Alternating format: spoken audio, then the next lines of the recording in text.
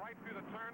See what happens. It's going to be quite an afternoon of racing. It's a built-in new personality to this end of the Speedway. The cars are going to be coming off the turn. They head towards the tri-oval area and then back to the start-finish line. The command of fire engines has been given, and on pit road, 40 automobiles come to life. Here as we get set for the $300,000 NAPA National 500, and covering the action on pit road for the MRN Broadcasting Company is two-time Winston Cup Grand National champion and NMPA Hall of Famer Ned Jarrett.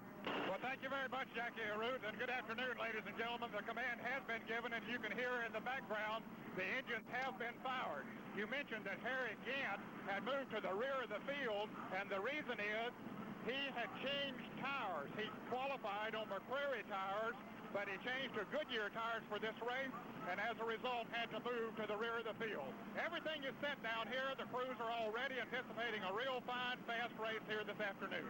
We've talked so much about turns 3 and 4 and just where it will begin to surface. We touched upon the comments from Darrell Waltrip, but to put it all in perspective, let's get Waltrip's thoughts on turns 3 and 4.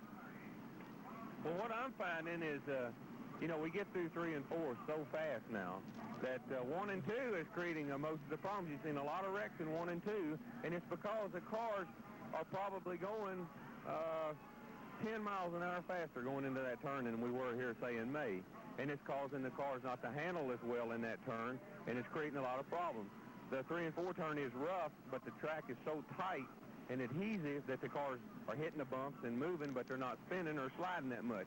In the 1 and 2, you're going so fast that the cars are sliding up to the fence a lot faster, a lot harder, and you're getting in the turn a lot harder, so it's creating some problems. For Neil Bonnet, who has put the Purolator Mercury on the pole for the 13th consecutive time, well, he likes to start on the pole for more than the $10,000 that was up for grabs on Busch Pole Position Day. Well, when you're in front, there's nobody in front of you. You ain't got to dodge a soul. When you're in fifth, you got to dodge 4 of them. When you're in 15th, you got to dodge 14 people. So I think the closer to the front at the first of the race until the race pattern settles down and the good cars get sorted out and your lead cars get away, and then it goes down to who's going to be running at the end and racing. I think it's really important to be out front, and I'm going to put out an effort to try to be there. The engines continue to rumble on pit road. The field about to move out as the pace car from Charlotte Motor Speedway leads them down the long pit road down into turn number 1. The crowd continues to pour in here this afternoon. The infield completely jammed, and as we told you, just as we came on the air this afternoon, it is just beautiful weather here, an autumn day in North Carolina. Sun shining brightly. Temperatures forecast to stay in the low 70s. And a quick check, let's go down to our turn reporters briefly, and it looks like, gentlemen, there's quite a breeze coming out of the western part of the speedway. It'll be blowing across turns 1 and 2 and 3 and 4. It might make a difference, Mike Joy. That's one item we didn't touch on earlier, Barney. The wind was just reported by the Weather Service at 30 knots at 3,000 feet. And down here at ground level on the roof of the first turn grandstand, it's about a 22 knot wind. That is quite stiff. And it's a steady, constant wind. It's not gusting very much. It's coming from turn 1 and blowing almost diagonally across the track up towards turn number 3. That'll affect the cars coming out of turn 2 all the way down the backstretch and into 3. Benny Parsons told us yesterday that a wind of this velocity will have a significant effect on the handling of the race car. It's going to be something to watch out for. The sportsman cars yesterday had quite a bit of trouble with the wind gusts, and if it keeps up as stiff as it is right now, it could create some problems for these cars coming off the turn 2 banking and going up into turn number 3. Well, you wouldn't think that just a 20 or 30 mile an hour wind would make a difference on a 3,700 pound race car, but you must remember they're moving speeds of approximately 170 miles an hour at many points on this track, and the car at that particular stage might weigh less than 600 or 700 pounds of actual surface gripping to the track, and just a slight gust or breeze can move you over a foot or two, and that can make the difference of getting into somebody or not. Barney, as the cars rolled off of pit road here, they were given the signal for 2 laps. They'll give them 2 warm-up laps behind the pace car before they drop the green here. We've touched upon it briefly about the fact that in 1979, a rookie has already scored a victory in Winston Cup Grand National competition. Many of the pit-side observers feel that Charlotte Motor Speedway could become the second place here on the $4.5 million circuit where a rookie could do it. And for a fellow like Dale Earnhardt, well, he feels as a rookie that he has a little bit of an edge coming into this NAPA National 500. 1 and 2 is the hardest corner, I think, because it gets greasy and slick down there, and I've been able to run faster through there than most people have during races, so, I'm looking to beat them down there and be able to run with them down in 3 and 4 because it's a new corner, it's tight. Darrell Waltrip, who qualified on the pole for the World Service Life 300, ran the race all afternoon yesterday. We'll give you a complete rundown on the Simonized World Racing scoreboard. This is the second 500 miles. He's already logged 300 yesterday. What about it, Darrell? Running on Saturday, do you think maybe that gives you a little bit of an edge going into today's race? Well, it should. You know, speed-wise, these cars aren't that much different in a Grand National, and maybe we'll learn something today that'll be beneficial to us tomorrow. We always try to use our late model sportsman program as a learning ground for what we do on our Grand National cars. So, you know, it might be an advantage. We hope so. Well, we'll just have to wait and see if he's filed away enough from the education yesterday. 300 miles, the drivers, the Grand National drivers that were in competition, it was Darrell Waltrip. It was Dave Marcus. Also involved in that race yesterday was Bobby Allison and Richard Childress. And you can be sure that they've got some on-the-job experience and how it applies here in race conditions where some of the other drivers just had to watch from the tower from pit road yesterday. Well, as Ned Jarrett said a moment ago, the indication was for 2 laps before they drop the green, and it looks like they will cut them loose this time by as they've just crossed the start-finish line, the field about halfway down the back straightaway. A lot of questions will be answered here today. The pressure beginning to build on Darrell Waltrip in his bid for his first National Winston Cup driving title. Richard Petty feels like that he's in good shape to do it. We talked to him, but he's not commenting a lot about it. But the Petty team has been all smiles for the last few weeks, and he should be tough here this afternoon. But so will 39 other drivers. The field is moving into turn 3 in front of Eli Gold. We set the rows for you. The front row, Neil Bonnet going to be joined by Buddy Baker. That second row has Darrell Waltrip and Cale Yarborough. Benny Parsons and Bobby Allison, row 3. Donnie Allison, Earnhardt in row 4. Richard Petty now joined by Joe Milliken in row number 5. The pace car coming off the banking of number 4 corner. It takes the hard left out of pit road. Slowly, they work towards the start-finish line. Bonnet and Baker up front, and they head to the line for a start. Just about 300 yards away from the start-finish line, Chip Warren waving his left hand and pointing his finger to hold it down for a good clean start. Green flag just 50 yards away as they dive down into the number 1 corner. Bonnet comes up through the gearbox quickest and takes the lead in turn 1. The inside roll on the move as Neil Bonnet has the line into the first turn. Darrell Waltrip underneath Buddy Baker by half a car length for second spot. They almost touch up there in the second turn. Yarborough is 4th. Bobby Allison 5th. 6th is a dead heat between Parsons, Joe Milliken as they move in the backstretch. As your leader continues to be Neil Bonnet. Darrell Waltrip in a steady spot number 2. Buddy Baker going 3. The battle now for 4th place. Cale Yarborough to the high side of Bobby Allison. Exiting the number 4 corner. Neil Bonnet leading lap number 1. Neil Bonnet will lead the first lap of the National 500 this afternoon across the stripe and does it healthy by at least 8 car lengths over Waltrip. They head back to 1. Front 8 cars run single file with Baker in 3rd. Yarborough 4th. Now Earnhardt moves up the outside in the 5th position. Yarborough takes him up near the wall. Earnhardt holds 5th. Bobby Allison is 6th. Benny Parsons 7th. Then Donnie Allison and Richard Petty coming up on the inside. Predictably, Jimmy Means takes the 1 lap. He heads the Cuckoo Marlin automobile onto pit road. Your leadership now is that of Neil Bonnet. He's got 4 car lengths over a closing Darrell Waltrip. Single file to Buddy Baker. Everybody staying down low in 3 and 4. Single file. They're feeling this racetrack out. Not doing much passing in the early going here this afternoon. Bonnet in front. Waltrip riding 2nd. Baker riding 3rd. They're back in 1. The battle is for 8th spot. Richard Petty on the move on the high side. Way up high. Goes around Donnie Allison and up into 8th position. Dale Earnhardt had a look at Cale Yarborough for 4th, but he's back in single file, running in the backstretch. As they go, Neil Bonnet, number 1. Darrell Waltrip feeling a challenge by Buddy Baker for 2nd place. Buddy looks to the inside. Waltrip goes down low and stays with him. Running 4th right now is going to be Cale Yarborough. 5th, Earnhardt. 6th, Bobby Allison. Benny Parsons, 7th. Richard Petty going 8th. Donnie Allison, 9th. They continue to run single file as they fill the racetrack out. That first lap turned at an average speed of 160.095 miles an hour. We put it on Pontiac, get our best, get better, over and over in Pontiac, our best, get better. If you've loved Pontiac Grand Prix of the past, you owe it to yourself to see the new 79 Grand Prix. It's stylishly handsome in a trim new size, made even more stylish thanks to its commanding new grille and beautiful new available two-tone paint treatment. Inside the new Grand Prix, you'll find the luxury you've always loved, too, thanks to its uniquely styled Pontiac instrument panel, soft notchback seats, and a surprising amount of room. You're also going to love our new Grand Prix on the highway because Pontiac's radial tune suspension helps give Grand Prix amazing response. See Pontiac's new 1979 Grand Prix at your Pontiac dealer soon. We think you're going to love it. You may even find it's better the second time around. We're getting better and we show it. Drive a Pontiac and you know it. We put it all into Pontiac. Pontiac, our best, get better. at the Charlotte Motor Speedway. It's been a good one for the lead right now. A moment ago, Waltrip came up and nosed out there for a moment. Bonnet just shut the door on him, and now it's Baker who goes after him in front of Mike Joy. Baker trails Bonnet out of the second turn. Earnhardt has a look under Darrell Waltrip. No room. Earnhardt will hold fourth. Richard Petty has moved up to the sixth position.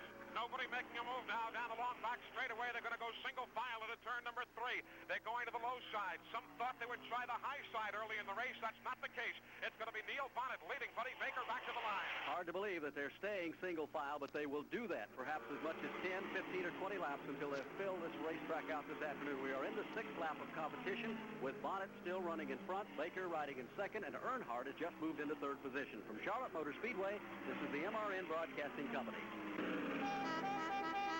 This is it, the last call, your last chance to get a beautiful new 79 Winnebago Brave from David Allison Camping Center. The 23-foot Winnebago Brave is loaded with extras like cruise control and double air, sleep 6, and comes completely equipped and self-contained. Normally selling for $18,217, David Allison's closeout price is just $15,200. And of course, 10-year financing is always available. So come in to David Allison Camping Center soon, 2904 Little Rock Road between I-85 and Wilkinson Boulevard.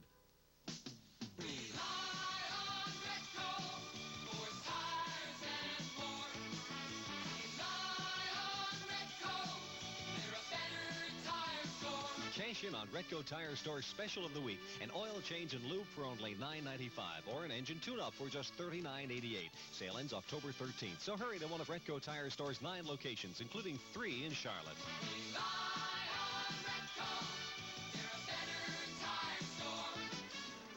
Well, you heard Neil Bonnet tell us in the beginning of the show this afternoon here at Charlotte Motor Speedway that the Wood brothers had turned the reins loose and would let him run for that lap money. Now, if he can lead Jack Arute the most laps here this afternoon, and conceivably he could do it the most green flag laps through the halfway mark.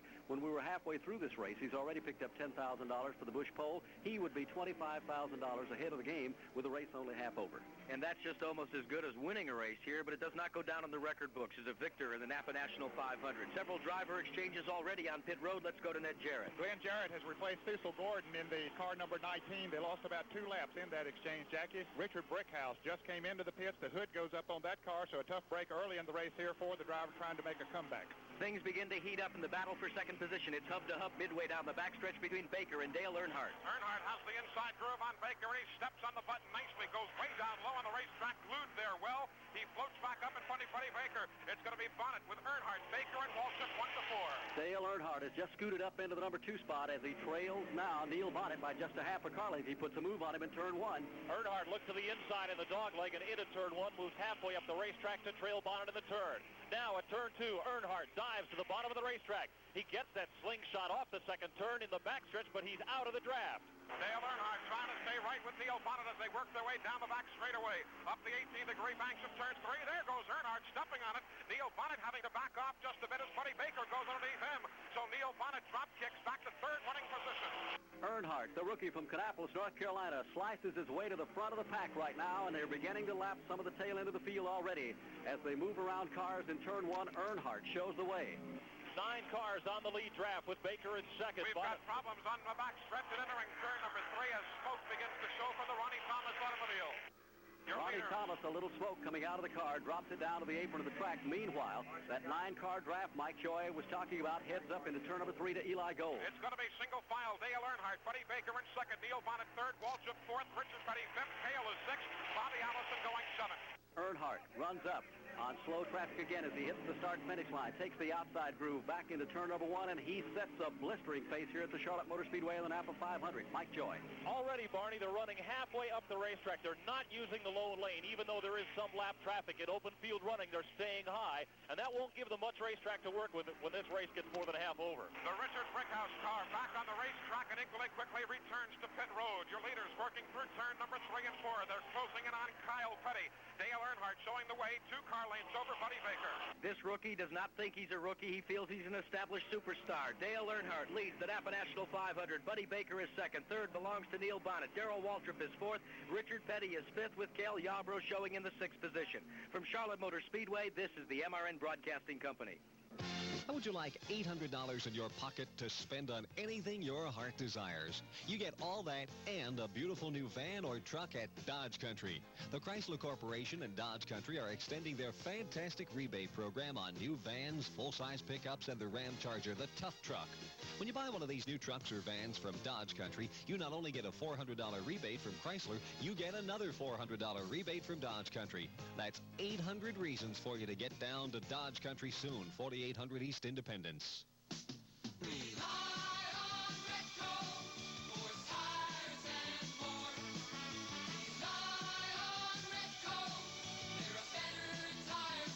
It's cash in your pockets at Retco Tire Store's Harvest Day sale. Get the Miller 78 polyester size A7813 for a low $22.75 plus FET and sales tax. Come now to one of Retco Tire Store's 9 locations, including 3 in Charlotte.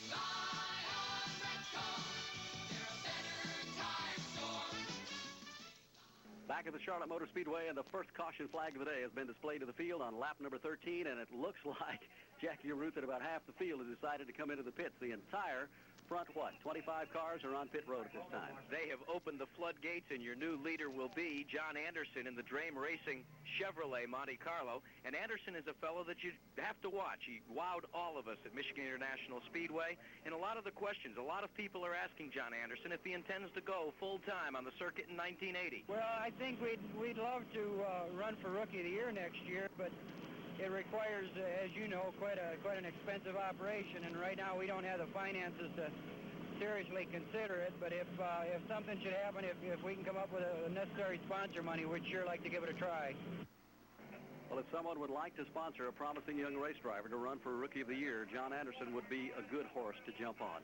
As the cars pit on pit road again, we told you a moment ago the caution came out on lap number 13, and the report was there was a piece of windshield up in turn number 3. Let's go to our pit reporter, Ned Jarrett, and see if he can update us as to who that might have, what car it came off from. Barney, we've been looking at all the cars that came down pit road here, and as you reported earlier, practically all of the front runners have come in, but we have not seen one that has a windshield missing.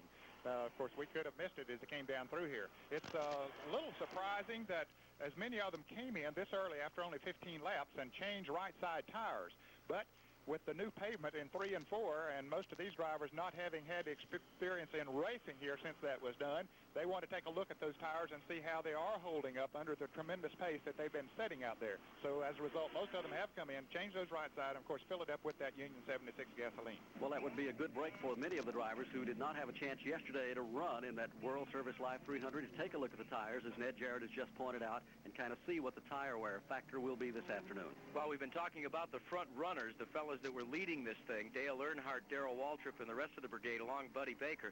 We have been impressed topside thus far with the run by Richard Petty in the STP Chevrolet. He's begun to show his muscle just a little bit in typical Petty fashion, and I'm sure all the fans that are listening on WSRF in Fort Lauderdale, Florida, 1580 on your dial, are just wondering when and where Petty will begin to make his move to the front. Petty has never been concerned, Barney Hall, with lap money. He's more concerned as where he is at the end of the race. That's the strategy they plan for everywhere they go. They've done that since day one in the Petty stable. Of course, he never tries to run for the pole. If the car's capable, they set it up to run for the race, and if it just happens to work out to end up on the pole, they're well satisfied with that. 16 laps are down here this afternoon out of the 334 that will comprise the NAPA 500. You're getting ready to go back to green, and the leader is Richard Childress from Winston-Salem, North Carolina. Jim Vandiver rides in second spot. Harry Gant has moved up to third, and the green flag flies again. Here they come, down to the start-finish line. Childress gets a good jump on the field, pulls them by 20 car lengths. Coming up through the pack and coming hard is Earnhardt as they hit turn 1. Earnhardt works by Harry Gant. Gant, remember, started tail end on the field. He had moved up to 20th by the time the caution came out and did not pit, so he is up with the front runners. As moving around him is Benny Parsons. Now Cale Yarborough runs for the 4th spot in the backstretch. Richard Petty joining in with that crew right there as Richard Childress still shows the way in front. He takes turn number 3 with Dale Earnhardt chasing him down quickly. Childress trying to float a bit higher. Earnhardt staying lower, and there's going to be a quick challenge for the lead back to the line. Earnhardt really presses the button early in the race this afternoon. He's just about a half a car length away from taking the lead. He may get it down in turn 1. Earnhardt dives to the inside on Childress in the dogleg and takes the lead. Benny Parsons and Cale Yarborough run side by side for the third position, while Petty moves up on Yarborough's bumper in the high groove. They move by Parsons, Yarborough into third, Petty fourth, and now begin to assault Childress for second. And down the back straightaway, everybody moving by Benny Parsons as he is off the pace. Right now it's going to be Dale Earnhardt in front, Cale going second, single file, Richard Petty third, Buddy Baker fourth, Donnie Allison going fifth, now Benny Parsons is sixth. Well, the way they're shuffling that lead around, it's going to take a lot of calculating to figure out who wins the most laps here this afternoon and picks up that $15,000 award. They're back in one, and Earnhardt begins to feel the pressure. Yarborough faded to the outside, running second, right on Earnhardt's bumper. Then he dove low in the first turn, but it didn't gain him any ground. Now out of two, Petty pulls up on Yarborough's bumper for the run down the back straight. Richard trying to flex the muscles. He's been running well high on the racetrack, but meanwhile, here goes Cale. He's underneath Dale Earnhardt, but Earnhardt steps on it and goes to the high side in turn number 3. It's going to be Earnhardt, single file with Yarborough and Petty in third. Remember the performance Earnhardt put on in the World 600 back in May? He's doing the same thing today. They chased him all day. They're doing it right now, but look out. Here comes Richard Petty in the STP machine going after him for the lead in one. Petty moved around Cale Yarborough. Baker followed and drop-kicked Yarborough back to fourth spot. Petty now, a car length back of leader Dale Earnhardt, slams down off the banking at turn number 2 and looks for the slingshot. Richard goes to the inside. He puts himself alongside, now again backs off. It looks to stay single file this time through, and that they do. It's going to be Earnhardt in front, Richard Petty second, Buddy Baker third, Cale is fourth, Johnny Allison fifth, Benny Parsons sixth, Harry Gant is seventh. Introducing new Busch Beer, with a bold new mountain on the outside and a bright new taste on the inside. So don't just reach for a beer. Head for the mountains. Busch. Head for the mountains of Busch. Reach out and you'll be here. Just reach out and you'll be here in the mountains of Busch. Anheuser-Busch, St. Louis, Missouri. Some products are just downright popular, like STP oil treatment. Some people call it the treatment for short. So many people choose STP oil treatment, it's sold over 500 million cans since 1964. 500 million cans. That's a whole lot of STP oil treatment, so much that no other brand even comes close. So this month, do what millions of people do. Add STP oil treatment to your oil. Give your car the treatment. It's from STP. 22 laps completed, about to eclipse the 23rd circuit, and it's Richard Petty who has taken the lead from Dale Earnhardt. Earnhardt drops back to second. Buddy Baker remains in the third spot. Cale Yarborough is fourth. Donnie Allison is in fifth position. Benny Parsons in sixth. Then 4 car lengths back is Harry Gant in the seventh spot. Darrell Waltrip is in eighth position. Ninth position belongs to Joe Milliken. Check that. Ninth position now belongs to Neil Bonnet. In 10th position is Joe Milliken. From Charlotte Motor Speedway, this is the MRN Broadcasting Company.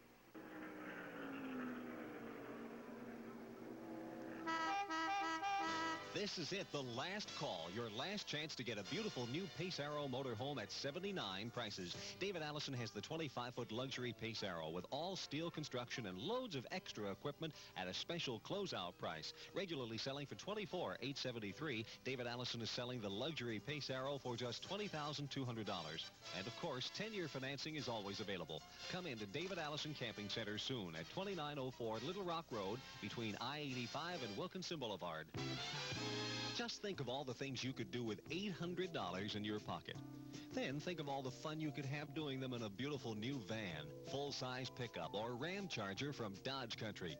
The Chrysler Corporation and Dodge Country are extending their fantastic rebate program.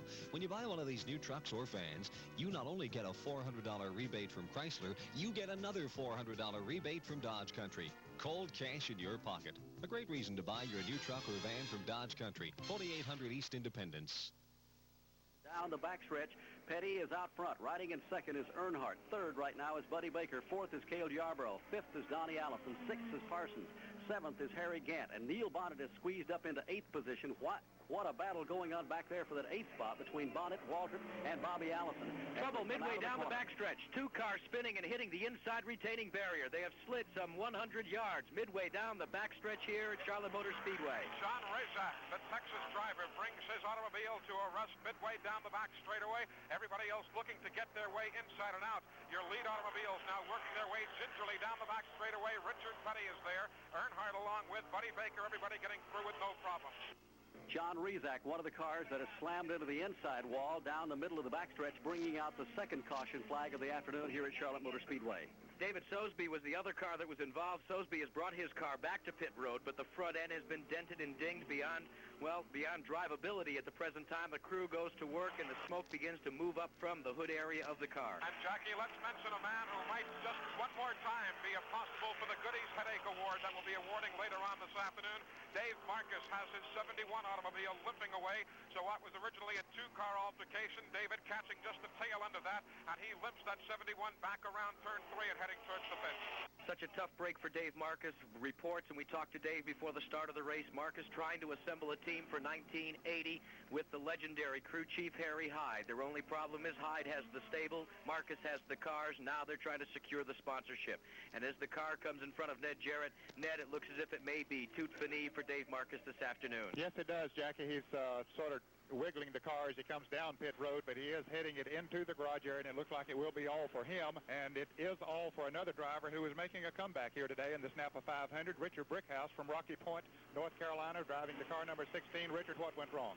Ned, we finally decided it was a cylinder head because after the second lap, it started blowing water inside the car, and then I started watching my gauges, and it went up to 270 degrees, and so we took a couple of laps to make sure that that's what it was, but they think it's a cracked cylinder head because it went to missing.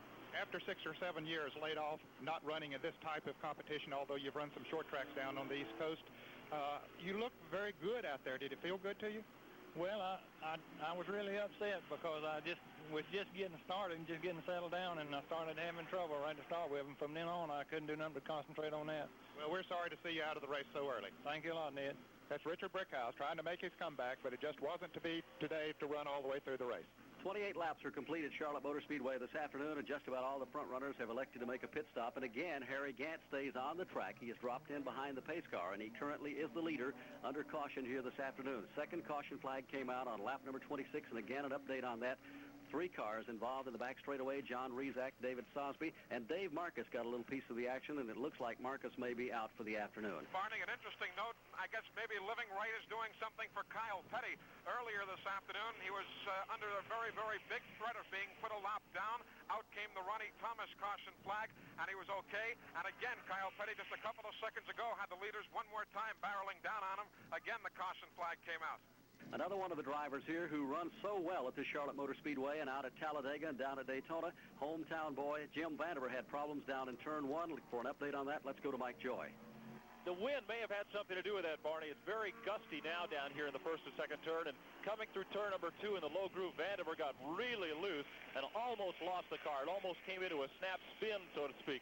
But he got it back underway after a tense moment for he and the 4 or 5 cars immediately following. There was no crash. No other cars were involved, and he got back underway and then later made a pit stop for tires under this caution. Well, Jackaroo, for about the first 20 laps, they ran single file to kind of see what the cars were going to do as they dumped them off into one, and all the drivers say, as we reported earlier, that dropping out of that number 4 corner, the new pavement is getting quite a bite and shoving them off into the number 1 turn at about 8 to 10 miles an hour quicker. But as we knew, the race as it progressed, the drivers would become a little braver and kind of feel the track and the car out. And now they're beginning to put on quite a battle for those front 8 or 10 spots. Well, remember, they can't forget the fact that there's $50,000 in Charger awards as well. So how long can you afford to just spar and shadow box before you go for it for good? We've seen it thus far, but the interesting battles that have developed in the back of the pack due to these pit stop exchanges that move some of the front runners all the way to the back of the field in what we call down finger restarts, where it's single file before they allow the slower cars to go to the inside and the faster cars to the outside. There have been some tremendous battles, and 2 drivers that have been doing more than their share have been Bobby Allison and Neil Bonnet, because they were stranded during the last caution midway down the backstretch, just midway in the field, and they had to work their way back to the front. So this caution has been a break for them as well in the NAPA National 500. Grand National Racing driver Darrell Waltrip talks about racing and luck. Having everything the best that you can humanly make it has got to be better than going haphazardly into anything. Still, there is luck. There's probably more luck in racing than any other professional sport. Darrell's got luck, and more important, he's got Gatorade. Gatorade helps put back fluids and salts you sweat away before you feel burned out. Gatorade Thirst Quencher, when you're thirsty to win. Gatorade really works.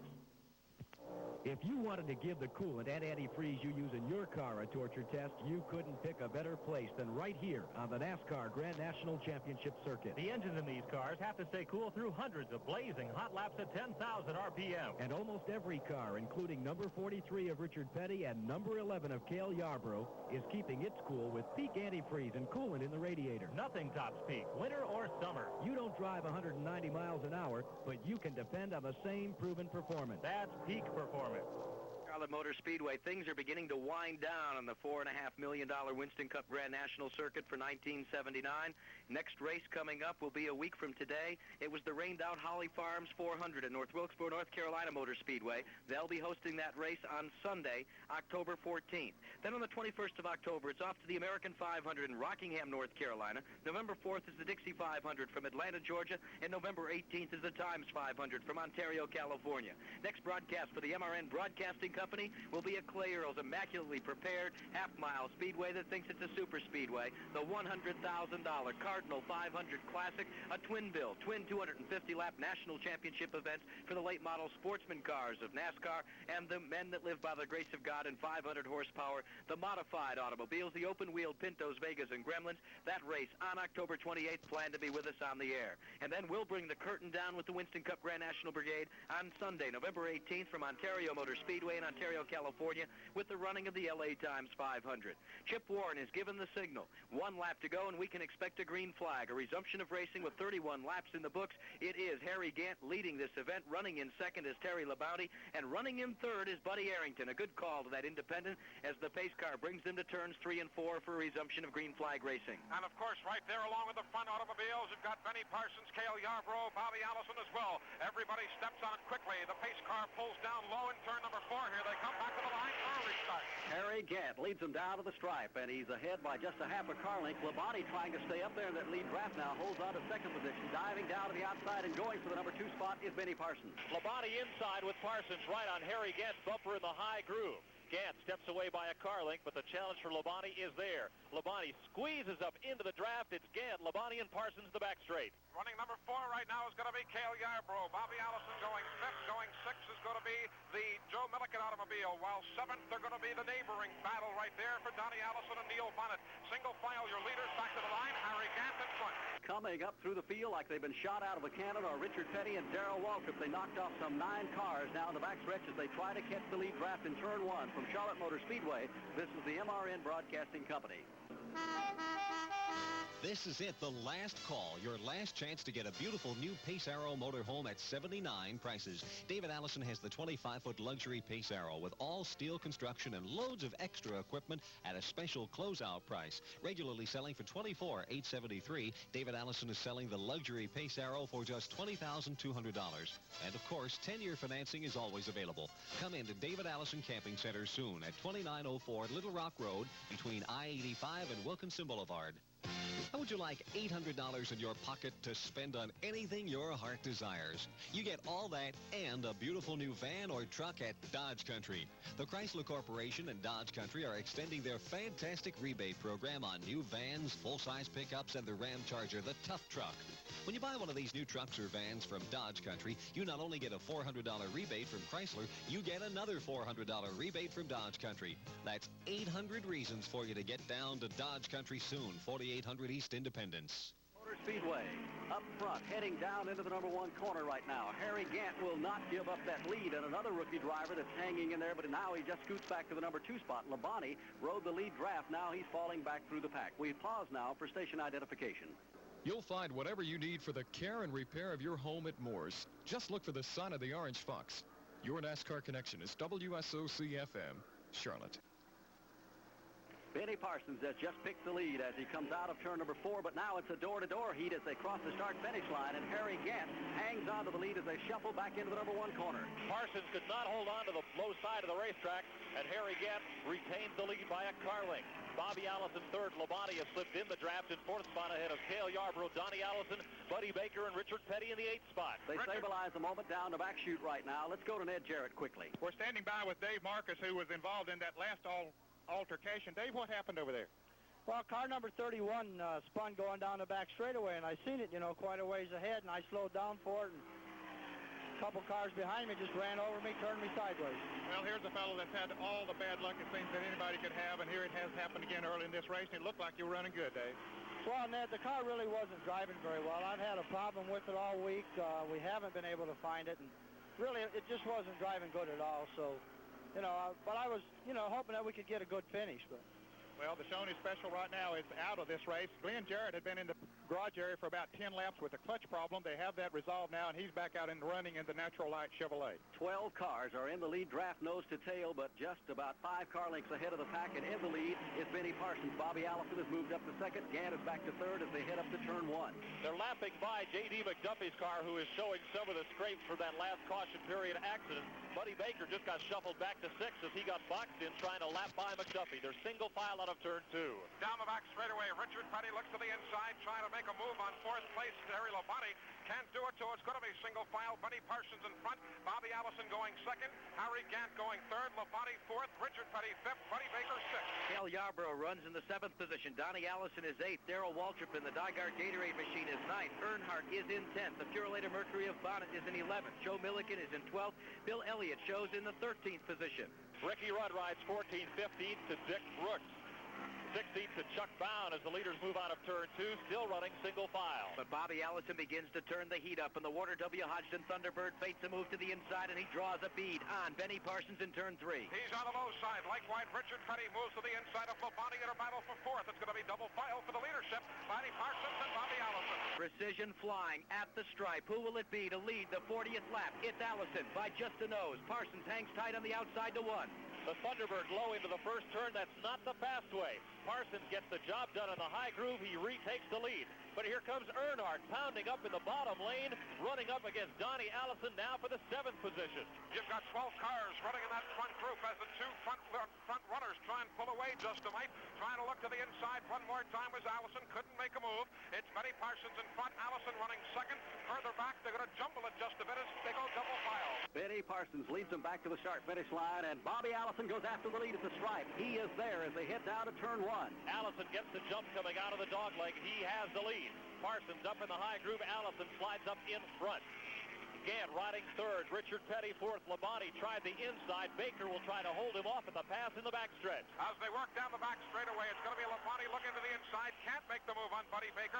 Likewise, Donnie Allison going by him. Your 2 lead automobiles continue to battle one another as everybody going by Baxter Price. It'll be single file off the number 4 corner. There are still 12 cars in that lead draft. It looks like Daytona and Talladega as they cross the start-finish line. Allison leads them down. Parsons drives 2nd. Good run for Harry Gant. He's not dropping back. He's stabilized in 3rd position. Petty is up to 4th. Back to Mike Joy. Petty looking very strong. Feinted a move to the outside. Now peeks underneath Harry Gant. Running for the 3rd spot. Now looks to run the slingshot in the backstretch. Richard Petty trying to hold it inside groove. He's got people breathing down on his neck, so Petty steps on the button, and there he goes right by Harry Gant, almost effortlessly as though Gant wasn't there. Harry on the high side of the racetrack has 3 cars go by him as Bobby Allison leads. Moving into the 5th position is Donnie Allison. 4th is Buddy Baker. Petty retains 3rd. In 2nd is Benny Parsons, and Bobby Allison lead. Now the lead between Parsons in 2nd and Petty in 3rd position is some 8 car lengths in front of you, Mike. Dale Earnhardt continues to work the bottom. He is back about in 9th position, and the low group just isn't working. Cale Yarborough cost him a position right there. Down the back straightaway, a challenge for the lead momentarily as trying to look to the inside was Benny Parsons, but he couldn't make a move on Bobby Allison. Richard Petty, ever so impressive on the last time by. He runs in 3rd. Baker is 4th. Donnie Allison 5th. This is a stout performance for Bobby Allison. Maybe he wants to lead some of this lap money. Well, I sure hope that the car is up to running for it, and I'm certainly going to do all I can to be in the front as much as I can. The easiest place to win any race from is in the front. From Charlotte Motor Speedway, this is the MRN Broadcasting Company. This is it, the last call, your last chance to buy America's #1 travel trailer at 79 prices. The 23-foot 79 Prowler travel trailer. Fully self-contained with a beautiful gold interior and all the luxuries of home inside, can be yours for just $48.95. This Prowler normally retails for $6,096, but if you come in soon to David Allison Camping Center, the 23-foot Prowler will be yours at a special price. Just come into David Allison Camping Center, 2904 Little Rock Road between I-85 and Wilkinson Boulevard.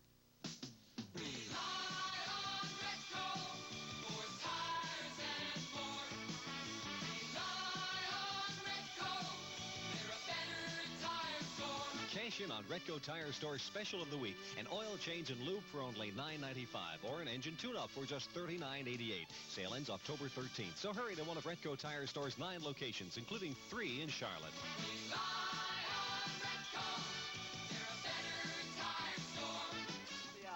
Leads the NAPA 500 at Charlotte Motor Speedway. 46 laps are now in the record book here this afternoon as he eases out of the number 2 corner down the backstretch and leads Benny Parsons by just 3 car lengths. Petty hanging in there in third. Fourth is Baker. Back in fifth position is Donnie Allison, and Jackie Root just made the comment that he looks awfully smooth and awfully strong. Donnie has won this race before, and that car always works well here. Here come the front 5. They've opened up a little separation now on 6th place runner Darrell Waltrip. 7th is Cale Yarborough. 8th is the rookie Dale Earnhardt. 9th right now is Neil Bonnet, and he's having his problems working up through traffic. Mike Joy. It's almost a 2-second separation between the front 5 and that second group of cars led by Waltrip that includes Neil Bonnet. He has had a little trouble in the traffic, but he's running well in the middle of that second pack. Exiting the number 4 corner, something we see all the time. The drivers really straightening out the turn as best they can. They're already digging up a divot on the grassy area in the tri-oval as they really go low on the racetrack and straighten out the turn. Barney Hall, as they come off of the 4th turn and cross the start-finish line, I have a rare opportunity for a sportscaster, if you can call me that, and that is to be able to interview my own son. I was hoping we wouldn't have to do that today. We mentioned that Glenn Jarrett has gone back out in the Natural Light Chevrolet, but is here out of it now. Glenn, what happened? Well, our trouble started, Dad. The gear shifter fell off the car, and that's the reason through the first caution it was laying over there on the backstretch as you go into turn 3. And so I came in under the caution to try to see if we could do something about it. And when I went back out, well, we slipped the clutch and burned it out. So I came back in, and they sent me back out and I had a flat tire. So now I came back in, and they're going to put a new clutch in. We're going to go back out. Well, now we know the mystery of why that first caution came out. We thought it was a piece of windshield, but it was the gear shifter off of that Natural Light Chevrolet. Working the 50th circuit, and Bobby Allison is in front. In second is Benny Parsons. Richard Petty is third. In 4th position is Buddy Baker. Donnie Allison posted in the 5th spot. Darrell Waltrip is 6th. Cale Yarborough is 7th. 8th position to Dale Earnhardt. The Purolator Mercury with Neil Bonnet at the controls is 9th. Harry Gant has dropped back to 10th. Terry Labonte is in the 11th spot. 12th goes to the rookie Joe Milliken. Bill Elliott is in 13th position. In 14th is Ricky Rudd. Dick Brooks is 15th. 16th to Chuck Bound. In 17th spot, we are now posting John Anderson. 18th position is Jim Vandiver. In 19th is Richard Childress. 20th belongs to the Miami Beach, Florida-based entry of Bobby Brack. In 21st position is D.K. Ulrich. Ty Scott is 22nd. 23rd is the H.P. Bailey machine. Buddy Arrington is 24th. 25th position is now being posted as Kyle Petty. 26th is the 81 machine of David Sosby. In 27th position, it is now the Jack Ingram machine. Baxter Price is 28th, and 29th is Roger Hamby of Ferguson, North Carolina. The man everybody continues to chase, the defending champion for the NAPA National 500. Bobby Allison won this race last October. He also won the Saturday race a year ago, sweeping a doubleheader here, and he's going to try and do the same thing as many times as he can, of course. But this afternoon, we talked to him yesterday down in the garage, and he didn't seem all that concerned about running out front. He was going to pace himself because he said that is the way you win races. But yet, Bud Moore seems to feel the Ford products are good here. We also talked to Bobby about that, if the Ford products are ahead or behind here at Charlotte Motor Speedway. Well, I think that my car and Neil Bonnet's Wood Brothers Mercury, definitely are very competitive race cars. Wood Brothers have been on the pole here many, many, many times, and of course I have not, but we've run good in qualifying, and we've been able to win some races here. But, I've won with Fords, and I've won with other cars here, too. I've won with the Chevrolets here. And what's tough about it is the fact that there are so few really top-notch Fords like Bud Moore's Hodgson T-Bird that I drive and the Wood Brothers Purolator Mercury that Neil drives. Not selling anybody else short, but just recognizing that it really is a fact that there are very few competitive Fords on the track makes it kind of favor the Chevys. Well, right now, you wouldn't believe that statement because Allison leads Richard Petty by about 8-9 car lengths as they head down the back chute and working lap race traffic here this afternoon. Richard Petty doesn't seem to be able to gain any ground at all on him, Eli Gold. No, it's very definitely stabilized. Of course, in the turn number 3 and 4 area, Petty seems to close just a bit, but Bobby Allison pulls away one more time as they head to the tri-oval and back to the straightaways. A moment ago, there were 12 cars riding that lead draft just about a car length apart. That has changed as the field works turn 1 in front of Mike Joy. Only 4 cars are now tied together among the leaders. It's about a second back to Donnie Allison in 5th spot, and about another second and a half back to the Darrell Waltrip Dale Earnhardt duel for the 6th position. You know, you were talking earlier about the streak that Bobby Allison had last year. Of course, a personal streak on the line here today for Darrell Waltrip. He won the 2 races here earlier in the season, both the late model sportsman event and the World 600. He won here yesterday afternoon in the World Service Life 300. He's trying to make an unprecedented sweep of all 4 major races here at Charlotte in one season. Well, looking back in the field as they cross the start-finish line, Earnhardt trying to make up some ground on the leaders, and he's knocked off about 6 or 7 of the lapped automobiles as he picks his way back through traffic. And Waltrip is in trouble down at turn number 1. The car's rolling very slowly. Earnhardt, Yarborough, and Neil Bonnet have gone by him without seemingly any trouble. He's about 10 miles an hour off the pace, Barney. And the crew is ready for him to come into the pits. They are getting ready to change tires. He could have a tire going down, but they're ready for him. Waltrip did slow as he started into that first turn. It's been a litany of bad luck for Darrell Waltrip. You can't forget the last few races, and I wonder as the chase for the championship goes down to the last few races if it's affected the way he drives in these Winston Cup Grand National events. Well, we really we created a problem for ourselves. Maybe we should have been conservative earlier on when we had 230-point lead. Maybe that's when we should have been conservative and had a little bit more of a laid-back attitude. We can't be conservative now. We have no choice. If we don't go out and run hard and try to win the race, Richard's going to go out and run hard, and he's going to win the race, and we're going to get behind anyway. So it's just a situation right now where it looks like it's going to come down to the best man's going to win and who has the best luck. So far, since things have tightened up, our luck's been bad. And it doesn't really have anything to do with our attitudes or feeling any pressure or anything else. We first of all, when we start a race, we think about winning it. And when it's over, we wonder where we are in the points. So I know a national championship is of utmost importance to me and the entire team and the sponsor, and we want to win it. But we're not going to go out and jeopardize winning a race or do something different than we've done all summer long to win the championship. I may never win one with that attitude, but that's the way we're going to go at it. Well, right now, Darrell Waltrip is bringing his Dyguard Gatorade Chevrolet out of pit road for service from the Dyguard Racing Team. From Charlotte Motor Speedway, this is the MRN Broadcasting Company. Just think of all the things you could do with $800 in your pocket. Then think of all the fun you could have doing them in a beautiful new van, full-size pickup, or Ram Charger from Dodge Country. The Chrysler Corporation and Dodge Country are extending their fantastic rebate program. When you buy one of these new trucks or vans, you not only get a $400 rebate from Chrysler, you get another $400 rebate from Dodge Country. Cold cash in your pocket. A great reason to buy your new truck or van from Dodge Country, 4800 East Independence.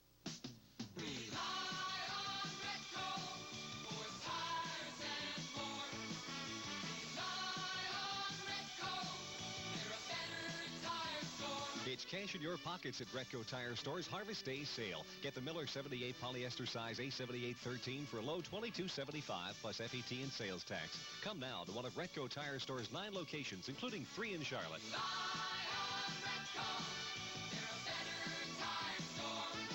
Third caution of the afternoon has just been displayed for an altercation on the start-finish line. Coming across the stripe beneath starter Chip Warren's perch, Jack Ingram of Asheville, North Carolina, driving the Kenny Childers mining car. Number 12 had an engine expire. He spun some 200 yards down to the end of pit road, and he's come to rest in front of Mike Joy. That car is covered with oil, Jackie. You can hardly see through the windshield.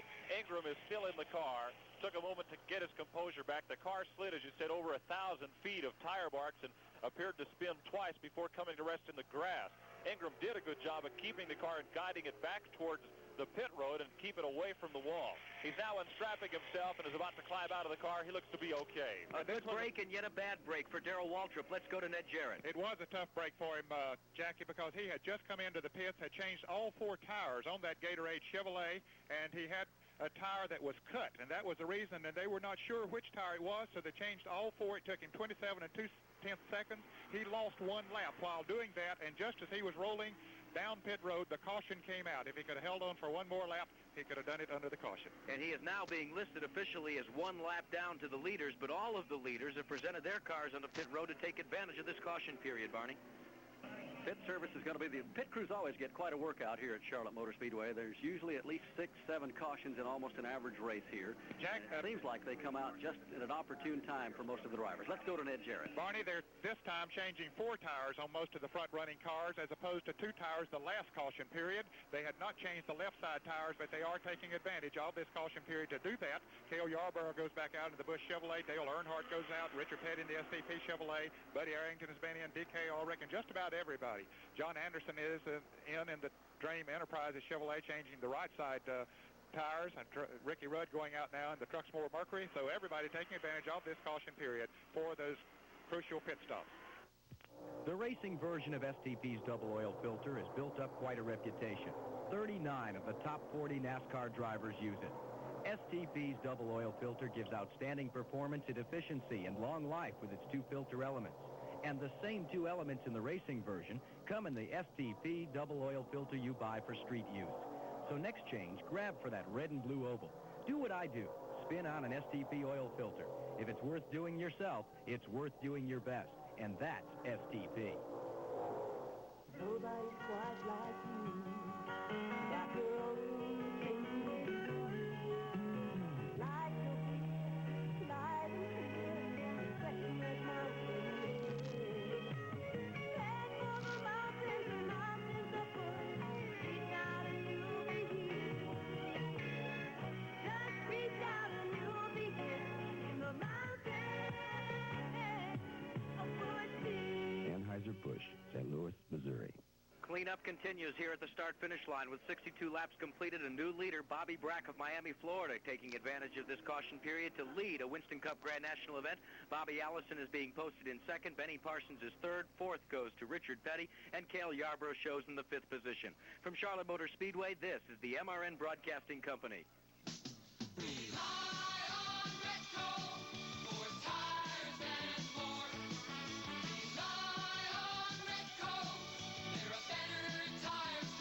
Cash in on Retco Tire Store's special of the week. An oil change and lube for only $9.95 or an engine tune-up for just $39.88. Sale ends October 13th. So hurry to one of Retco Tire Store's 9 locations, including 3 in Charlotte.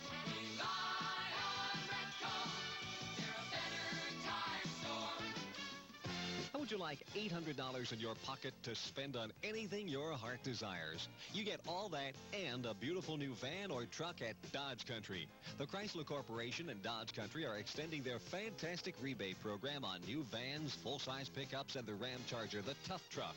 When you buy one of these new trucks or vans from Dodge Country, you not only get a $400 rebate from Chrysler, you get another $400 rebate from Dodge Country. That's 800 reasons for you to get down to Dodge Country soon. 4800 East Independence. Back here at the Charlotte Motor Speedway, 63 laps of the 334 that are scheduled to comprise 500 miles of racing this afternoon have been completed. And Bobby Brack has brought his car onto pit road, and that gives way to Bobby Allison as your leader, much the same way he was before the dispensation of the caution flag. Benny Parsons shows in second. Richard Petty is third. Cale Yarborough is fourth. And now Dale Earnhardt has moved into the 5th position. In the next few weeks, this radio station will be lining up its 1980 schedule of auto racing broadcasts. And we'd like to urge you to take a minute to write your local station and let them know that you've enjoyed their coverage of auto racing in 1979. Station managers tell us that listener response is really important in determining their programming.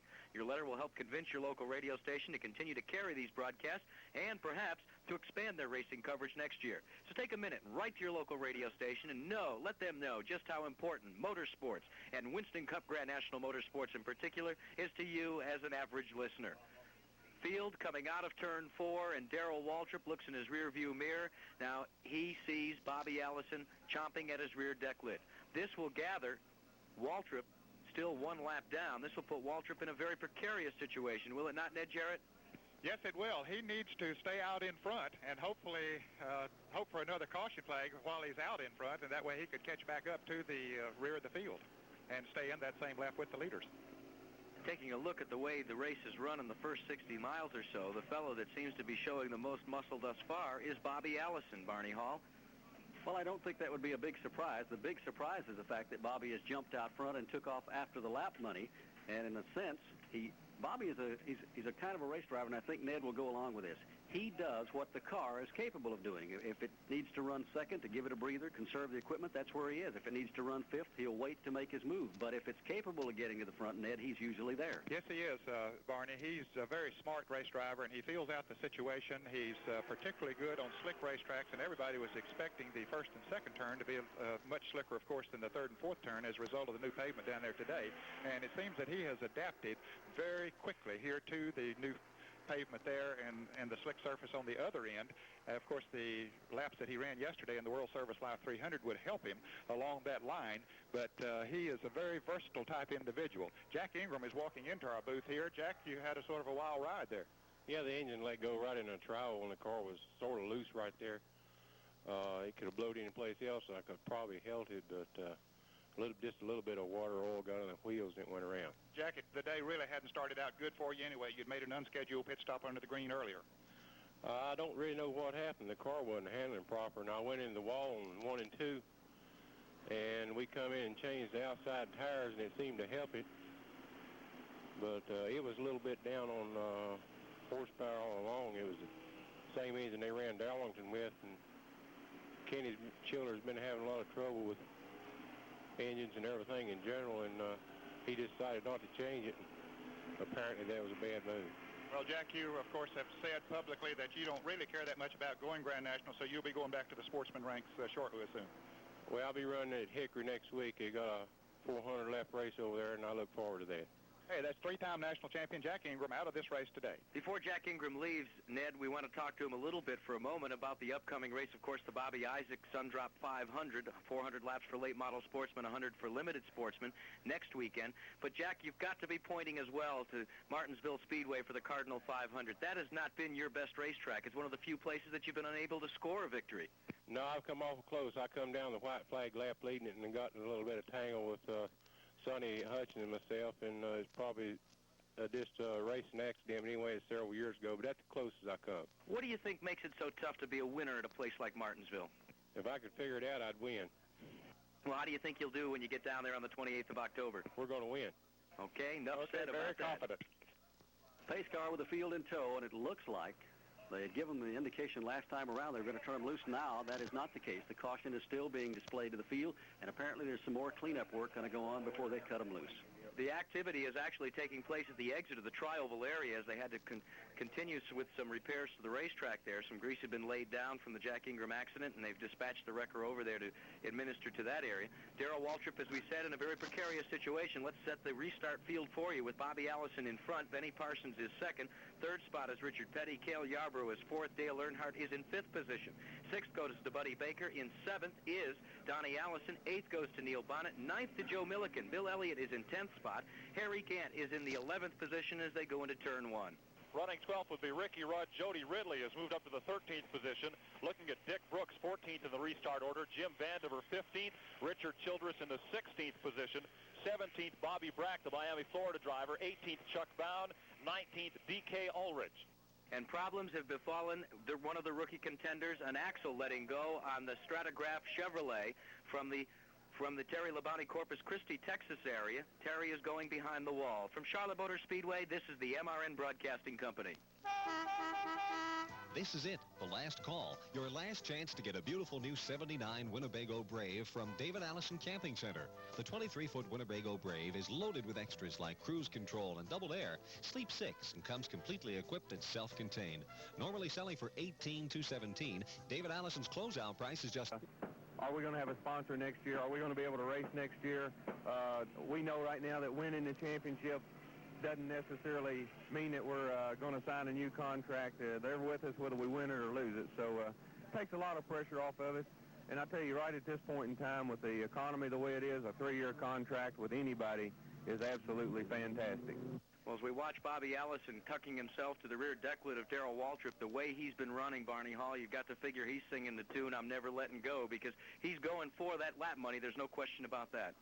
Well, he's looked awfully good here this afternoon. The car's working well, and as Ned Jarrett and I were conversing a moment ago here, as you've heard us talking about, if Allison's car is capable of being in front, that's where you'll find him.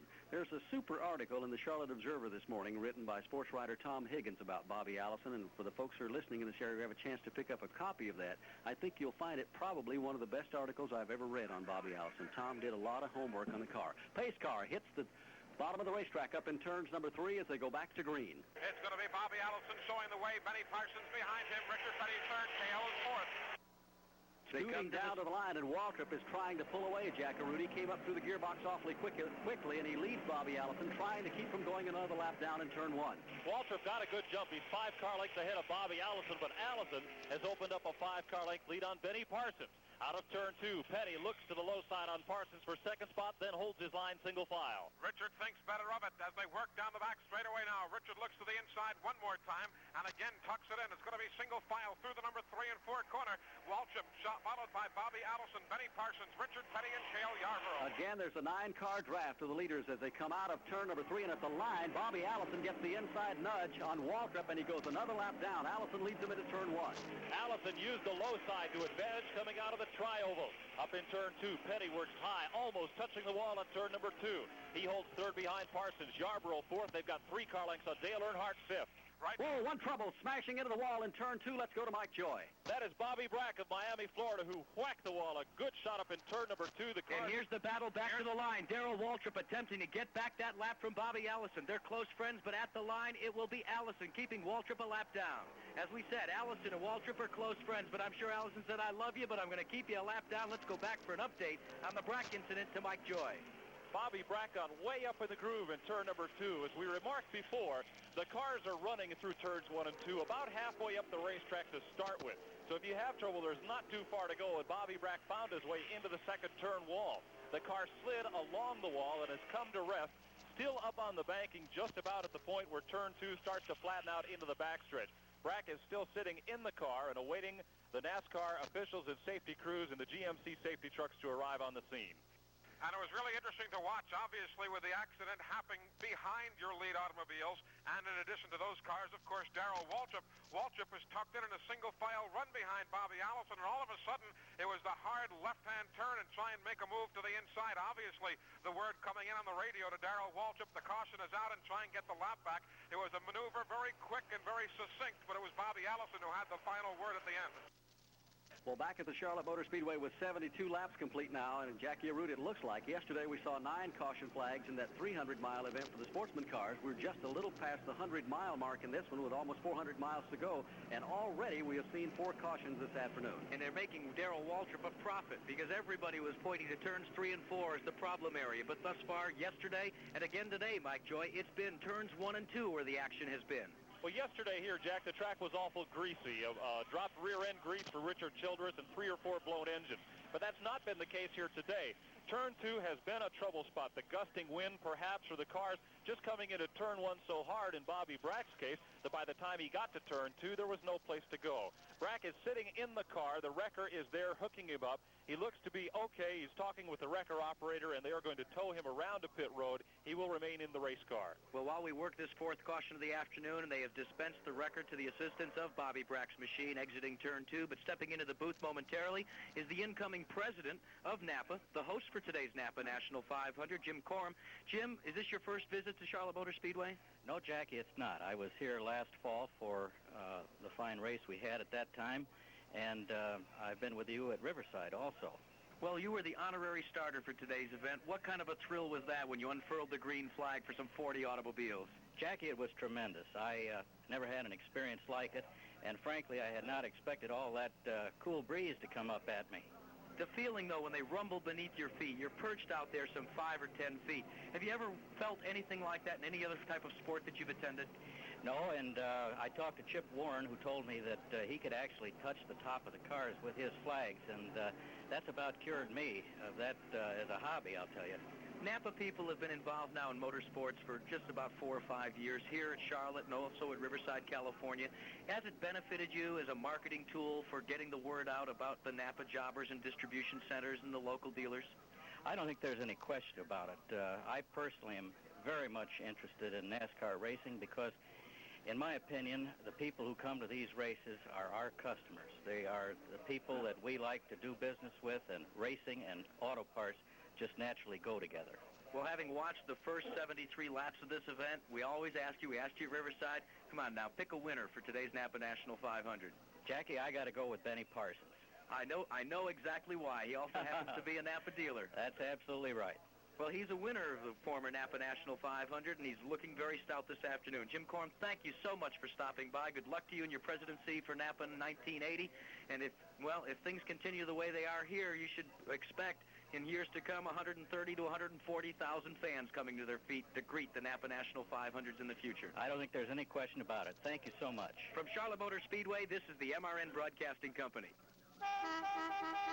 This is it, the last call. Your last chance to get a beautiful new 79 Winnebago Brave from David Allison Camping Center. The 23-foot Winnebago Brave is loaded with extras like cruise control and double air, sleeps 6, and comes completely equipped and self-contained.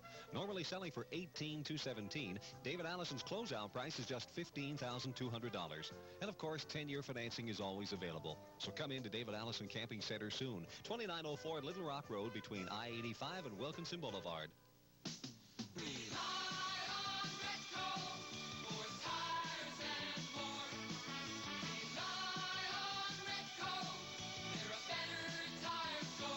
Cash in on Retco Tire Store's special of the week. An oil change and lube for only $9.95 or an engine tune-up for just $39.88. Sale ends October 13th, so hurry to one of Retco Tire Store's 9 locations, including 3 in Charlotte.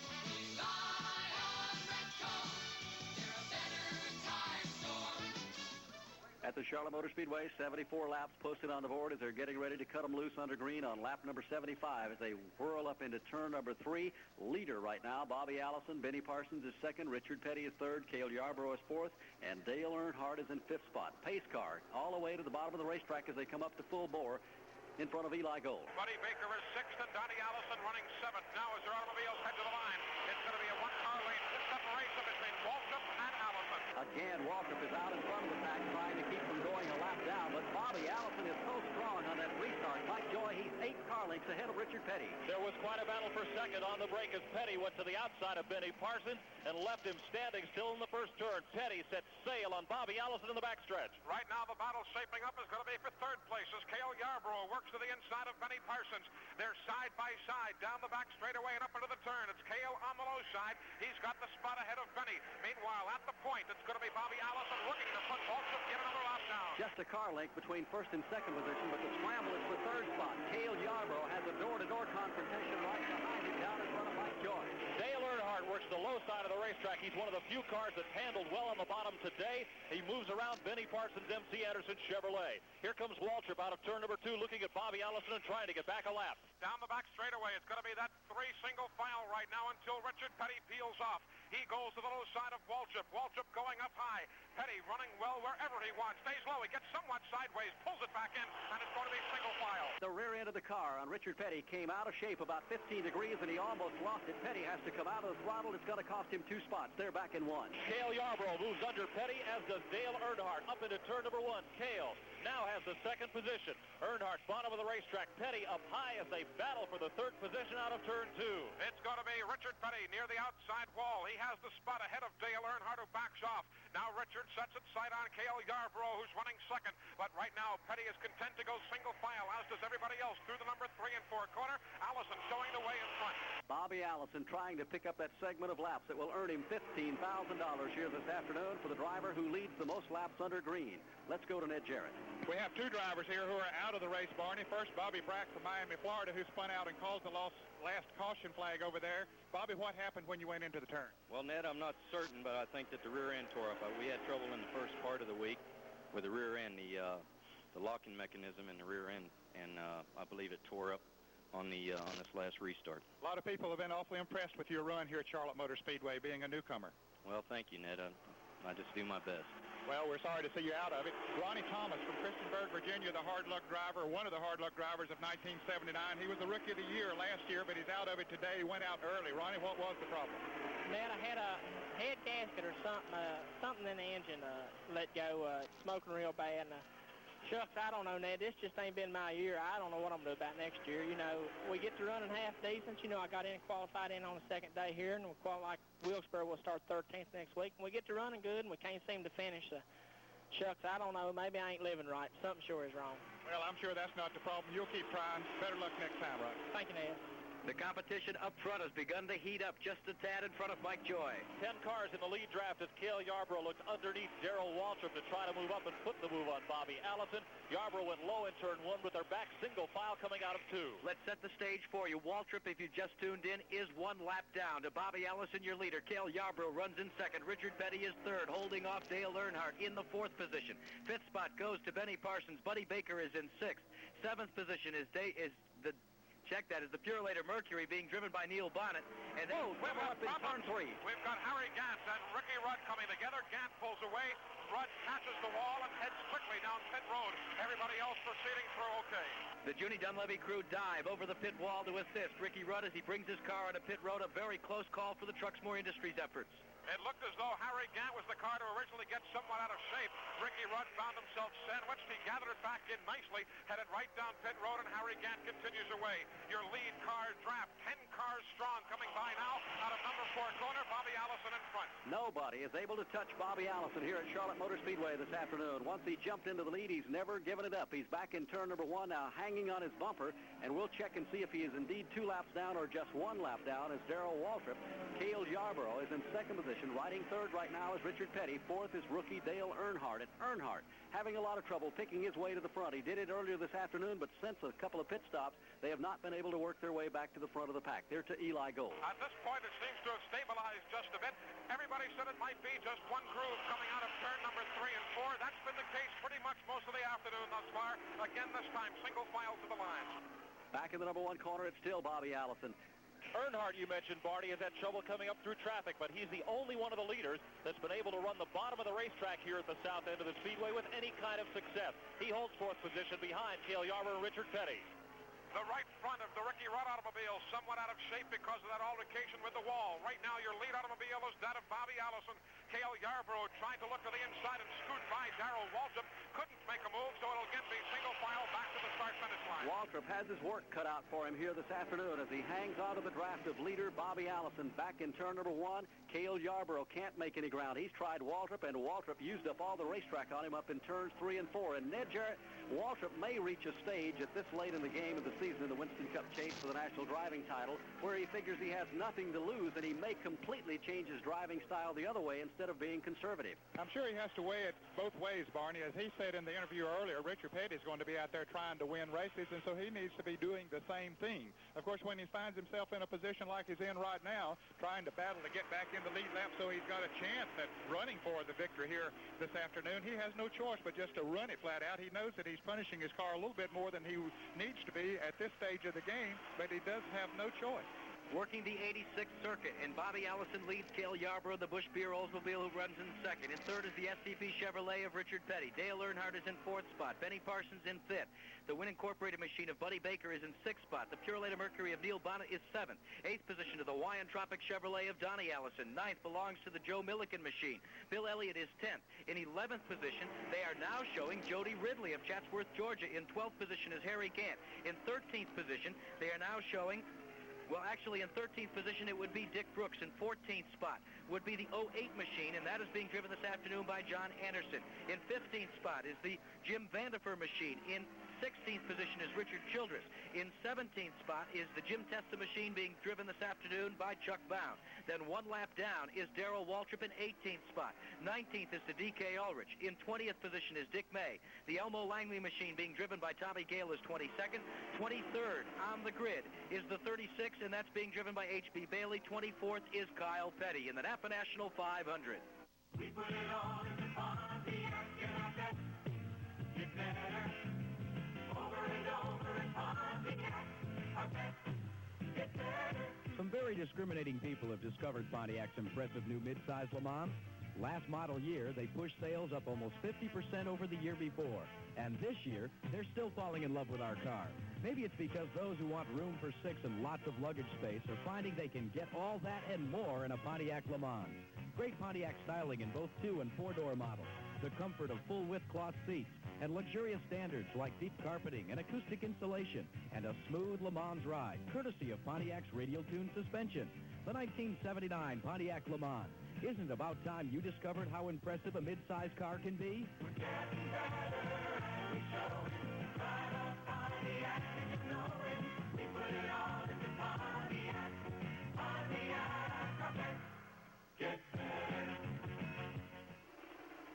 Well, as Chuck Bound of Portland, Oregon pits his car down on pit road heading up into the number 1 corner, it's still Bobby Allison, and Mike Joy, he's stretching his lead just a little bit every time around. About 5 or 6 car lengths it stands now on Waltrip, who is 1 lap behind.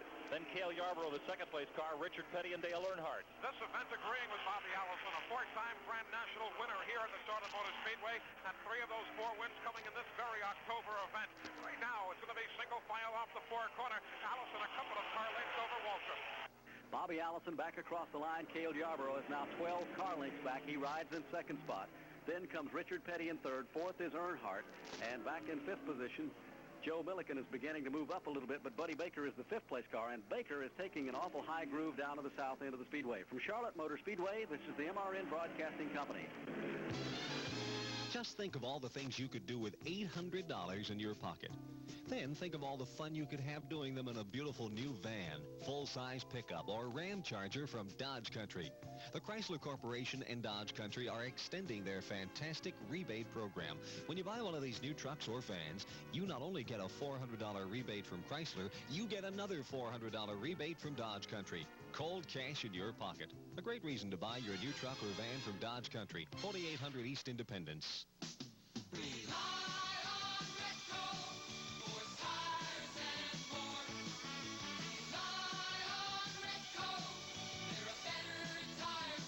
It's cash in your pockets at Retco Tire Store's Harvest Day sale. Get the Miller 78 polyester size A7813 for a low $22.75 plus FET and sales tax. Come now to one of Retco Tire Store's 9 locations, including 3 in Charlotte.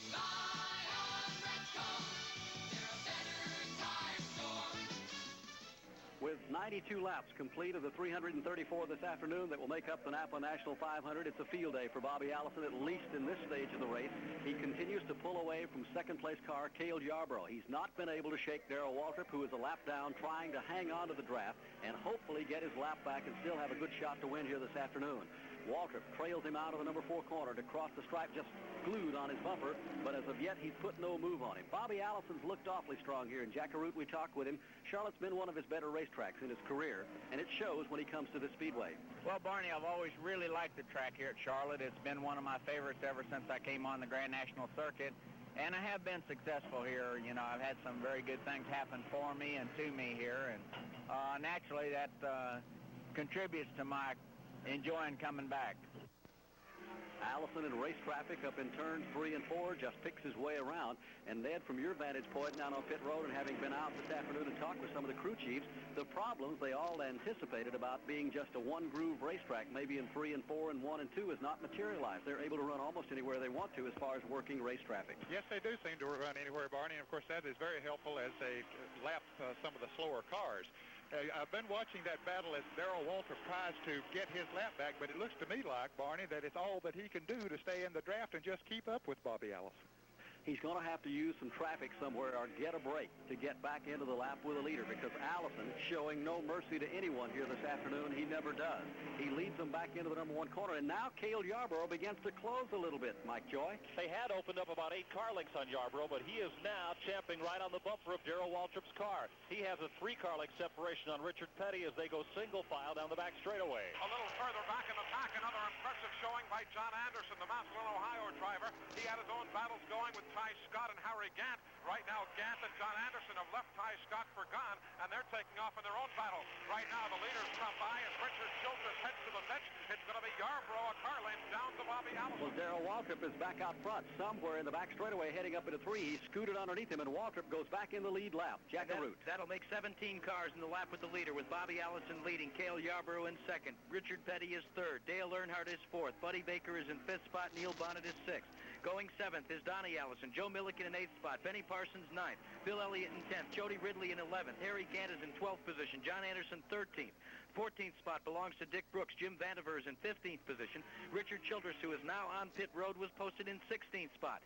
Darrell Waltrip in 17th. 18th belongs to Chuck Bound. D.K. Ulrich is 19th. Dick May is 20th. H.B. Bailey 21st. Tommy Gale 22nd. Dick May 23rd. And 24th is Kyle Petty. It's heating up front as Richard Petty comes sailing up through traffic, Mike Joy. Petty moves around Cale Yarborough as Dale Earnhardt tried to follow in his draft. Yarborough almost got caught up with him in the wall. In our end of the Speedway here in 3 and 4, Richard Petty handling as superior as anybody else, possibly more so. Right now, it's going to be the middle groove for Bobby Allison. Nose to tail with Richard Petty and 2 car lengths down to Darrell Waltrip, who tries to pull away as he's on the same lap. Richard Petty, who seems to have completely rejuvenated himself as far as wanting to run up front in the last few races. He had more fun at Martinsville, he said, than he'd had in the last 5 years. He's after the lead in turn 1.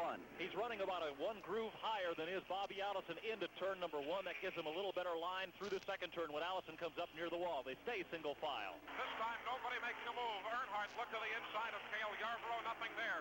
Bobby Allison trying to go to the low side and make a move on Darrell Waltrip, but can't do it as Waltrip finds the horses and he pulls away. Now again, tight single file, 1, 2, 3 at the top of the point. And Dale Earnhardt tries the outside of Cale Yarborough. Richard Petty does likewise at the stripe, trying to strand Darrell Waltrip down low, but Waltrip closes the door, Mike. Waltrip comes up high. Petty follows him through and into the lead. Here comes Earnhardt up against the wall in turn 2, side by side with Bobby Allison.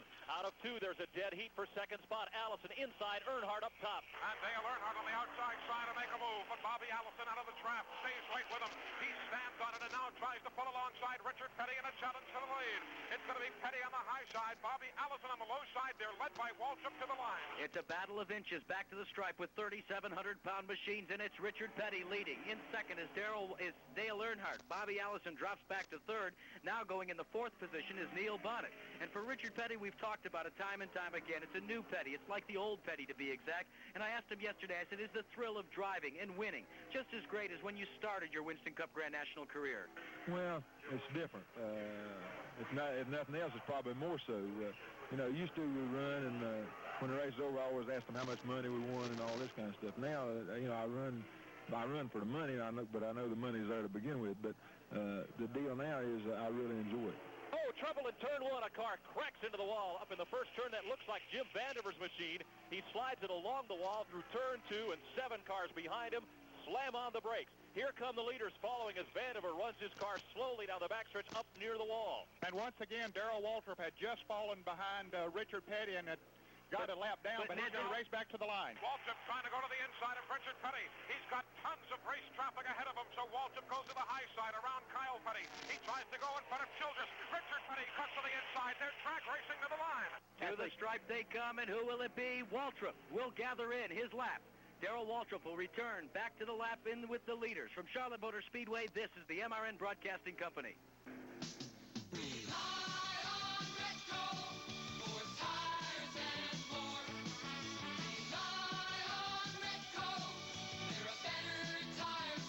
Cash in on Retco Tire Store's special of the week. An oil change and lube for only $9.95, or an engine tune-up for just $39.88. Sale ends October 13th, so hurry to one of Retco Tire Store's 9 locations, including 3 in Charlotte.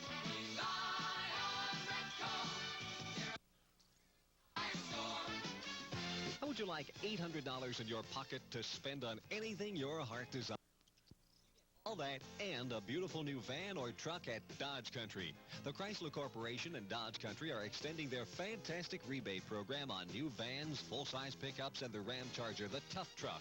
When you buy one of these new trucks or vans from Dodge Country, you not only get a $400 rebate from Chrysler, you get another $400 rebate from Dodge Country. That's 800 reasons for you to get down to Dodge Country soon, 4800 East Independence. At the Charlotte Motor Speedway, the 5th caution flag of the day has been displayed to the field on lap 101. That gets us just a little past the 150-mile mark here this afternoon, and the pits become a beehive of activity. Let's go to Ned Jarrett. And about everybody is changing 4 tires again. Barney, Bobby Allison, and Dale Earnhardt, the first 2 cars out. Neil Bonnet follows them. Cale Yarborough follows them out. So they're taking advantage of the caution flag once again. Darrell Waltrip has made his trip around the racetrack now. He'll be coming in the next time. He had to catch up to the field now that he's gotten back in the same lap with the leader, so he'll be coming in the next time around. We talk about it so many times, Barney Hall, the excitement of Winston Cup Grand National Racing. We get literally excited here. The fans, they jump up and down in their seats. But I asked Cale Yarborough, I said, do the drivers get excited? Do they get just as excited as the race fans when the race is unfolding? Well, it gets me exciting just, racing that close and trying to gain a position or whatever I'm doing. I'll be honest with you, I don't look in the grandstands. You have your hands full of what you're doing, but I'm sure that my adrenaline starts flowing and when these situations happen, and I'm probably getting just about as exciting as the people in the grandstands do, because when you're racing a man like Richard Petty or David Pearson or Buddy Baker, these fellows, and you're running door to door, it gets pretty exciting. And, of course, I can feel it, but I don't let it get the best of me. But I really don't have time to look up in the grandstand and see what the fans are doing. Well, we also have found out, Barney, that David Pearson, as Cale Yarborough was talking about, may get a little bit excited, a little bit differently when they get to Rockingham, North Carolina for the running of the American 500 on the 21st of October. Larry Pearson, David's son, oldest son, will be making his Winston Cup Grand National debut much in the same manner that Kyle Petty has busted onto the Winston Cup Trail in 1979. He'll be starting the same car that Jody Ridley is driving thus far in this NAPA National 500. And can you believe it? Pearson's going to have to put on some weight because he's going to be the new Junior Johnson. He's the crew chief for that car when they go to Rockingham. He's a little apprehensive about that. He's been here at Charlotte Motor Speedway all week and been in the garage area talking with everybody and shaking hands with many of the Winston Cup Grand National Division. He spent a lot of time over in the Sportsman garage area helping Butch Lindley a little bit, and I don't know if he's in attendance here today. Yesterday he went home back to Spartanburg, South Carolina, said he might come back today for this one, but I'm not sure if he's here or not. From Charlotte Motor Speedway, this is the MRN Broadcasting Company. This is it, the last call, your last chance to get a beautiful new Pace Arrow motorhome at 79 prices. David Allison has the 25-foot luxury Pace Arrow with all steel construction and loads of extra equipment at a special closeout price, regularly selling for $24,873. Just look for the sign of the Orange Fox. Your NASCAR connection is WSOC-FM, Charlotte. Well, they're getting ready to cut them loose under green again with 107 laps now posted on the board as they go back to green here at Charlotte Motor Speedway. Field beginning to bunch over in turn 3 in front of Eli Gold. That rookie battle really shaping up as a dandy. You've got Harry Gant right now leading the pack. Then comes Dale Earnhardt, followed by Joe Milliken. Earnhardt cuts to the inside, trying to come up through the gearbox quickly, and they head back to the line with Chuck Bound now showing the leadership. Dale Earnhardt is the leader of the NAPA National 500, flanked on his bumper and trailing him down into the number 1 corner. Riding second is Joe Milliken as they work their way around lapped cars. Earnhardt jumps underneath Chuck Bound. Milliken does likewise, and they start to sprint away from the field. Bobby Allison now moves up through traffic. Richard Petty moves underneath Harry Gant. The 4th place car, Cale Yarborough boxed in, is running 5th. Richard Petty trying to stay right with Bobby Allison. Meanwhile, front of the pack, 5 car lengths of a separation between your leader Dale Earnhardt and Joe Milliken running second. Richard Petty challenging for 3rd place, goes to the low side of Bobby Allison. They'll be 2 abreast back towards the line. It is Earnhardt by 8 car lengths over Joe Milliken riding second, but coming up and coming quickly is Bobby Allison, Richard Petty, and Cale Yarborough. They're having to work around Chuck Bound's car in 1. Earnhardt really jumped away. He's got about 8 car lengths on Milliken, 10 car lengths back to Allison, but that gap, as you mentioned, is closing. Petty moves up on Allison's bumper as they come out of 2.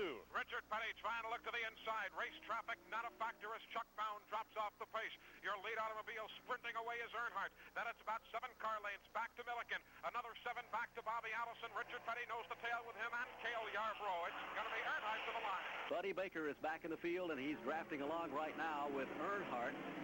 Earnhardt scoots off down into the number 1 corner and continues to stretch his advantage, Mike Joy. It's now about 12 car lengths his lead on Joe Milliken. Meanwhile, Bobby Allison, Richard Petty, Cale Yarborough, and Donnie Allison have just about caught up with Milliken coming off the 2nd turn. Donnie Allison looks to the low side. Allison trying to pull alongside Cale Yarborough. That's Donnie. He can't quite make the move. Tries it again. Goes down low on the racetrack, entering turn number 3. It'll be Donnie Allison to the low side of Cale Yarborough. They sprint back for that 5th place. Allison goes to the basement. Cale Yarborough stays on the high side. Now Bobby Allison goes downstairs on Joe Milliken for 2nd position. This has been Allison's passing point all day in the tri-oval on the bottom of the racetrack. He used it just then to get around Joe Milliken. They swing way up high in turn number 2. Donnie Allison ducks under Cale Yarborough, and Petty runs the slingshot out of turn 2. He goes by Milliken and runs Bobby Allison for 2nd. Richard Petty, the man on the move. He puts the nose in front of the T-bird of Bobby Allison and has 2nd place. Here comes Donnie Allison. He takes the free ride. Cale Yarborough along with. That's 1 through 4 now with Bobby Allison 5 and Joe Milliken 6. They shuffle positions like it's a new deck of cards, but the man that continues to be on the point is Dale Earnhardt, and with this shuffle, Mike Joy, he's lengthened his advantage over Richard Petty. There might be something wrong with Bobby Allison as Bud Moore. There's action in their pits. They're maybe getting ready to bring him back in as he dropped back about 4 positions on the last lap. Well, we'll send Ned Jarrett down to check with Bud Moore on the condition of Bobby Allison's machine. In the interim, Dale Earnhardt continues to lead, and now by some 1 8/10 seconds over Richard Petty. Donnie Allison in 3rd. Now Allison goes downstairs on Petty. Neil Bonnet also on the move, trying to challenge, and he takes over 7th place. Donnie Allison has to settle for 3rd place behind Richard Petty. Leader continues to be Earnhardt, and like he's been shot out of a cannon, he just stretches that lead right now as Richard Petty, Donnie Allison, and Cale Yarborough jockey back and forth for that number 2 spot. When you run door to door, it will slow you down and allow the leader to get away. He has a healthy separation on Richard Petty right now, and I think Donnie Allison has suddenly sensed that because he rides nose to tail with Petty as they link up in that 3-car draft and try to overhaul him over in turn 3. Cale Yarborough trying to join them. Neil Bonnet on the move. He goes underneath his Hueytown neighbor, Bobby Allison, and Neil Bonnet now takes over 5th place. Bobby Allison going 6th, Buddy Baker 7th. Bobby Allison stays in race traffic. He has shown no indication of bringing the car on pit road. Ned Jarrett is on his way. We've got problems. Chuck Bounds spins and gets it back under control, spins again in turn number 4. The engine seeming to let go. Bound comes back up the banking, now cruises back down the banks. So Chuck Bounds spins the number 68, has it under control. Your leaders work down the back straightaway. Earnhardt sprinting away. Donnie Allison goes underneath Richard Petty in a challenge for 2nd place. Donnie Allison is there. Richard Petty running 3rd. Here comes Neil Bonnet 4th. Cale Yarborough 5th back to the line. So they work single file out of that corner. Do not race that hard back to the start-finish line because it won't gain you that much. There's no way they could have overhauled Earnhardt. Give a call to Kyle Petty right in front of you, Eli Gold, because he was running right on the tail end of Chuck Bound when he lost that car. And his car got out of shape a little bit, but he did a good job of keeping it in line. The indecision was on the part, of course, of Chuck Bound because he seemed to have the car gathered right in. The engine seemed to come unloaded just as he picked up through the banking of turn number 3, and he gathered it right in quickly. But then he found himself in that area where the banking stops and the apron of the racetrack begins. He was in a precarious spot, and the car spun around. Kyle looks either way, and he gets by unscathed. Chuck Bound brings that black and yellow number 68 to a rest at the entrance to pit road. He'll need a little help from his friends to get back down the road. Field under caution for the 6th time this afternoon, and here comes a rash of pit stops on the Purolator Mercury, the Busch Chevrolet of Cale Yarborough, Bobby Allison, and this will be a break for him, Ned Jarrett. Yes, it will be. They were standing by, Barney. He had slowed a little bit. They thought that one of the left side tires had blistered on that car, and they were very elated when that caution came out. I'm standing in their pits right now as they change the right side tires, and we assume they're coming around to change the left side. Yes, they are. So they'll make a 4-tire change on that car, and it was a break that they were looking for. There's a steady stream of oil from turn 3 through turn 4 and down to where Chuck Bound has come to a stop. Cleanup crew has got a good bit of real estate to take care of. From Charlotte Motor Speedway, this is the MRN Broadcasting Company. This is it, the last call, your last chance to buy America's #1 travel trailer at 79 prices. The 23-foot 79 Prowler travel trailer. Fully self-contained with a beautiful gold interior and all the luxuries of home inside, can be yours for just $48.95. This Prowler normally retails for $6,096, but if you come in soon to David Allison Camping Center, the 23-foot Prowler will be yours at a special price. Just come into David Allison Camping Center, 2904 Little Rock Road between I-85 and Wilkinson Boulevard.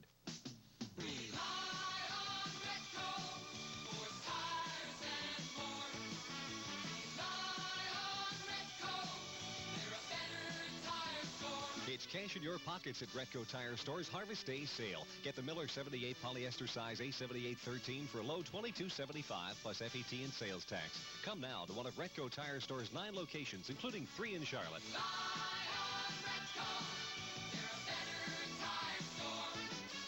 117 laps on the board, 6 caution flags this afternoon. We're under the 6th one right now. Just about all the front runners have elected to pit under this caution. Let's go to Ned Jarrett for an update. We're still in the pit area of Bud Moore and Bobby Allison. They brought him back in one more time, Barney, and they looked at those left side tires. In fact, we looked at all 4 of the tires that came off of that car. We're going to try to get over here. Bud, was there something wrong that he'd slowed down a little bit?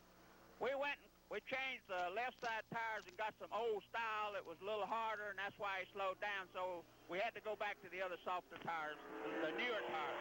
Did you bring him back in to be sure that you had those softer tires on? Was that the reason for the second stop under this caution? No, he came in the second time. He thought maybe he had a shock broke, and then I told him we had put a harder left rear on. That's what was the problem. Okay, so you got it all settled now. Right.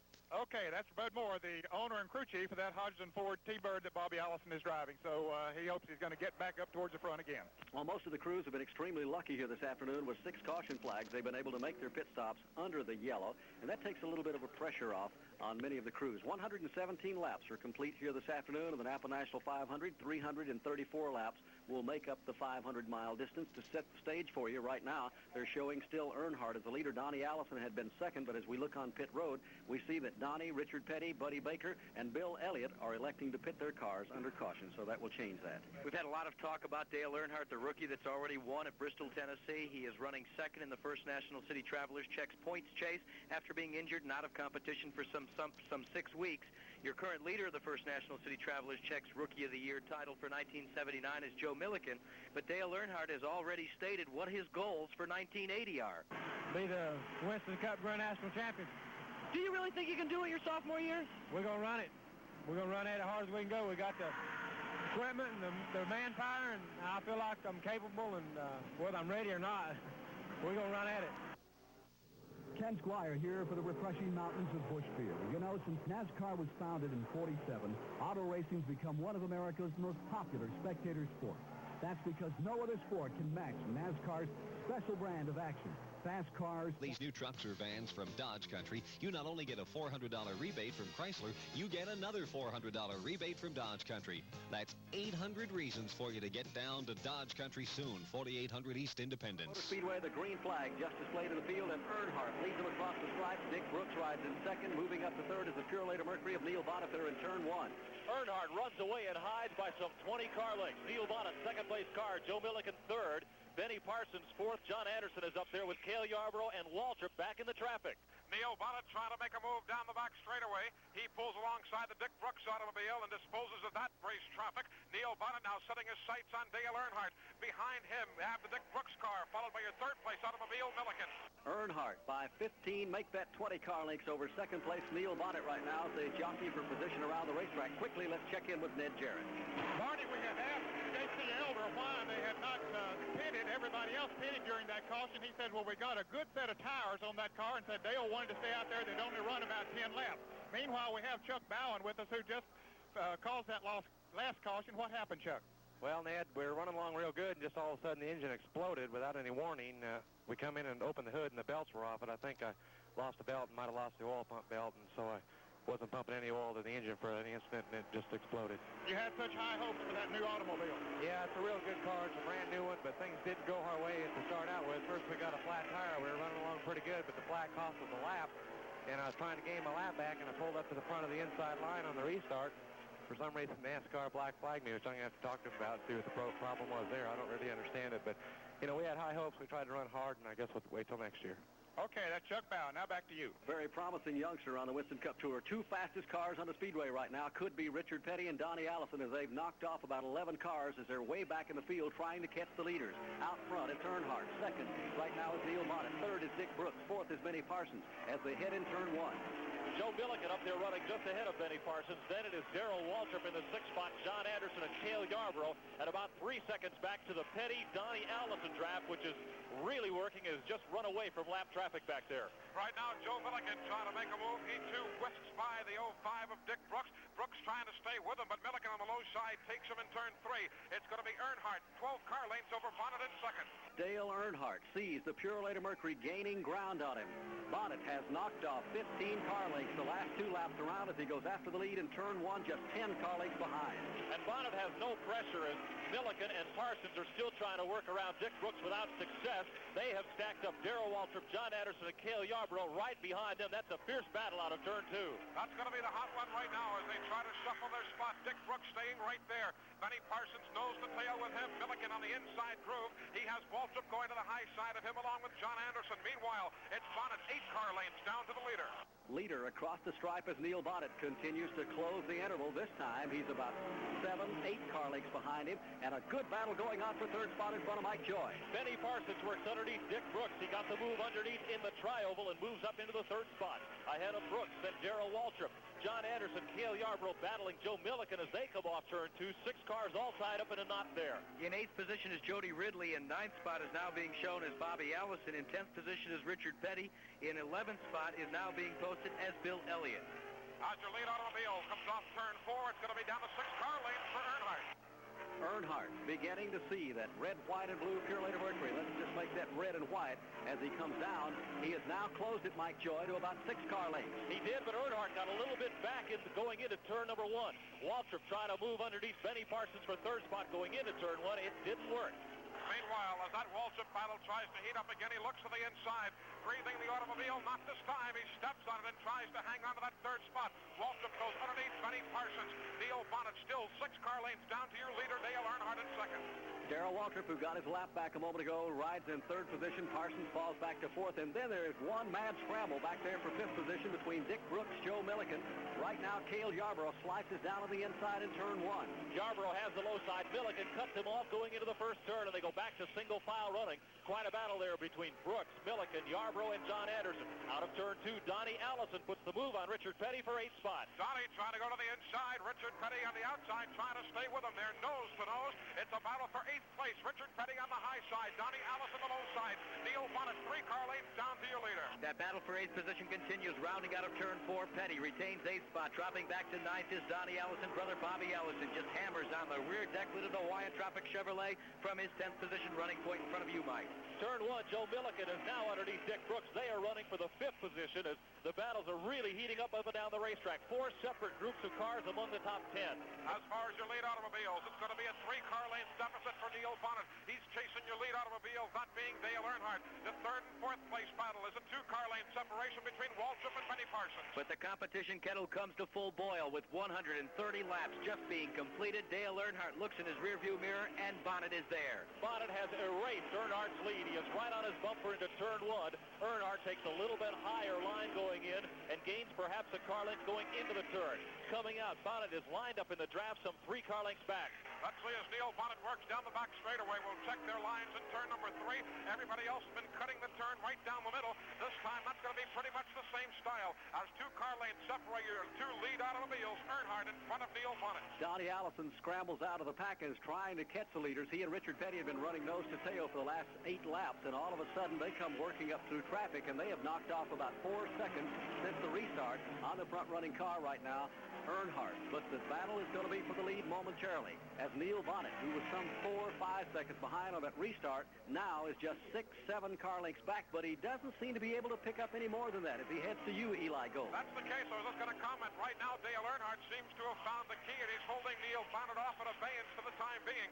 The 3rd and 4th place battle, nose to tail between Waltrip and Benny Parsons. Darrell Waltrip and Benny Parsons ride a 2-car draft, and they know running nose to tail, you can pick up a little ground. If you run door to door, you lose time. Cale Yarborough has lost the draft, but momentarily, Donnie Allison is going to catch up, and so is Richard Petty, and they'll have a 3-car train working for them. They're to Mike Joy. Donnie Allison closing fast, running for 6th spot. He goes underneath Dick Brooks at turn 1, takes the position, and sets off and immediately begins to gain on Cale Yarborough. Donnie Allison now trying to make a move. John Anderson taking the free ride along with him. Richard Petty now trying to challenge that Massillon, Ohio driver as Richard Petty finds himself having to tuck himself back in. Up high goes Dick Brooks as Richard Petty trying to make a move and try and get by John Anderson. Barney Hall, Dale Earnhardt is beginning to pull away a little bit again now from Neil Bonnet, and probably what is happening, they did not pit Earnhardt's car. He had on hot tires. Bonnet came in and got fresh tires, and while they were cool, he was able to run Dale down. But now that his tires have heated up, Earnhardt might have the advantage. Jim Vandiver is with us here. He, of course, calls the last caution. Jim, what happened over there? Must have run over something on the track, Ned, and cut the right front tire, and the tire just exploded and went right in the wall. Well, the car's not okay, but you seem to be. I think I'm all right side, a little bruises. Okay, well, it's too bad he's out of it. Now back to the action. Richard Petty continues to try and work his way to the front. A moment ago, he and Donnie Allison were running nose to tail, and now Petty is beginning to fall back in the pack a little bit as John Anderson leads him off down into the number 1 corner, and Donnie Allison continues to gain ground on the front group of cars. The leader is Dale Earnhardt. 2nd is Neil Bonnet. 3rd is Darrell Waltrip. 4th is Benny Parsons. Back in 5th position right now is Cale Yarborough, and 6th is Donnie Allison, and that car is strong, Jackaroot. Remember Donnie Allison in that squeaker at Dover, Delaware, in the CRC Chemicals 500? Well, Donnie has not run the Hawaiian Tropic Chevrolet since then. A 3-week hiatus. Has it been tough, Donnie, to sit it out and wait for Charlotte? Well, I've been anxious. You know, it's not really been hard, but it's been a pretty long 3 weeks. And, you know, I'm ready. You know, I was glad that it wasn't any longer. He looks awfully strong this afternoon as he tries to gain ground on the front pack of traffic right now, but as Ned Jarrett pointed out a moment ago, it is really stretching the lead for Earnhardt. He continues to pull away from Neil Bonnet. And here comes Darrell Waltrip and Benny Parsons now all of 4 car lengths behind Neil Bonnet off the number 4 turn. And Ned, running that strong all by yourself without the aid of the draft gives you an indication that they are making some horsepower all of a sudden in the Earnhardt car. Yes, it does, and that car is handling beautifully, Barney. We mentioned a moment ago that they chose not to pit because he had what they felt was a good set of tires. Now, we certainly didn't mean to imply that some tires are not as good as others, but they do occasionally get a set of tires that just seems to run faster and stick tighter than others, and when they get a set like that on there, they like to run them as long as they can. We've got Darrell Waltrip trying to make a move on Neil Bonnet. He's got second place in turn 4. Waltrip comes up through the field. He is in the second spot.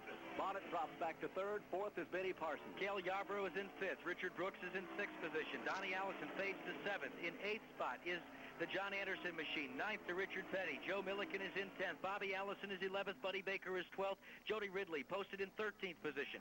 Bill Elliott is in 14th spot. Harry Gann 1 lap down in 15th. D.K. Ulrich 2 laps off the pace in 16th position. Richard Childress is 17th. H.B. Bailey 18th. Buddy Arrington 19th. Tommy Gale 20th. Kyle Petty in 21st position. Ricky Rudd is 22nd. Ty Scott is 23rd. In 24th spot is David Sosby. And in 25th position is Terry LaBounty, while going 26th is the number 70, J.D. McDuffie. Donnie Allison beginning to fall back through the field a little bit, and that car has slowed a little bit, Mike Joy.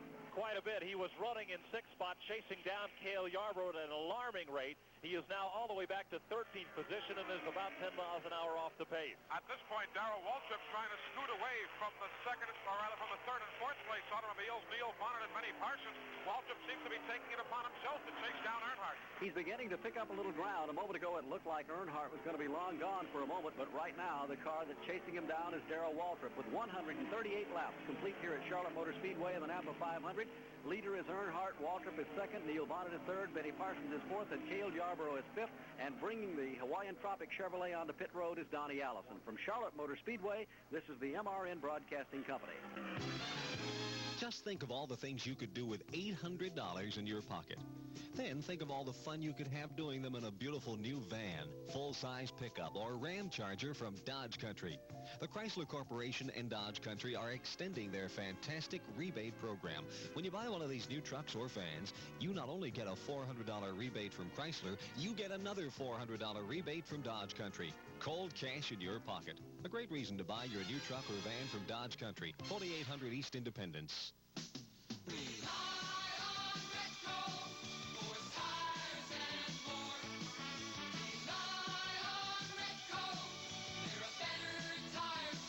Cash in on Retco Tire Store's special of the week. An oil change and lube for only $9.95 or an engine tune-up for just $39.88. Sale ends October 13th, so hurry to one of Retco Tire Store's 9 locations, including 3 in Charlotte.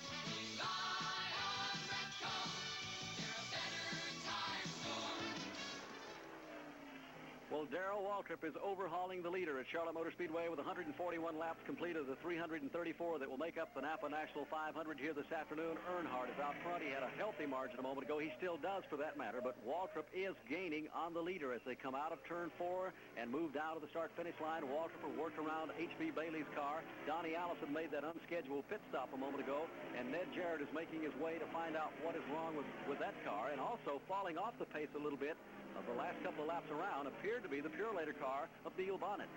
Let's check in with Ned Jarrett. We're approaching the Purelator pits right now, Barney Hall, to see what the problem is that he's slowing down. Leonard Wood is conversing with the other members of the crew here. Leonard, he seems to have fallen off the pace a little bit. Is anything wrong? Well, we put the right side tires on the left, and they don't seem to be proving out due to the new pavement. You know, it was hurting the other tires too much. So we're going back to the other tires to try that. Okay, so they're trying something here, Barney, and that is putting left side tires on the right side. It's not working for them. We'll report back from Hoss Ellington's pits in just a moment.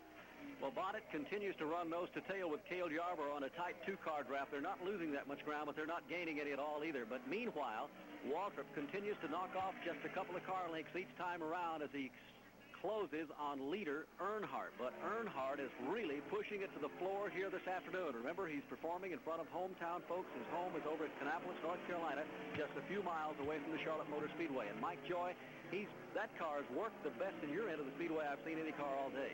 No question, Barney. Early in the race, he could run the bottom when nobody else could. Waltrip will have trouble coming up to challenge because Donnie Allison, who made that unscheduled pit stop, is now one lap off the pace, and he is running between Earnhardt and Waltrip. But still, Darrell Waltrip now in turn 3 and 4, closing to within shouting distance of Dale Earnhardt. Further back, Benny Parsons cruising by his lonesome, followed by nose-to-tail Yarborough, Neil Bonnet, and Richard Petty, along with Bobby Allison.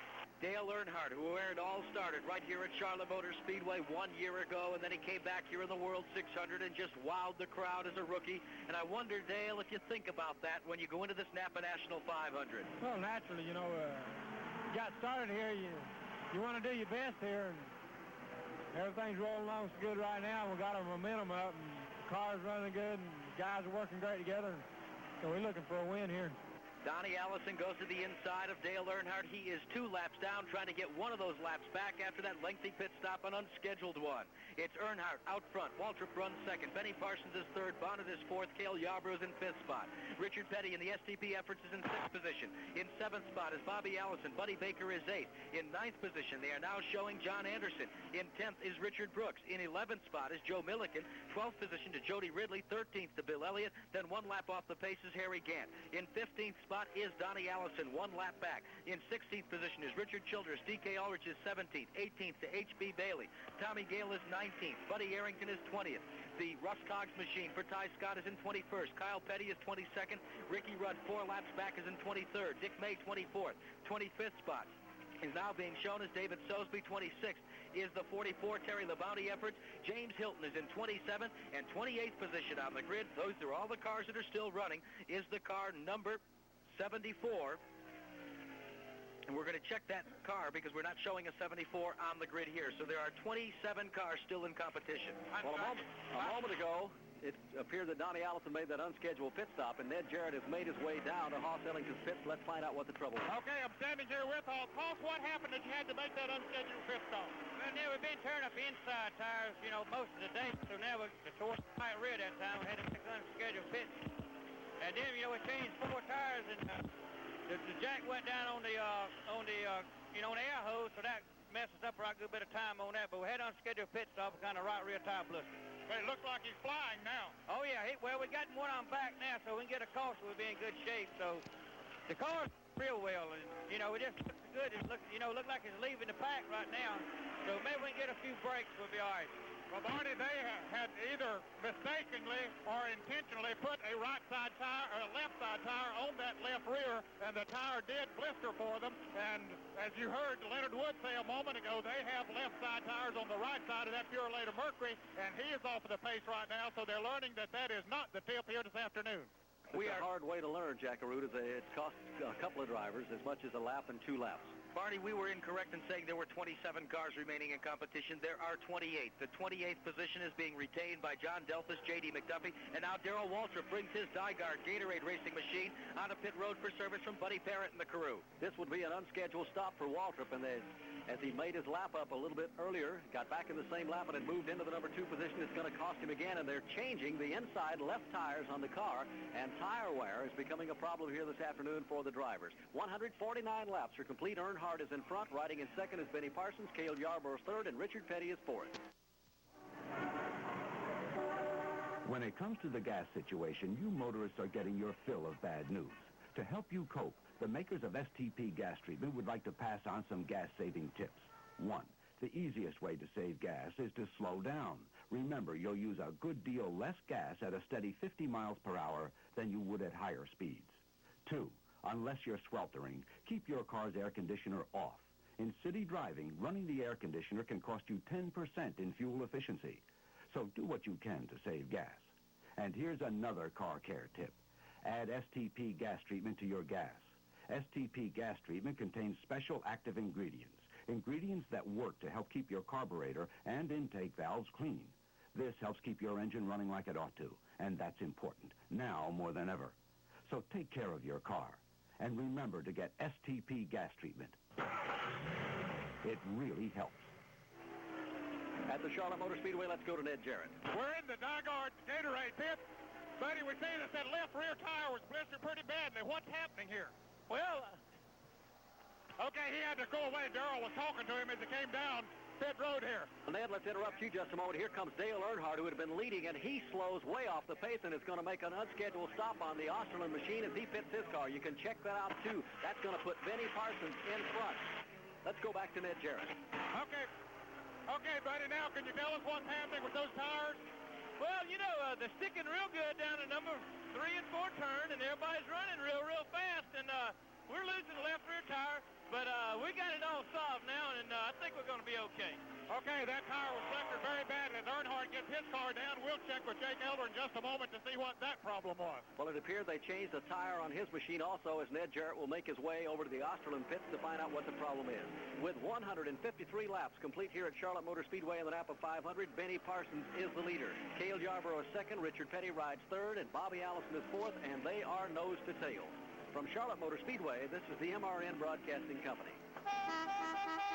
This is it, the last call. Your last chance to get a beautiful new 79 Winnebago Brave from David Allison Camping Center. The 23-foot Winnebago Brave is loaded with extras like cruise control and doubled air. Sleep 6 and comes completely equipped and self-contained.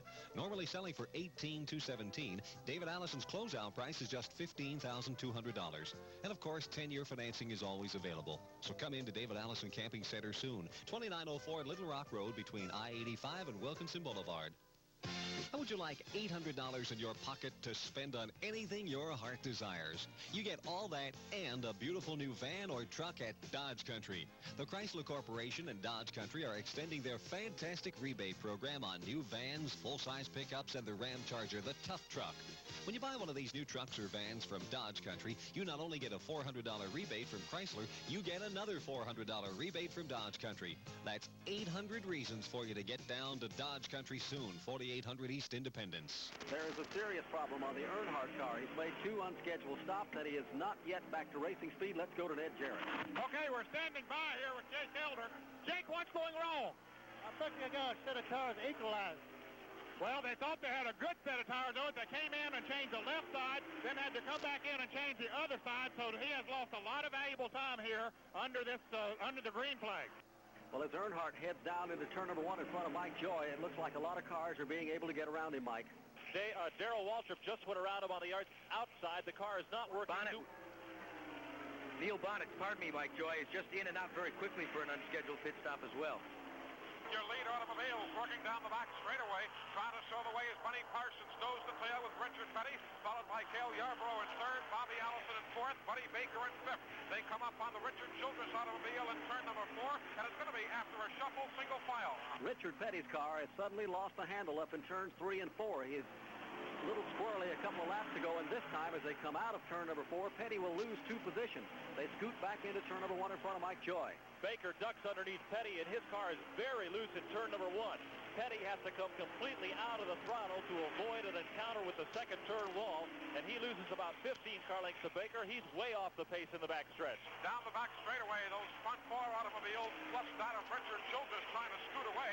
Richard Petty following. He's down low on the racetrack, right near the apron. It's your leader, Benny Parsons, back to the line. Richard Petty, he's going to be looking towards the pits and heads into. Richard Petty will pit the STP car here this afternoon, and they're ready for him. Let's check back in with Ned Jarrett. And Ned, a lot of these stops are a big surprise. Yes, they are, Barney. But the tire situation is what is causing them to have to make these unscheduled pit stops. We're on our way now to the Petty pit.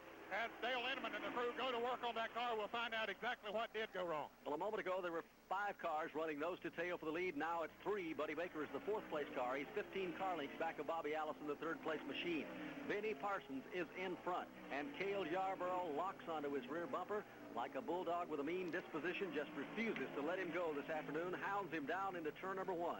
Traffic has been pretty heavy. Yarborough has not had a lot of chance to make a move. Parsons runs a little bit higher into turn 1 than does Yarborough and Bobby Allison as they're lined up 3 wide. They lap by Baxter Price in the backstretch and stay single file. As they continue down the back chute, moving by Baxter, it's clear sailing for the time being. Cale Yarborough doesn't think about making a move. It's going to maintain single file. Buddy Baker trying to close the gap and make it a 4-car draft yet again. It'll be single file to the line. with 159 laps complete of the 334 this afternoon. Here's Yarborough going after the lead on Benny Parsons down in turn number 1. He may get it. Yarborough ducks low at the tri-oval, but Parsons has the high line into the turn, and that's where the groove is. Yarborough is forced to come back up in line in second spot. He does squeeze back up there just ahead of Bobby Allison, and they continue to run Parsons, Yarborough, Allison. That seems to be the passing spot because the back straightaway in turns 3 and 4 with the new Speedway surface, that's turned out to be a stabilizing area. Everybody taking the middle groove. It's not really varied all that much for any competitor. For an update on what's been going on pit road, let's go to Ned Jarrett. Okay, I'm standing by with Maurice Petty. Maurice, what went wrong with the unscheduled pit stop? We had a right rear tire to go down, and everybody's been blistering sort of like the left rear, so we was planned to, when he said it felt funny, we planned to change the left side, and in the meantime, it was right rear had went flat, and we're having pretty good tire wear. It's just that they hit something on the track, and it went flat. Okay, that's the story from Maurice Petty. That was on Richard Petty's car, of course, number 43. It was a rather long pit stop, though, Barney Hall, as they took a little longer than normal to change those tires. We had a momentary challenge to the lead, but Cale Yarborough couldn't pull it off. He remains in second behind Parsons. Showing 162 laps, Benny Parsons continues to work his way around the track. Cale Yarborough looking awfully strong. Yarborough's pacing himself this afternoon, but the driver who is really pacing himself and his car here this afternoon is Buddy Baker. He's currently showing in 4th position and moving up onto the scoreboard here at Charlotte Motor Speedway. The young driver we were talking about early today, John Anderson from Massillon, Ohio, in the Drain Racing Engines car. We asked how he felt about running with the Pettys and the Waltrops and Cale Yarborough. Well, I feel real fortunate that the guys have accepted me like they have. I mean, I was kind of surprised at MIS. The car run real well, and I was able to run up front most of the day, and it just seemed like everybody gave me all the room I needed, and I tried to do the same for them. But, yeah, it was a strange feeling. It was, finally had an opportunity to race against all the guys I've been watching for years and years. Always wanted to be like them, and yeah, it was great to be up there. Another stop for Dale Earnhardt, a costly one at this point in the race. 163 laps, almost 164 completed. It continues to be Benny Parsons leading Bobby Allison.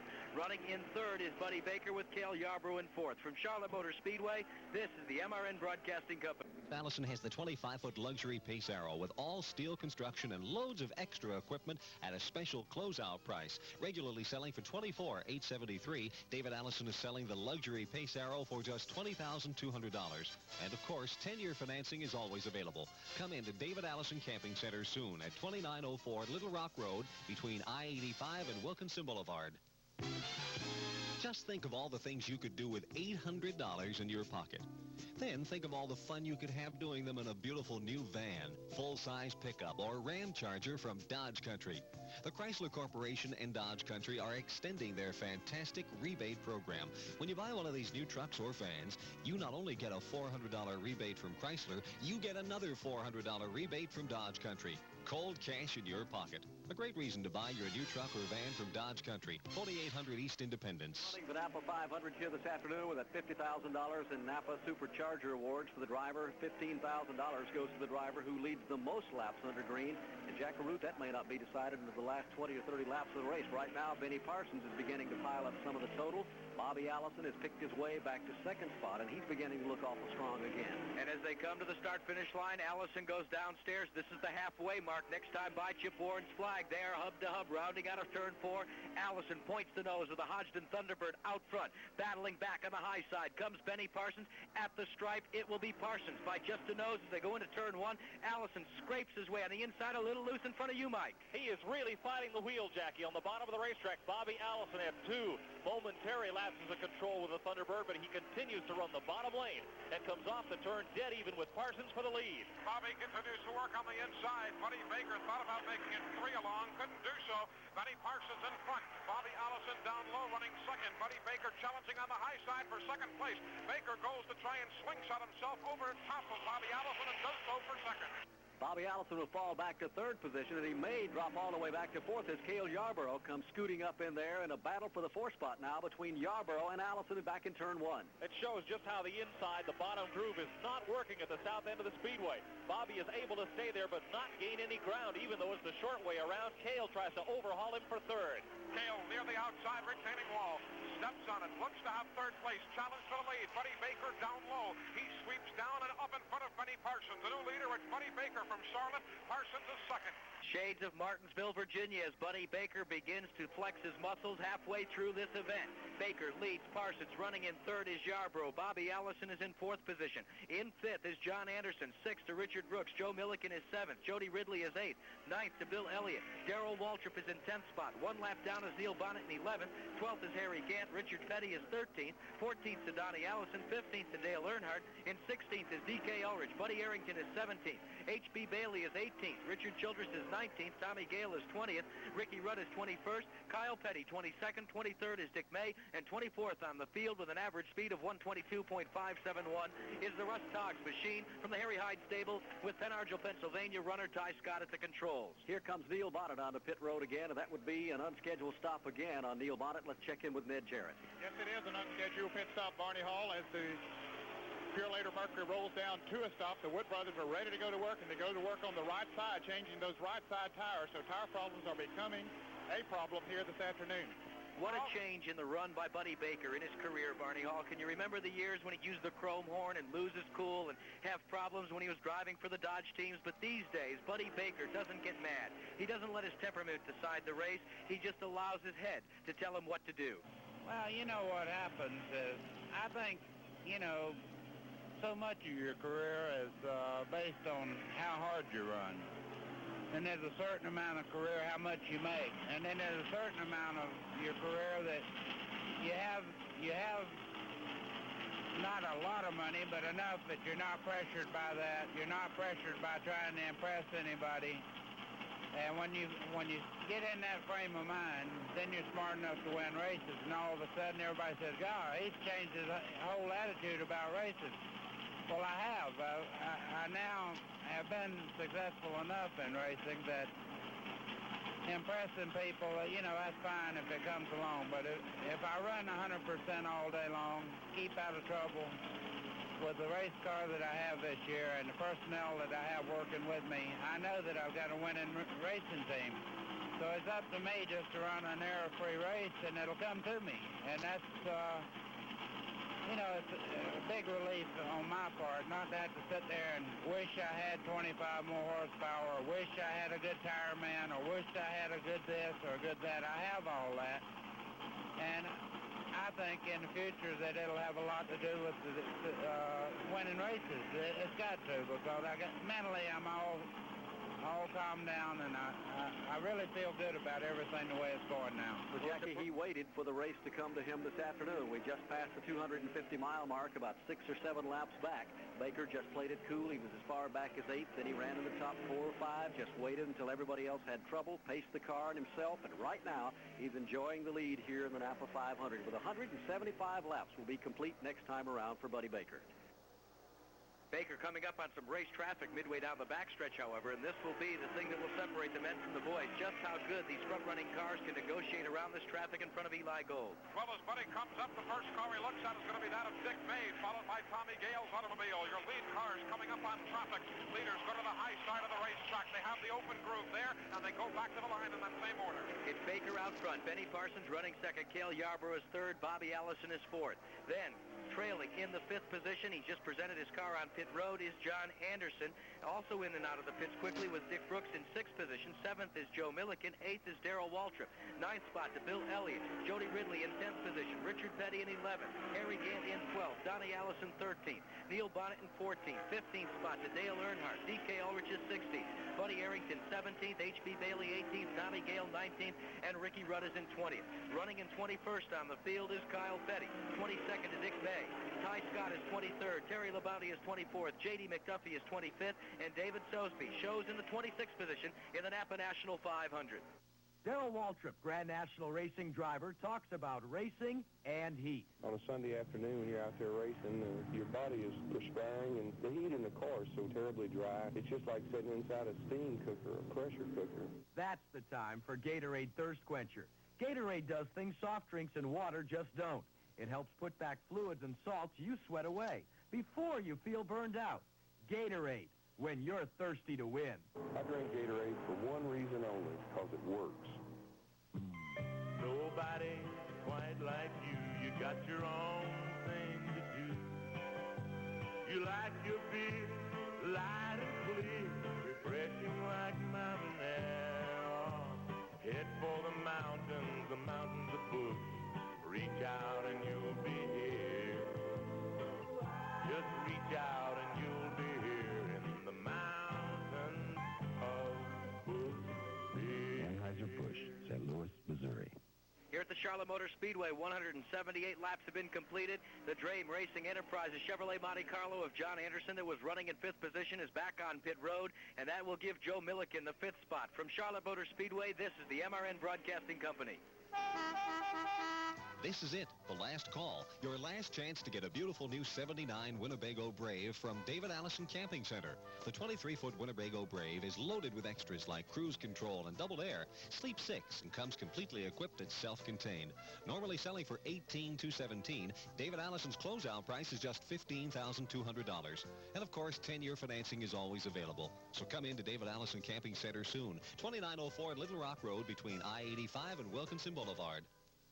How would you like $800 in your pocket to spend on anything your heart desires? You get all that and a beautiful new van or truck at Dodge Country. The Chrysler Corporation and Dodge Country are extending their fantastic rebate program on new vans, full-size pickups, and the Ram Charger, the Tough Truck.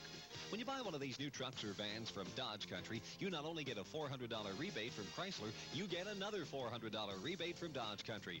That's 800 reasons for you to get down to Dodge Country soon, 4800 East Independence. Talking about cars remaining in competition with 180 laps completed, there are 28 cars. In and out of the pits very quickly is Glenn Jarrett in the Natural Light Special from the Henley Gray stable. Jarrett, remember, in and out of the pits for lengthy periods of time with an ailing clutch. He continues in competition, as does John Rezac, one of the Automobile Racing Club of America competitors.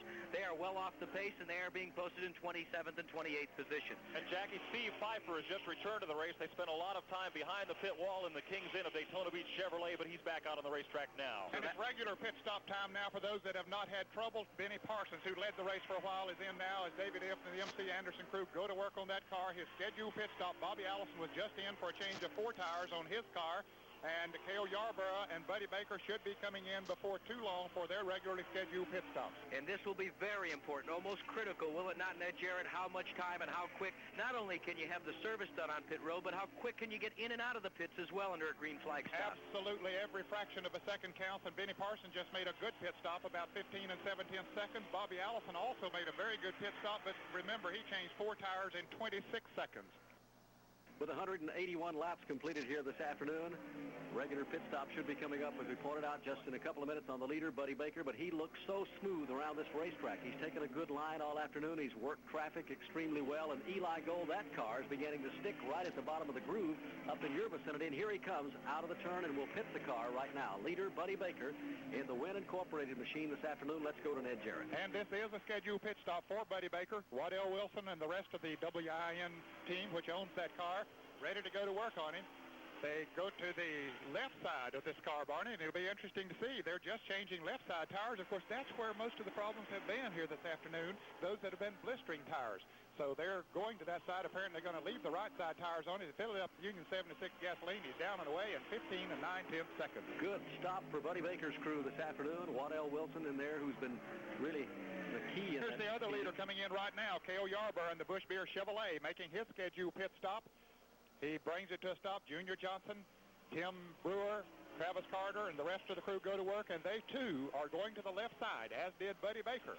So the left side tires giving problems here today, which is unusual. The right side tires are the ones that really take the biggest beating as they go into the turns here, and the weight shifts that way. They already have the tires changed. They're just trying to get the car filled up with gasoline. Right now, they're leaving it jacked up. He's down and away, and that was an 18-second pit stop for Cale Yarborough as they had a little trouble getting the gas in. That exchange on pit road has given Darrell Waltrip and the Dygaard Gatorade Racing team the lead with 184 laps completed. You talk about the quick stop by Buddy Baker, Ned Jarrett. Baker all year has given an awful lot of credit, equal credit to him, his crew, as much as it is to his driving ability. Yes, he has. That's the one thing about racing that I think a lot of people don't understand. It is a team effort. There is no such thing as a driver carrying a crew or a crew carrying a driver. It is a team effort, and you have to have every phase of your operation going proper, or you can't win. That's all there is to it. And when you come in and have a 12-second stop and everybody else comes in and has a 15-second stop, then you're supposed to win the race. It's up to you then, but you have to have that teamwork to win. Neil Bonnet slowing down in front of Eli Gold. The Purolator Mercury began coasting midway down the back straightaway and now just does limp its way through turn number 3 and 4. The John Anderson automobile also came by and headed to pit road. He was encountering some problems. So Neil Bonnet limps onto pit road, and he has had such bad luck this season in the car. When it has had the durability, Jackie Root, the car has been in front all day long. Barney, one of the problems is he's making a turn into the garage, and it looks like the grill is about 2/3 covered with something. It could be that he had an overheating problem. We're going to head with our Marty unit to see what his problem is. Your 12th place competitor, the Purolator Mercury, has been KO'd from competition with an ailing machine. Neil Bonnet is out of the race. Buddy Baker continues to lead. Check that, it's Darrell Waltrip that continues to lead now. After these pit stop exchanges, Buddy Baker would be in second. Dale Earnhardt, who is several laps back at last point, was being posted in the 14th position. So some of the front runners in the early going have encountered problems, and they have dropped back off the pace. And Jackie, of course, we've just passed the halfway part of this race. We've got to start thinking about the Goodies Headache Award that's always given out at each event, voted on by the writing members of the news media to the driver who did the best job and just couldn't quite finish it off for the afternoon. And though it might be a bit early to start voting, you've got to take a look towards Neil Bonnet. He had the pole position.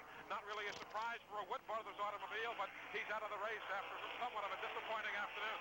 Well, one of my votes, I think Barney Hall would go. The Goodies people, of course, giving $250 to the competitor that has the toughest luck in preparing or running in one of the events, and this one, the NAPA National 500. I think my call would go to Frank Warren, one of the top independent campaigners who failed to qualify for this year's NAPA National 500. First time in so very long that the Native Tan Dodge has not started this event, and it wasn't until about 15 minutes before the start of the race that he was able to secure a starting ride in one of the cars, sharing the chores here, and it was going to be a tough afternoon for Frank Warren if he was unable to qualify. He was unable to do that, but unable to start this event as well because Winston Cup points are so valuable. Well, Frank, along with a host of the other drivers, the independent drivers, so to speak, who do not have major sponsorships, continue to field super good cars week after week and make the lineup on the Winston Cup Tour. He indeed would be a candidate here this afternoon, but there's going to be a lot of them who will have headaches before the day is over. 189 laps complete in the NAPA National 500 this afternoon. Leader is Waltrip, and they're waiting for him to make his pit stop. Let's go to Ned Sherry. I'm standing by with Neil Bonnet. Neil, what happened? Ned, the motor started vibrating about 60 or 70 laps ago and lost a lot of power, and we've been, hanging on trying to figure out what it was, and it's just getting worse. It's about to shake, it's shaking real bad, so we must have broke something inside the engine. Neil, you look a little disappointed. Well, Ned, the car really run good the first race, and after on the second restart, I decided to follow him for a while, and I could sit there and ride real comfortable behind the line, and then all of a sudden the motor started getting weak. I don't know what happened. Something inside of it broke. It's been like that about 60 or 70 laps. So that was one of the reasons that Neil Bonnet had fallen off of the pace. He did have some tire problems also, so he's out of it for the race today. Have you ever wondered what they call that silver tape you see all over the place on the NASCAR Grand National Championship circuit? Well, its name is Arno, A-R-N-O. And Arno silver duct tape is the quick, dependable way pit crews insulate, mend, cushion, even securely hold gauges and tubing in place. You ought to have a roll handy in your toolkit, too. Arno makes a lot more than tape for racing. You'll find color-matching repair tapes, customizing tapes, as well as masking tape. The next time you're shopping for automotive supplies, look for the Arno display and the tape that goes 190 miles per hour. We put it all in the Pontiac, and I bet get better. Over and over in Pontiac, I bet get better. Traditionally, some of the most exciting cars to ever take on a road have come from Pontiac. It's a tradition that continues in 1979 with some very exciting new cars, like Pontiac's new Firebirds, Trans Am, Formula, Esprit. Each one designed to make your driving a lot more exciting. Exciting, too, is Pontiac's new 1979 Bonneville Coupe. This year with 40 new available bucket seats to go with all that full-size Pontiac luxury. Pontiac for 1979, Firebird, Bonneville, Grand Prix, Le Mans, Catalina, Phoenix, and Sunbird.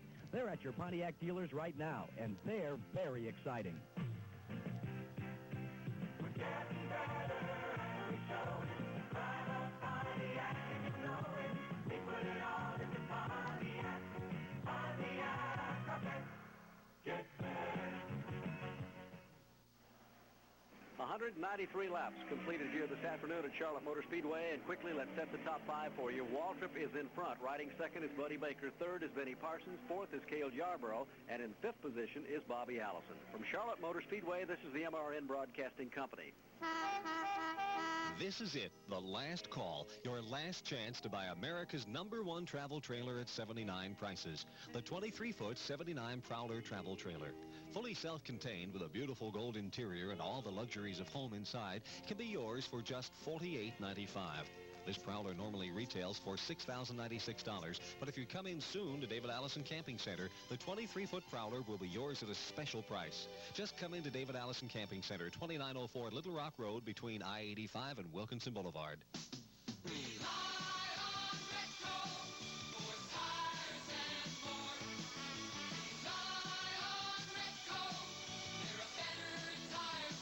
It's cash in your pockets at Retco Tire Store's Harvest Day sale. Get the Miller 78 polyester size A7813 for a low $22.75 plus FET and sales tax. Come now to one of Retco Tire Store's 9 locations, including 3 in Charlotte.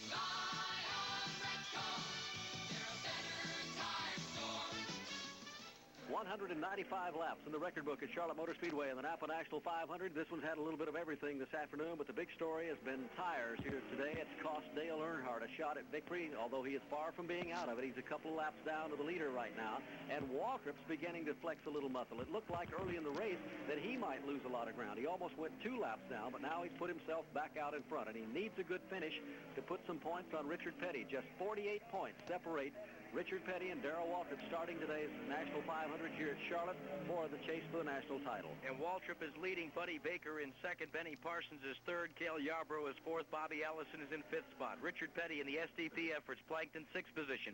Seventh goes to Joe Milliken. Then 1 lap back is Donnie Allison in the Hawaiian Tropic car. In ninth position is Richard Brooks. In 10th is Jody Ridley.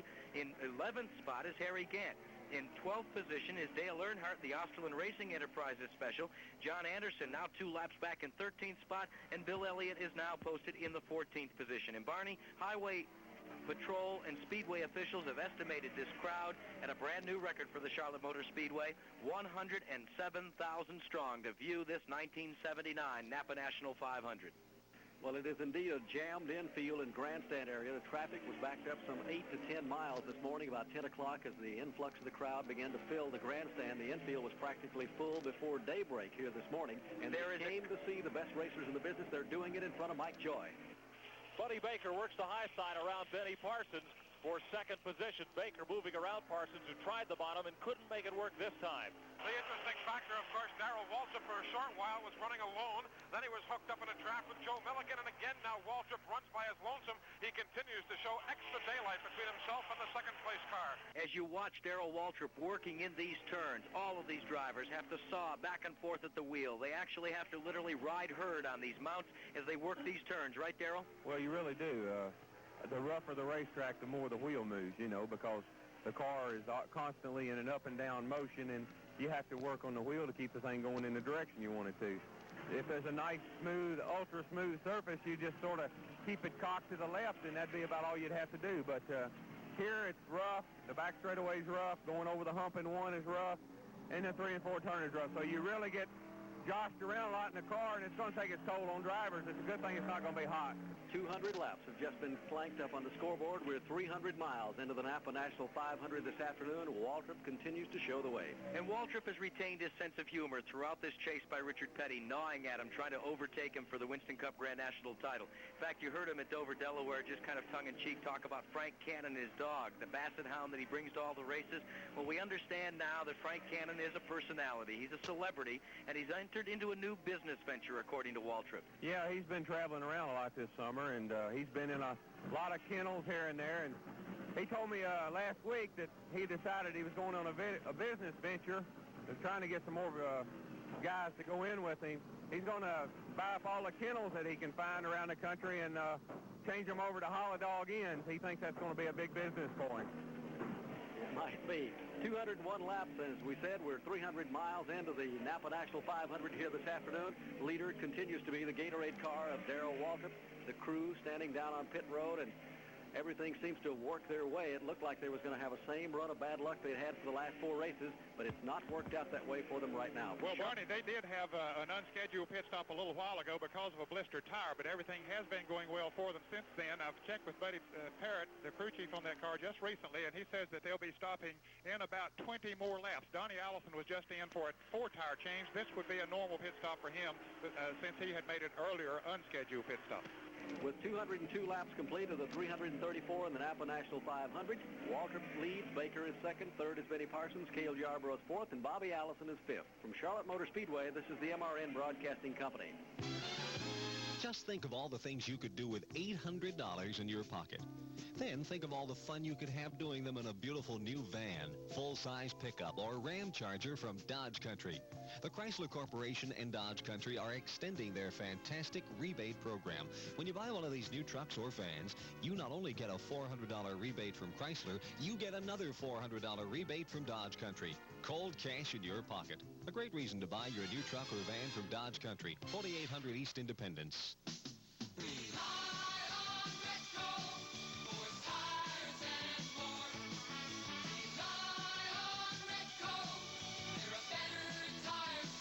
Cash in on Retco Tire Store's special of the week. An oil change and lube for only $9.95 or an engine tune-up for just $39.88. Sale ends October 13th, so hurry to one of Retco Tire Store's 9 locations, including 3 in Charlotte.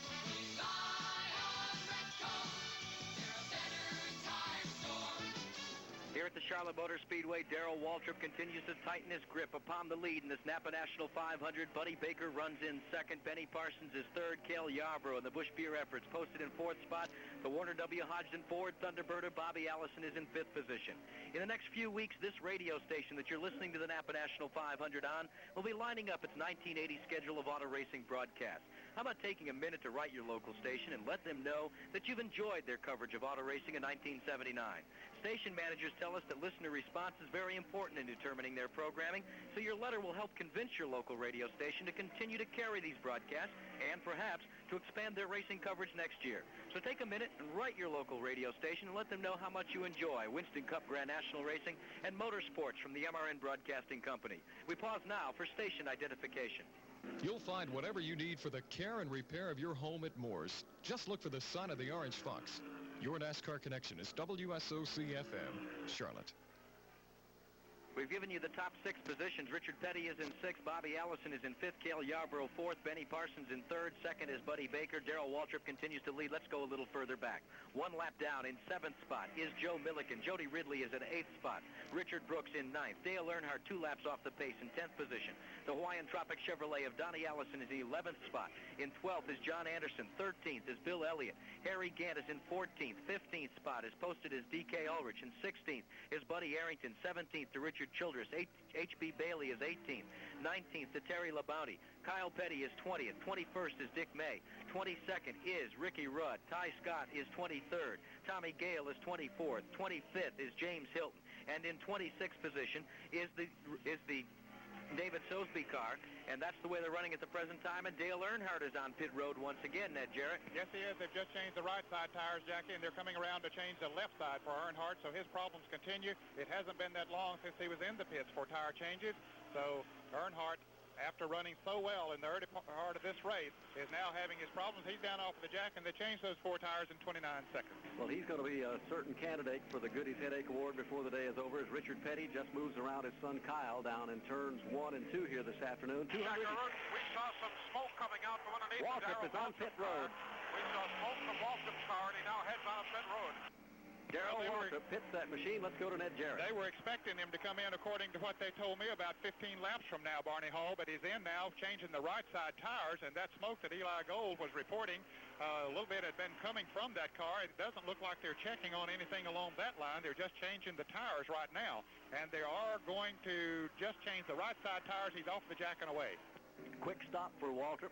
We had seen a little wisp of smoke as Mike Joy and Eli Gold had reported to us here in the tower as he came through the tri-oval, but it didn't seem to be getting any worse or anything of any great significance. But you see it again, Mike Joy, as he goes back onto the track. It's quite pronounced now, Barney, but we only see it when Waltrip goes into the turn when he was running at speed. A little wisp of smoke from the right rear of the machine. There was a bit of it then. We'll keep an eye on it. Buddy Baker moves back into the lead. 210 laps are down in the NAPA 500 here this afternoon. 334 laps will make up the 500 miles. Waltrip back up to racing speed, trying to get underneath Dale Earnhardt out of the corner. And right now, Buddy Baker again goes into the lead, and Baker has piled up an awful lot of laps here this afternoon. Earl Sappenfield, who's keeping statistics for us here in the tower this afternoon, informed me a moment ago, Jackie, that they had 15 lead changes at one point among about 8 or 9 drivers, so it's going to be anybody's ball game, it looks like, as to that $15,000 for the Supercharger Awards from NAPA. Well, that's the way it's been all year. The competition has been just absolutely phenomenal, and Benny Parsons probably put it best when we asked him what he thought the competition looked like each week. Well, you know, I think we've talked about the competition all year with you and with all the fans, and in whatever meetings that I've done, the talks that I've given, I've told them that competition is just phenomenal. We today, Grand National Racing has the ultimate sport in the world today because it is so competitive. And today you have to run every lap like it was the last one. And if you don't, you're going to finish out of the top 5. If you run every lap as hard as you can, then you've got a chance to finish in the top 5. If you get a break at the right place, you can win the race. But the competition is phenomenal. The cars are just so close, and I don't know. I've never seen it like this before. I hope it continues on. It's hard on the drivers because of being so competitive, but the fans, I'm sure, are enjoying it. Parsons right now hanging on to the number 2 spot. Buddy Baker winds his way around the Speedway. And Mike Joy, we've been sitting here all afternoon, and Jack, you've been looking at the same thing down at the south end of the track. It almost looks like the cars are scrubbing that wall. That's how high the groove is here at the Speedway. They come into turn 1 so hard, Barney, and Buddy Baker is running lower into turn 1 than anyone. And that probably accounts for the big lead he has right now. But you use up the car going up towards turn number 2, up towards the wall in a couple of cars. I thought Joe Milliken must have popped that wall about 4 or 5 times. He gets up there and runs that close, as do many of the cars in this second turn. Continues to be Buddy Baker, Charlotte's own, and they're all pulling for him this afternoon. He drives this racetrack about as hard as anywhere. He's had 4 major wins on this Speedway. He'd like to make it 5. He'd be the only driver to have 5 major wins. I think there are 3 other drivers who have won 4 times here, but he told me yesterday he'd like to be the first to make it 5. He picks his way around John Anderson over in turn number 3, and Eli Gold, that car is beginning to stick a little closer to the bottom of the racetrack in your end of the Speedway. Well, Buddy Baker was down low earlier. Of course, right now he's been feeling it around a bit. The groove is moving up just a bit in turn number 4, so he's been riding a bit higher. But Buddy Baker, when he has to go down low, has been able to adhere nicely to the down part of the racetrack. Well, the average speed at 128.688 miles per hour, a tad off the record, but Baker continues to lead. Benny Parsons in 3rd spot is Cale Yarborough. Bobby Allison is 4th. Richard Petty in the STP efforts in 5th position. 6th spot goes to Darrell Waltrip. Then 1 lap back is Joe Milliken in 7th. 8th to Richard Brooks, and a call should go down to Richard Brooks. That's a fine run thus far for that effort. In 9th position, the Hawaiian Tropic Chevrolet, and he is being posted with Donnie Ellison at the controls in 9th spot. Jody Ridley is 10th. Bill Elliott is in 11th spot, and despite all the problems, Dale Earnhardt and the Osterlund Racing team is being posted in 12th position. Ask anybody down on the track today, what's the formula for success? And they'll tell you, run with the very best you can. Well, I can't think of a better example of a successful formula than STP's double oil filter. It's a different filter concept, a cellulose outer filter and a unique spun rayon inner core. Every drop of oil going through the filter passes through both filter elements. Both elements work together full time, filtering your dirty oil. Want another successful formula? That's STP motor oil, specially formulated with a unique STP 7-part ingredient package to inhibit engine wear, protect against rust and corrosion, slow oxidation, help stop varnish buildups too. And STP delivers this protection mile after mile, month after month. So reach for the red and blue oval, whether it's our double oil filter or our motor oil. Make your next change STP. If it's worth doing yourself, it's worth doing your best. And that's STP.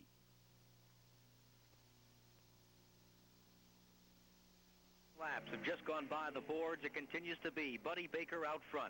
Behind him, Benny Parsons. And a lot of people, sentimental favorites, would have to fall on Benny Parsons. As we've said time and time again, he's gone winless for so long. And the team that he races for out of Savannah, Georgia, MC Anderson, no finer man will you meet in Winston Cup Grand National Racing. And he had Buddy Baker as a driver, Sam Summers as a driver, and he has never tasted victory lane. And everybody has a sentimental favorite if their favorite does drop out. And everybody is pulling for Benny Parsons if their favorite does fail to finish. From Charlotte Motor Speedway, this is the MRN Broadcasting Company. This is it, the last call. Your last chance to get a beautiful new 79 Winnebago Brave from David Allison Camping Center.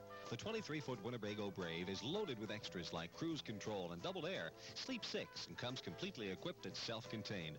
Normally selling for $18,217, David Allison's closeout price is just $15,200. And of course, 10-year financing is always available. So come in to David Allison Camping Center soon. 2904 Little Rock Road between I-85 and Wilkinson Boulevard. How would you like $800 in your pocket to spend on anything your heart desires? You get all that and a beautiful new van or truck at Dodge Country. The Chrysler Corporation and Dodge Country are extending their fantastic rebate program on new vans, full-size pickups, and the Ram Charger, the Tough Truck. When you buy one of these new trucks or vans from Dodge Country, you not only get a $400 rebate from Chrysler, you get another $400 rebate from Dodge Country. That's 800 reasons for you to get down to Dodge Country soon, 4800 East Independence. Charlotte Motor Speedway, 220 laps are in the record books, and there has been a change in the running order. No, not the lead. Benny Parsons has dropped back to third position as Cale Yarborough has negotiated his way around and put the Busch Beer Chevrolet into second spot. Parsons is in third. Bobby Allison is in fourth. Now that second, third, and fourth place battle goes into turn one. That's a hot one, Mike Joy. It's a tight battle as Bobby Allison looks to the low side, trying to shove Benny Parsons all the way back to fourth spot. He does so midway between turns 1 and 2. Allison brings the Thunderbird back up in the groove. He's about 4 car lengths behind Yarborough, the second place machine. Right now, Benny Parsons trying to look to make a move. He pulls up on the rear of the automobile of Bobby Allison. Thinks better about making a challenge here. It's going to be single file in that second place situation. Yarborough with Bobby Allison and Benny Parsons. And in the meantime, as Cale Yarborough... We've got problems. We've got Joe Milligan, who's been problems up in turn number 4. He hit the wall, discards some debris on the racetrack. He spins twice, brings the car to a stop. Ty Scott whips right by him, likewise Glenn Jarrett. Joe Milligan trying to get the automobile restarted. There is debris on the racetrack. Drivers being able to pick it up as they go. They dodge the debris either way. Milligan remains on the racing speedway as he heads towards the line in the tower. And this will be the 7th caution of the afternoon coming out on the 222nd circuit. And this will be a break for all the front runners because it looked, Ned Jarrett, as if Buddy Baker was going to pull away from Cale Yarborough. Well, they do have an opportunity now to pit again, Jackie, and change those right side tires. Baker and Cale Yarborough did not change right side tires on their last pit stop, so they welcome this opportunity to do that under the caution. And certainly Cale Yarborough will welcome this opportunity to move back up on the back bumper off of Buddy Baker. Junior Johnson and the Busch Beer crew standing by as all the front runners are scheduled to visit pit road, I'm sure, during this caution period. An awful lot of caution flags, Barney Hall, for this type of race. 500 miles at Charlotte usually goes a tad faster than this.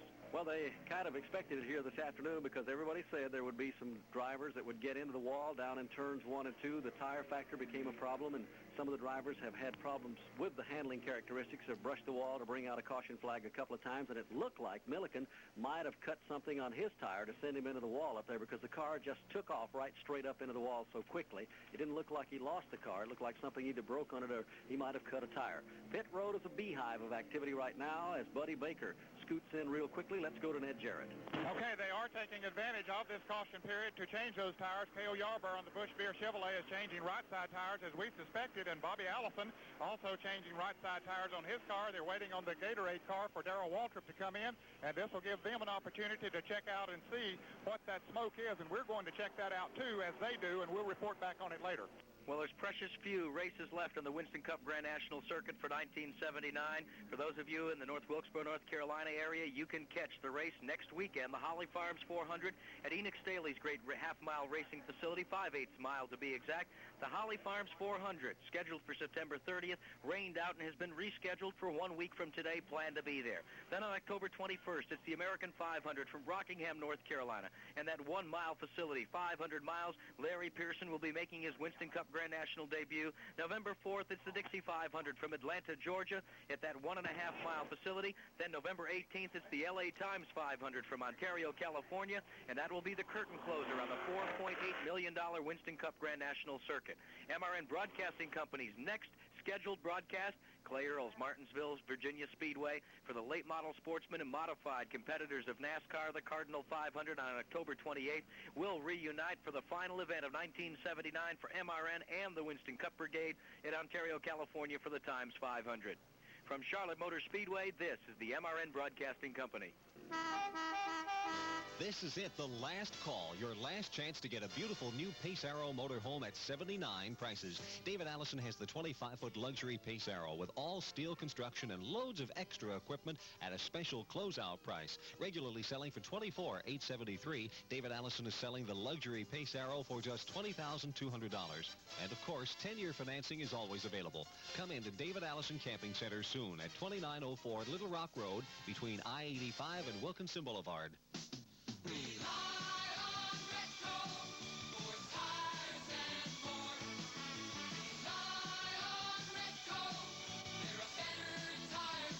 It's cash in your pockets at Retco Tire Store's Harvest Day sale. Get the Miller 78 polyester size A7813 for a low $22.75 plus FET and sales tax. Come now to one of Retco Tire Store's 9 locations, including 3 in Charlotte.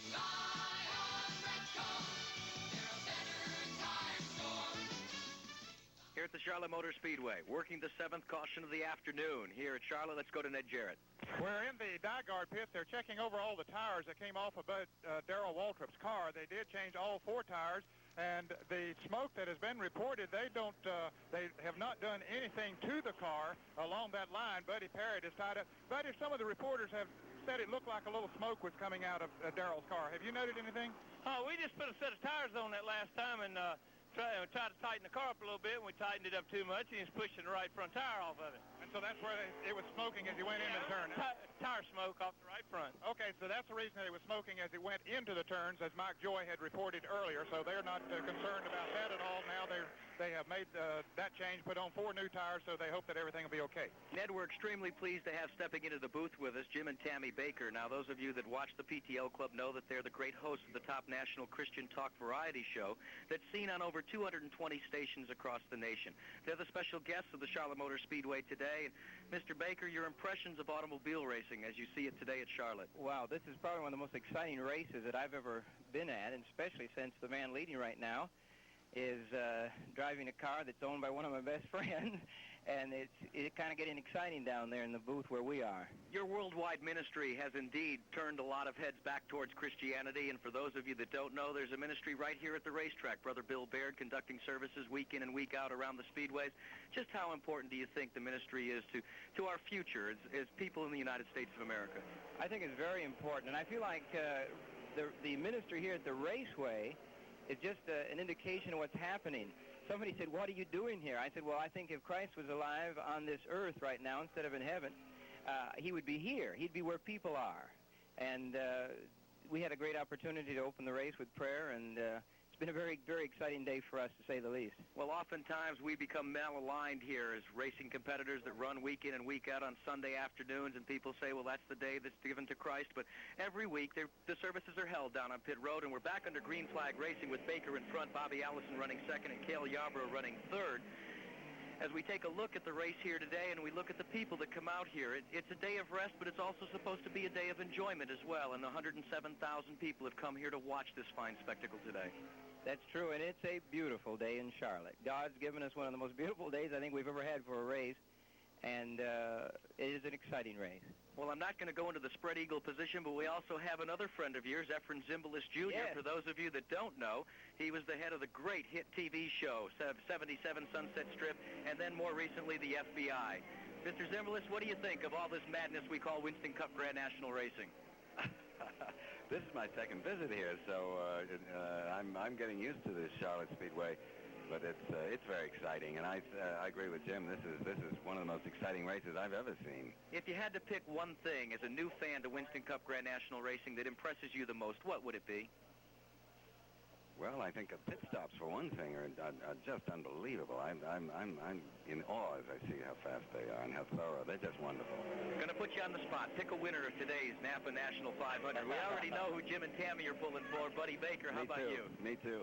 Well, thanks so much, all three of you, for stopping by. Got to get back to the race, and good luck to all of you. Thank you, and good luck to all the drivers. Efren Zimbalist Jr., Jim and Tammy Baker stopping by, our very special guest this afternoon. And the battle continues on the racetrack with Buddy Baker on the point, but Bobby Allison goes downstairs and challenges in 3. Bobby trying to make a move on the low side, handling well down low in this end of the speedway. He can't quite make the move. It'll be Baker with Bobby Allison and Yarborough in 3rd. Bobby Allison trying to get the lead back here this afternoon as he goes after Baker here at the start-finish line. Baker takes the wide groove, and that car's working so well, Mike Joy, it's going to be hard for anybody to take it away from him. Baker is so strong at the south end of the speedway. He gets into the turn about half a groove lower than anybody else, and he just opened up another car length on Allison that way. As the running order works the back straightaway, Buddy Baker, followed by Bobby Allison and Cale Yarborough.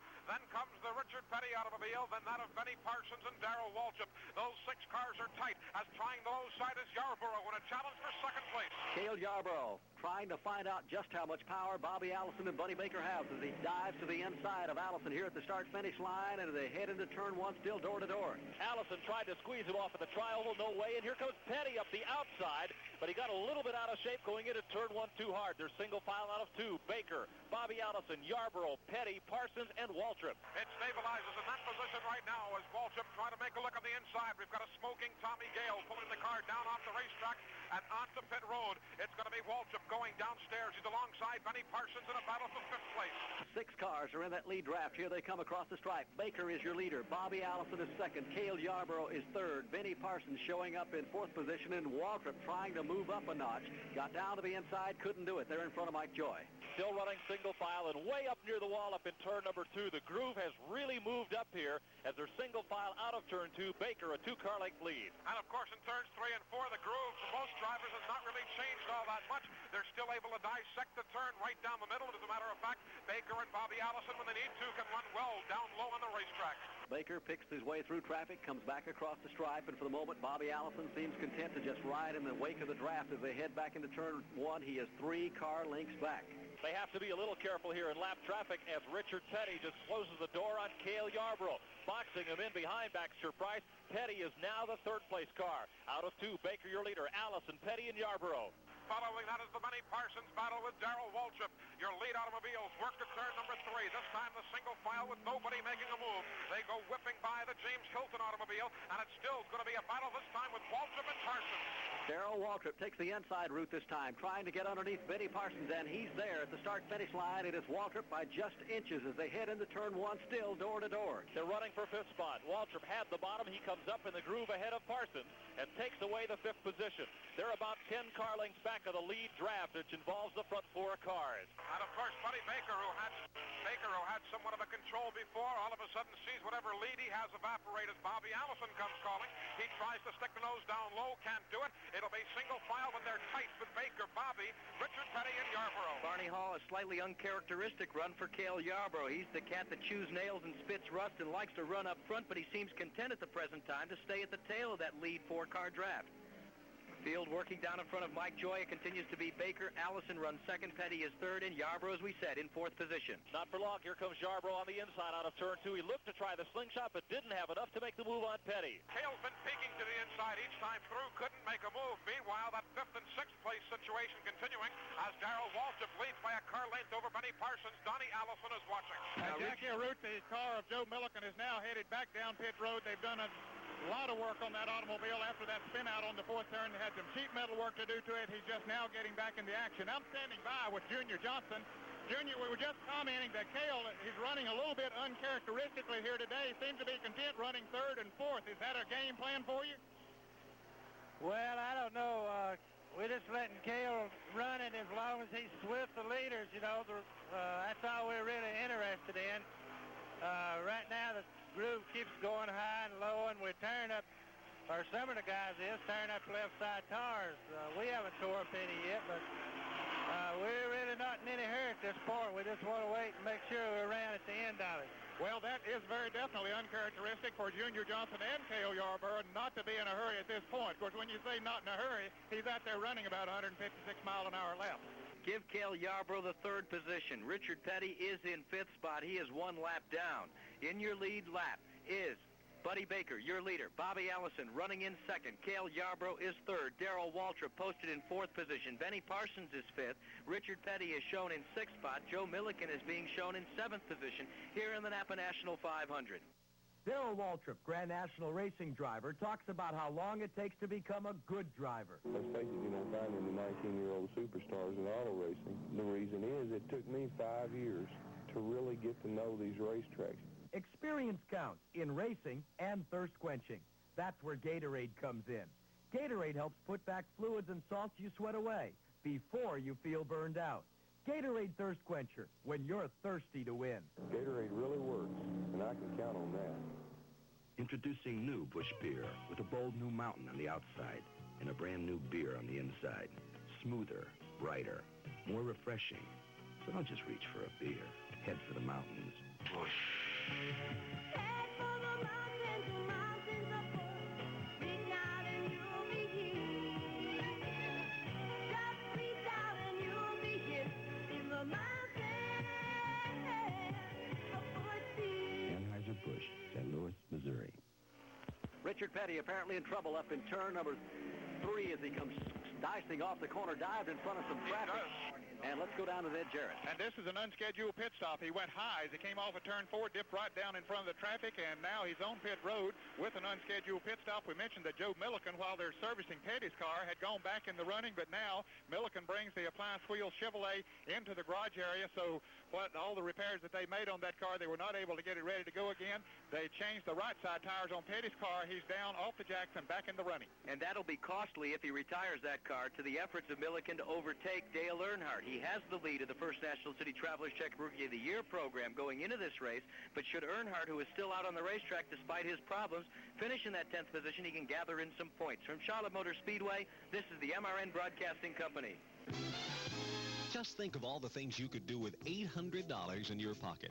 Then think of all the fun you could have doing them in a beautiful new van, full-size pickup, or Ram Charger from Dodge Country. The Chrysler Corporation and Dodge Country are extending their fantastic rebate program. When you buy one of these new trucks or vans, you not only get a $400 rebate from Chrysler, you get another $400 rebate from Dodge Country. Cold cash in your pocket. A great reason to buy your new truck or van from Dodge Country, 4800 East Independence.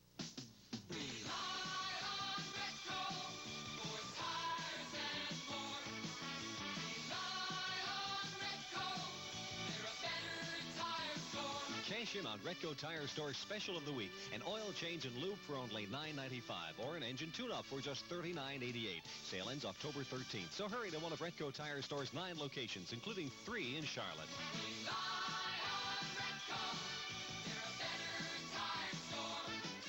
While we were away, there was a change in leadership in front of Mike Joy. Coming out of the second turn, Bobby Allison now leads Buddy Baker and Cale Yarborough by some 5 car lengths. The T-Bird is back in front. As they work down the back straightaway, it's going to be those same automobiles, Bobby Allison, Buddy Baker, Cale Yarborough, Richard Petty had presented his car back on pit road. Buddy Baker, who just lightly tagged the wall over in turn 2 a moment ago, and that slowed him down a little bit, allowed Bobby Allison to scoot underneath him. We had a chance to talk to Benny Parsons the other day about that very situation. Allison had just been hounding Baker for the last 10 or 12 laps. And I asked Benny, if you just ride on the bumper of a driver, pressure him a little bit, can you make him make a mistake? Well, you know, Barney, used to, when we run the quarter miles and a half miles with Saturday night specials, yeah, you know, if you want to get by some guy and you had to throw a pass, and all you had to do was just stay in his mirror for about 2 or 3 laps, and he'd go in a corner too deep and slide out, and you'd cut on him and go on. But these guys are professionals. This is what they do for a living, and believe me, they do it awfully well.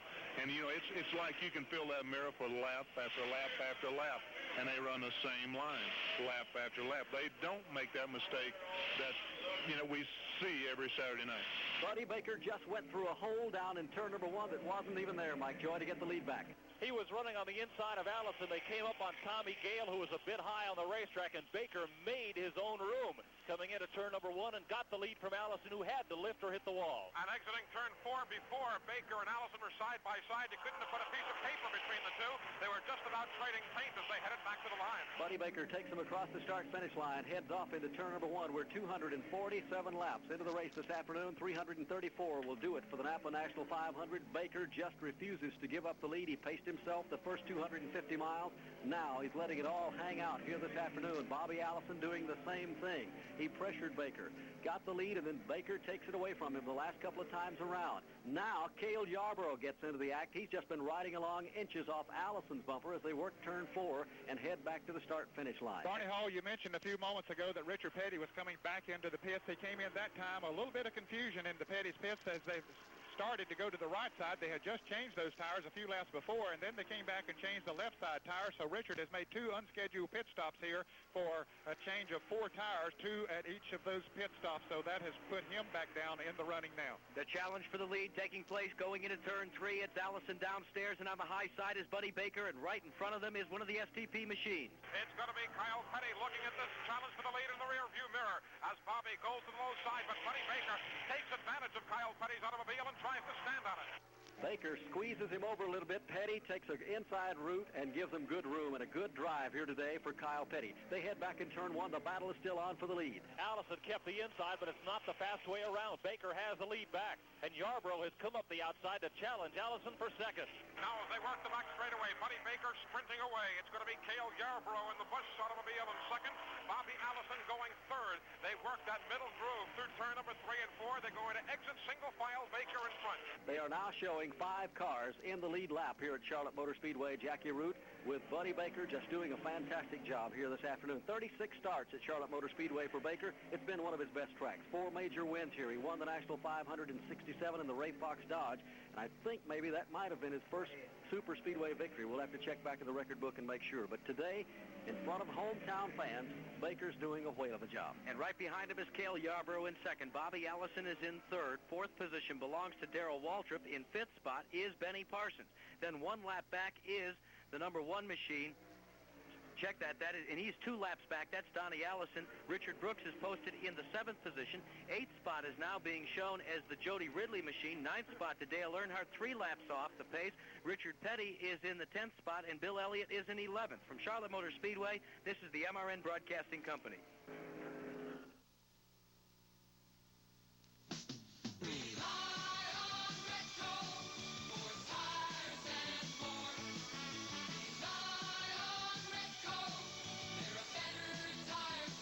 It's cash in your pockets at Retco Tire Store's Harvest Day sale. Get the Miller 78 polyester size A7813 for a low $22.75 plus FET and sales tax. Come now to one of Retco Tire Store's 9 locations, including 3 in Charlotte.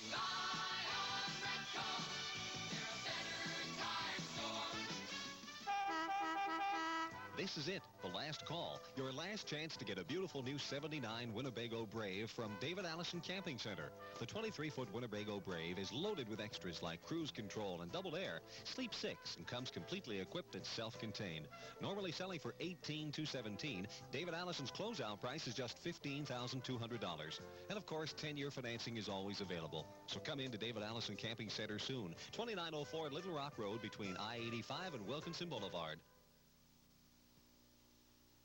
The lead of the NAPA 500 over to Cale Yarborough, and he's been taking a look inside the last couple of turns around here at the track up in front of Eli Gold, and that's where they are now. And of course, turn number 3 and 4 also seeing that battle for 4th and 5th place. Nose to tail, 4th place automobile, Darrell Waltrip, and 5th place, Benny Parsons.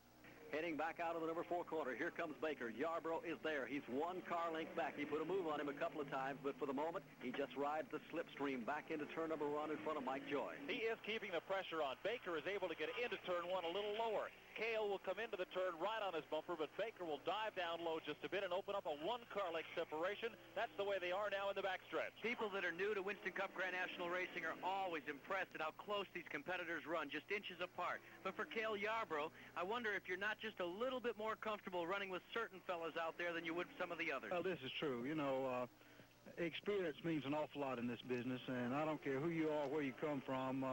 The more experience you have, the better you are at this business. You can never have enough experience, and you know, as you say, Richard Petty and these kind of fellows has been at it for a long time. David Pearson, you know, I wouldn't mind running all day long door to door with David Pearson because he's, I respect him, and I would hope he'd respect me. And, you know, if something did go wrong, it would be absolutely an accident. It wouldn't be, you know, something that I wouldn't think David would do anything intentional to put us, either one of us, in any jeopardy whatsoever. So these fellows that are coming along, as I say, they are rookies in the Grand National business. They are rookies that run into speeds that we run now, and they're rookies that run into kind of racetracks that we run on. And sometimes you do have to, you know, drive for yourself and them a little bit too until they get some experience. But I don't see any problem with this rookie crop coming along now. I think they're going to be the great race drivers of the future.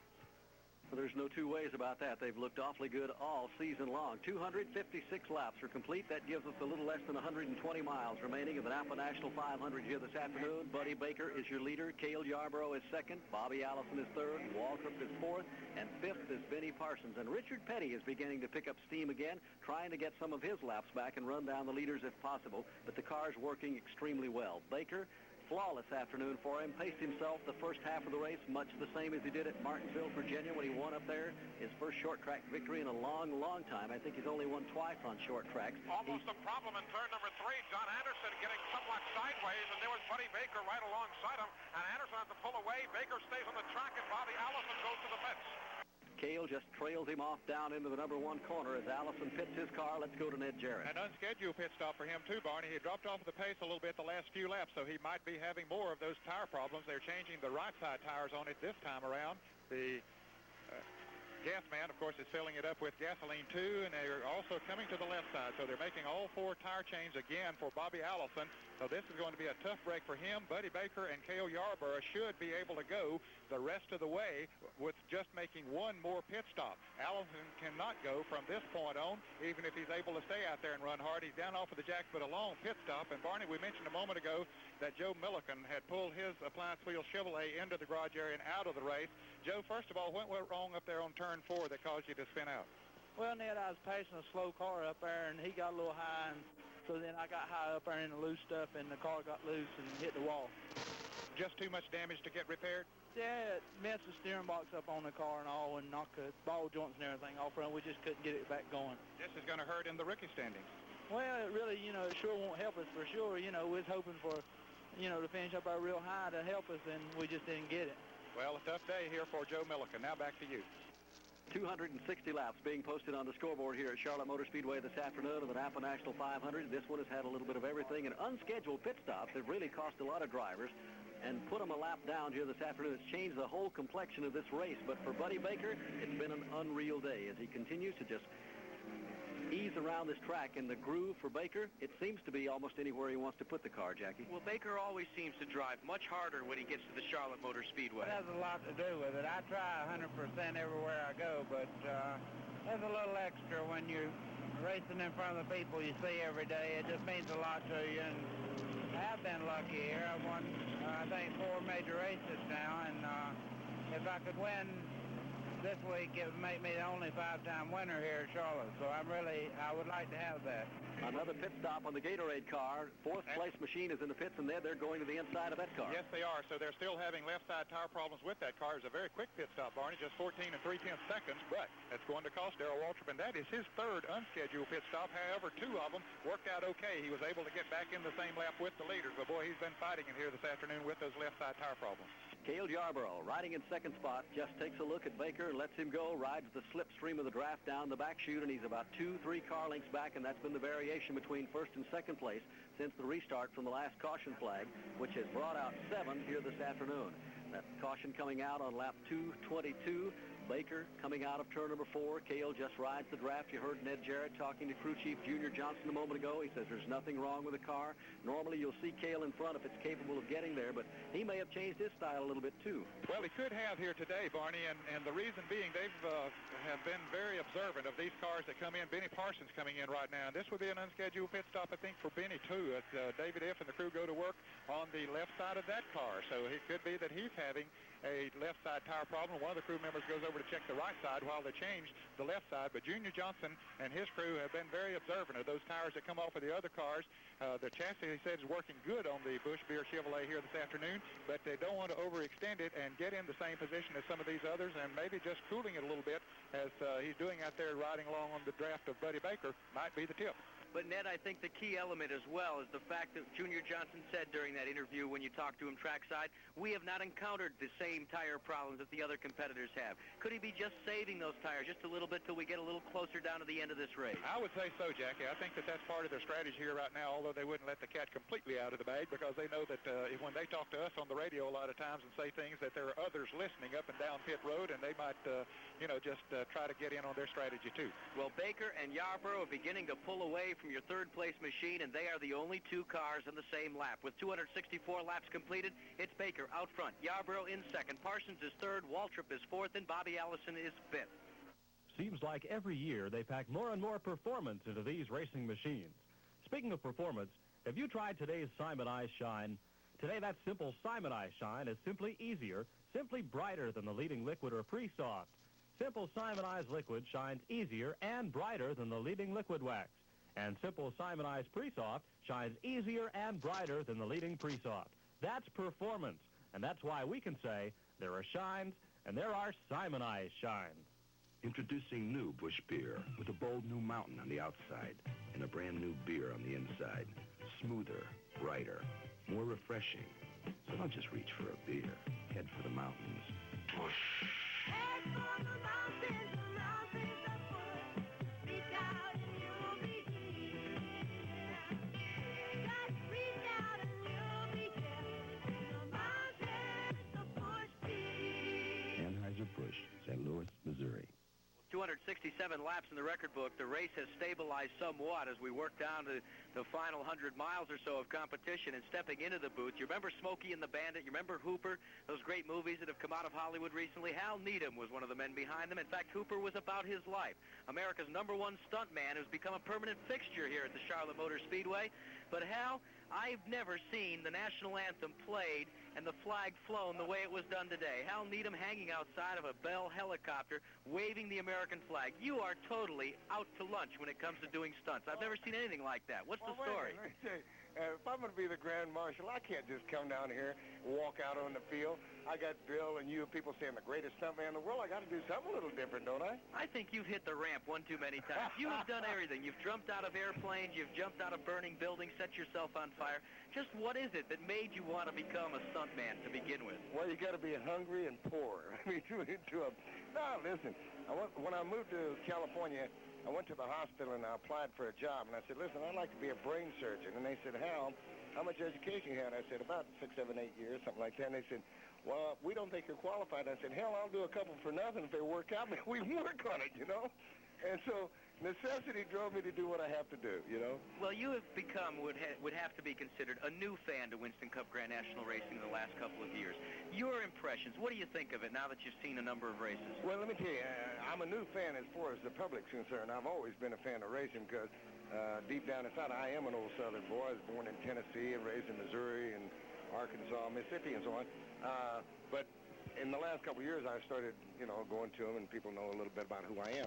I love them. I mean, if I'm in California and I find out they're going to have a Grand National race, you can bet if I'm not working, I'm going to be there. Well, now we can arrange a deal for you to run a Winston Webster race out there, out of the L.A. area. I'm sure Roger Bear from the Winston people could do it. Would you ever entertain the thoughts of trying this? Maybe not in Winston Cup, but on the short tracks? Oh, yeah. Well, as a matter of fact, I used to drive for 5 years. I drove the sportsman's car on the West Coast, so I'm not exactly a stranger to it. Oh, but I tell you, my dream would be if I had the time to come out and run the Grand National circuit for a year. I think just to satisfy my own doubts and things as to whether I could be competitive with those people out there or not. Okay, pick a winner. Who's going to take this thing home this afternoon? Listen, I was in the Calcutta, and I bought a couple of drivers, and both of them are way down right now. Well, I mean, you got to say that Baker looks good at this point, but don't forget, we got a long ways to go. You can blister some tires. There could be a caution. There could be a wreck. There could be anything happen out there. That's how quick things can change. The complexion is never determined until the last couple of laps. Hal, thanks so much for stopping by. From Charlotte Motor Speedway, this is the MRN Broadcasting Company. This is it, the last call, your last chance to buy America's #1 travel trailer at 79 prices. The 23-foot 79 Prowler travel trailer. Fully self-contained with a beautiful gold interior and all the luxuries of home inside, can be yours for just $48.95. This Prowler normally retails for $6,096, but if you come in soon to David Allison Camping Center, the 23-foot Prowler will be yours at a special price. Just come into David Allison Camping Center, 2904 Little Rock Road between I-85 and Wilkinson Boulevard. How would you like $800 in your pocket to spend on anything your heart desires? You get all that and a beautiful new van or truck at Dodge Country. The Chrysler Corporation and Dodge Country are extending their fantastic rebate program on new vans, full-size pickups, and the Ram Charger, the tough truck. When you buy one of these new trucks or vans from Dodge Country, you not only get a $400 rebate from Chrysler, you get another $400 rebate from Dodge Country. That's 800 reasons for you to get down to Dodge Country soon, 4800 East Independence. 274 laps complete in the 334-lap NAPA National 500. It continues to be Buddy Baker, just picking his way around this track. The groove is there for Baker anywhere he wants to go, and the only car that's been able to keep in the same lap with him due to a rash of unscheduled pit stops is Cale Yarborough's Busch Chevrolet. They're working heavy traffic up in turn number 3, and Ned Jarrett, I think Cale's just pacing himself, riding the draft, waiting to make his move. I really think that's the case, Barney, and Baker, I don't think, is really overextending himself right now, and since Yarborough seems to be content running in second place, well, Baker doesn't have to punish his car that much, and as they see these other cars coming in at the pits, and here's Darrell Waltrip coming in again in the Gatorade car. They're going to the right side this time. He was in about 15 laps ago when they changed the left side tires, and as they see this happening, they know that if they do overextend themselves, that they're going to be doing the same thing, running up and down pit road here with those unscheduled pit stops, and it's going to cost them a real shot at victory. They've wore the other ones down with their pace that they've set here this afternoon, and with the style that they've been driving, and it's worked out. It's been a good one for them, so it's a whole lot easier to outrun one car at the end of the race than it is 4, 5, 6, or maybe 8 or 10.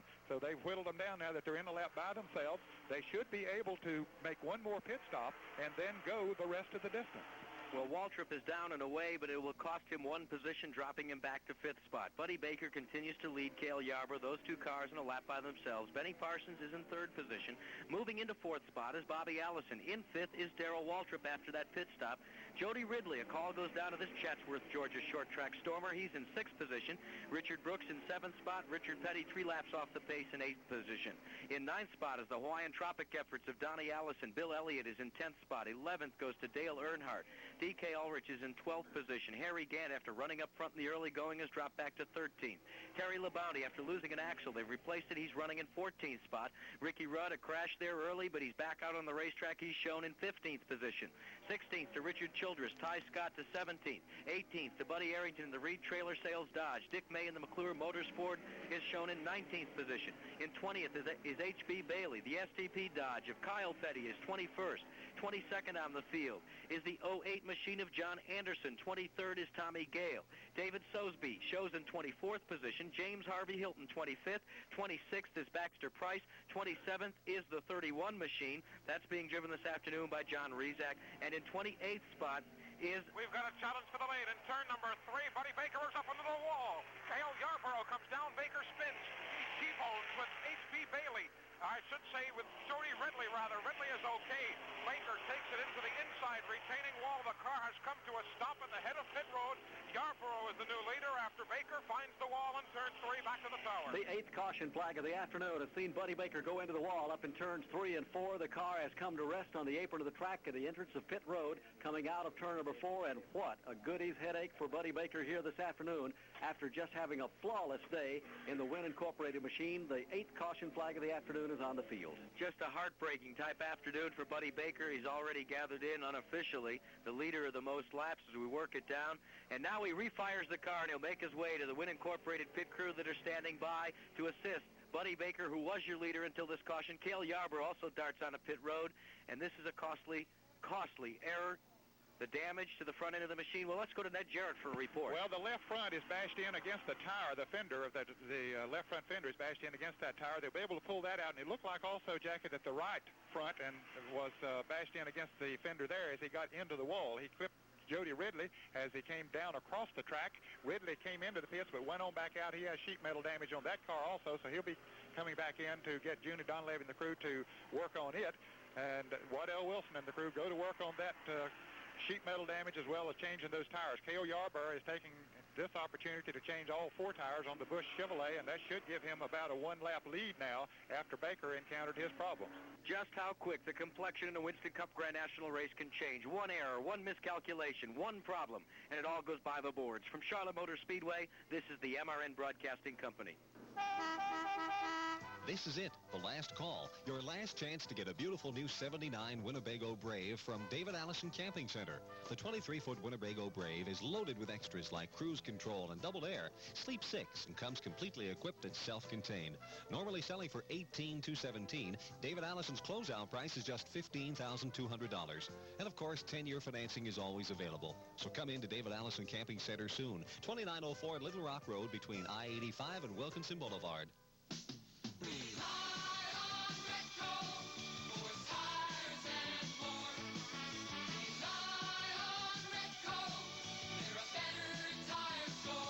Cash in on Retco Tire Store's special of the week. An oil change and lube for only $9.95 or an engine tune-up for just $39.88. Sale ends October 13th, so hurry to one of Retco Tire Store's 9 locations, including 3 in Charlotte.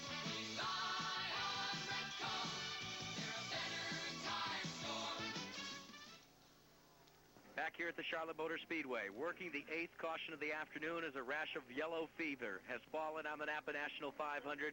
Buddy Baker making one trip around the racetrack after going onto pit road, and now he comes back to the Win Incorporated crew. Jackie, there's trouble here on the Dick Brooks car. The last 2 pit stops he's made while running up in the 6th position. They don't appear to have any low gears on the car. He's come out of the pits very slowly as if he's slipping the clutch in high gear. Brooks has had a fine run here this afternoon in that car. He's placed in the top 10 all day and has done a magnificent job of keeping it up there. We're 281 laps into the NAPA National 500. 334 will make up the distance this afternoon. And the complexion, as we brought out so many times, changes so quickly in this business of Winston Cup Grand National Racing. Buddy Baker, who looked like all he had to do was just keep turning the same kind of laps he had all day.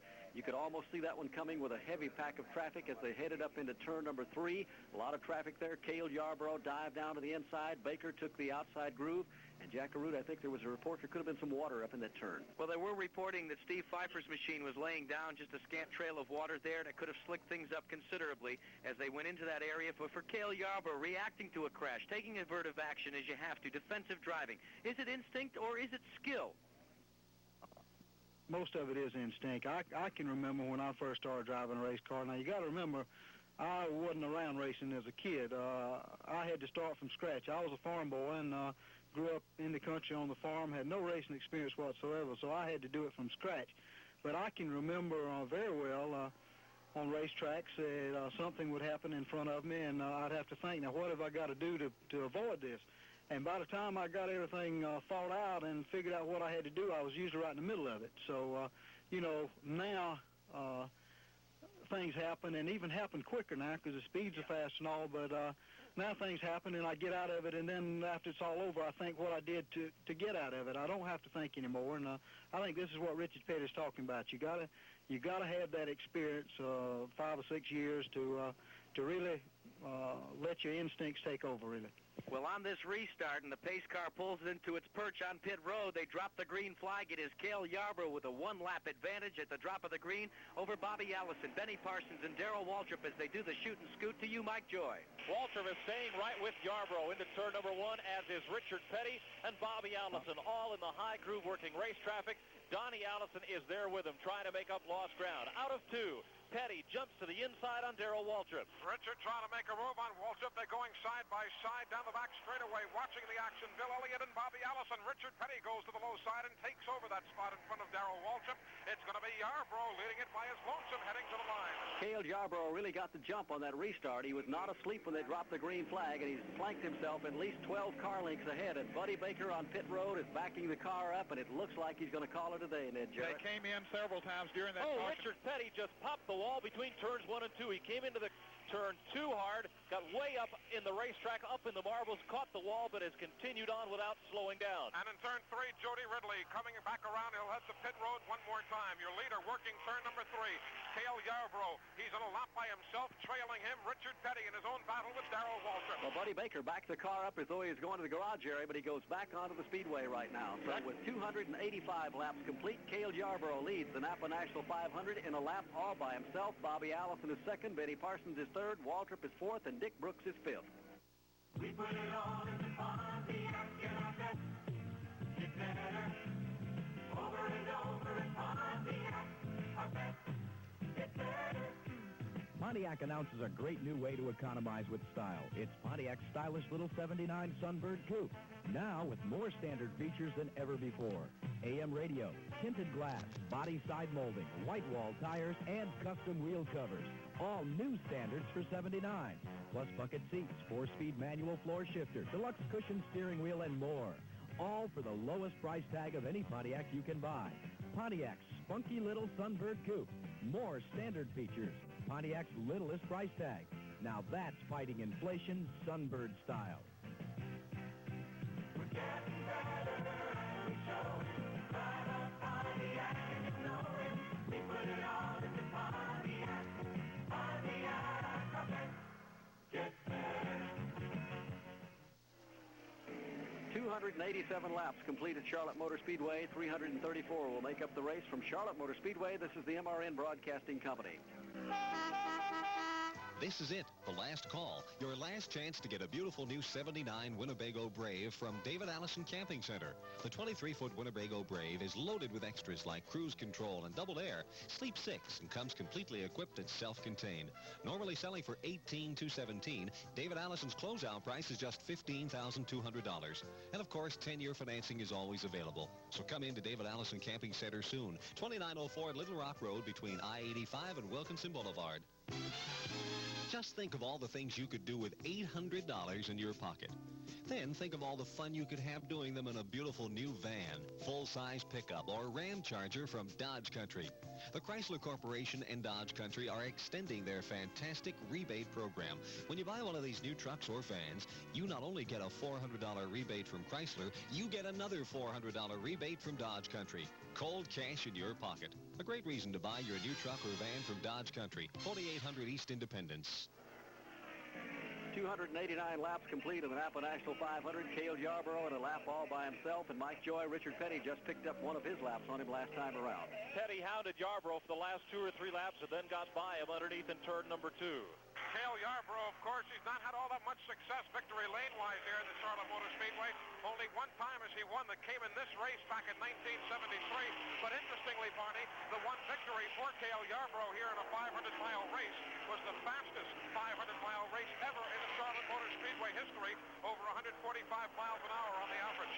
Cale Yarborough, who might have changed his driving tactics here this afternoon. Normally, he's a charger, goes right to the front, paced himself, and right now, he's kind of pulled what Buddy Baker said, if you wait, the race will come to you. And with 290 laps complete, he is in the lead in a lap all by himself. We talked with him yesterday. Cale likes the National 500 much more so than the World 600. Well, it really does, Barney. You know, 600 miles is an awful long way because everybody's used to running 500 miles at most of the super speedways, and you know, in the 600, when you get 500 miles over with, then you got another 100 miles to go. So it makes it pretty tough. I think it's the National 500 being 500 miles will make for a much better race. It's making it a super race for Cale Yarborough in a lap all by himself. Let's check in with Ned Jarrett. Barney, we're standing beside the car number 28 that Buddy Baker was driving. Buddy wouldn't talk to anybody when he got out of that automobile. The TV people were here. Everybody was trying to get a word with him, and he just shook his head. You could almost see the tears rolling down his face as he got out of that car and walked away. The right front is banged up on it, so is the right rear as he scraped that guardrail between the third and fourth turn. The left front is bashed in on it. Just too much damage for them to get it repaired and get him back out there, and certainly his victory chances had gone down the drain, and so they just decided to bring it into the garage area and park it. Buddy Baker, who is such a great competitor, he never gives an inch on a racetrack. He's changed his driving style. He won at Martinsville a couple of weeks ago, and it looked like everything was going his way. But that's the way Winston Cup racing works, no matter whether it's a short track or a super speedway. But I just feel sorry for Buddy Baker this afternoon after putting on a splendid performance, taking the lead at about the halfway mark and never giving it up, and then to crash up in turn number 4 and have it all go out the window. Benny Parsons is also having some trouble. Benny had run up there with the leaders. His car is now overheating. He made several pit stops during that last caution period, has already made one other under the green since it came back out. So Benny is dropping back in the field. So after having run so well in this race, a former winner of this NAPA 500, Benny, a NAPA jobber himself, and now his problems are starting. We might mention also the fact that D.K. Ulrich and Ty Scott having their own private battle. They've been swapping positions back and forth, nose to tail, the last couple of laps through, and has been going on a better part of the afternoon. Ty Scott and D.K. Ulrich, they're right not up there with the leaders right now, but they're having their own private battle. 294 laps have been completed with Cale Yarborough on a lap by himself. Bobby Allison runs in second. Darrell Waltrip is 2 laps back in third position. Dick Brooks is in the 4th spot. Richard Petty, 3 laps off the pace, is 5th. In 6th position is the Hawaiian Tropic Chevrolet of Donnie Allison. In 7th spot is it ailing Benny Parsons. Bill Elliott, a call goes down to that kid from Dahlonega. He is in 8th spot, and in 9th spot is Dale Earnhardt. Now remember, Joe Milliken has already dropped out of the hunt, so this is valuable points in the Rookie of the Year title chase for Dale Earnhardt as he tries to regain the lead that he held through most of the season before he was KO'd from competition for some 6 weeks after the accident in Pocono.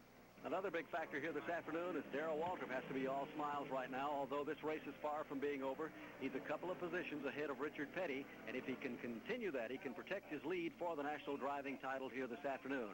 As you said, it's Cale in a lap all by himself.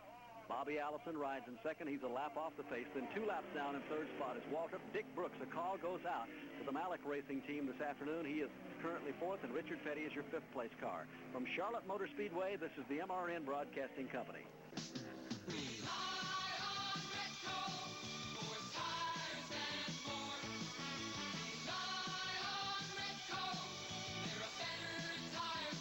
It's cash in your pockets at Retco Tire Store's Harvest Day sale. Get the Miller 78 polyester size A7813 for a low $22.75 plus FET and sales tax. Come now to one of Retco Tire Store's 9 locations, including 3 in Charlotte.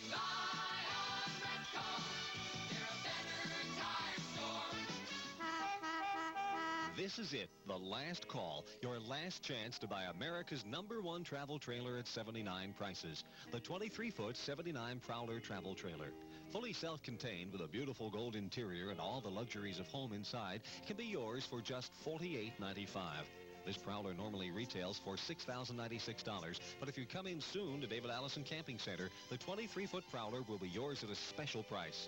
Just come into David Allison Camping Center, 2904 Little Rock Road between I-85 and Wilkinson Boulevard. The race stabilizing here. 298 laps have been completed of the 334 scheduled. We were talking about Donnie Allison. He finished second at the CRC Chemicals 500, was looking forward to coming to Charlotte.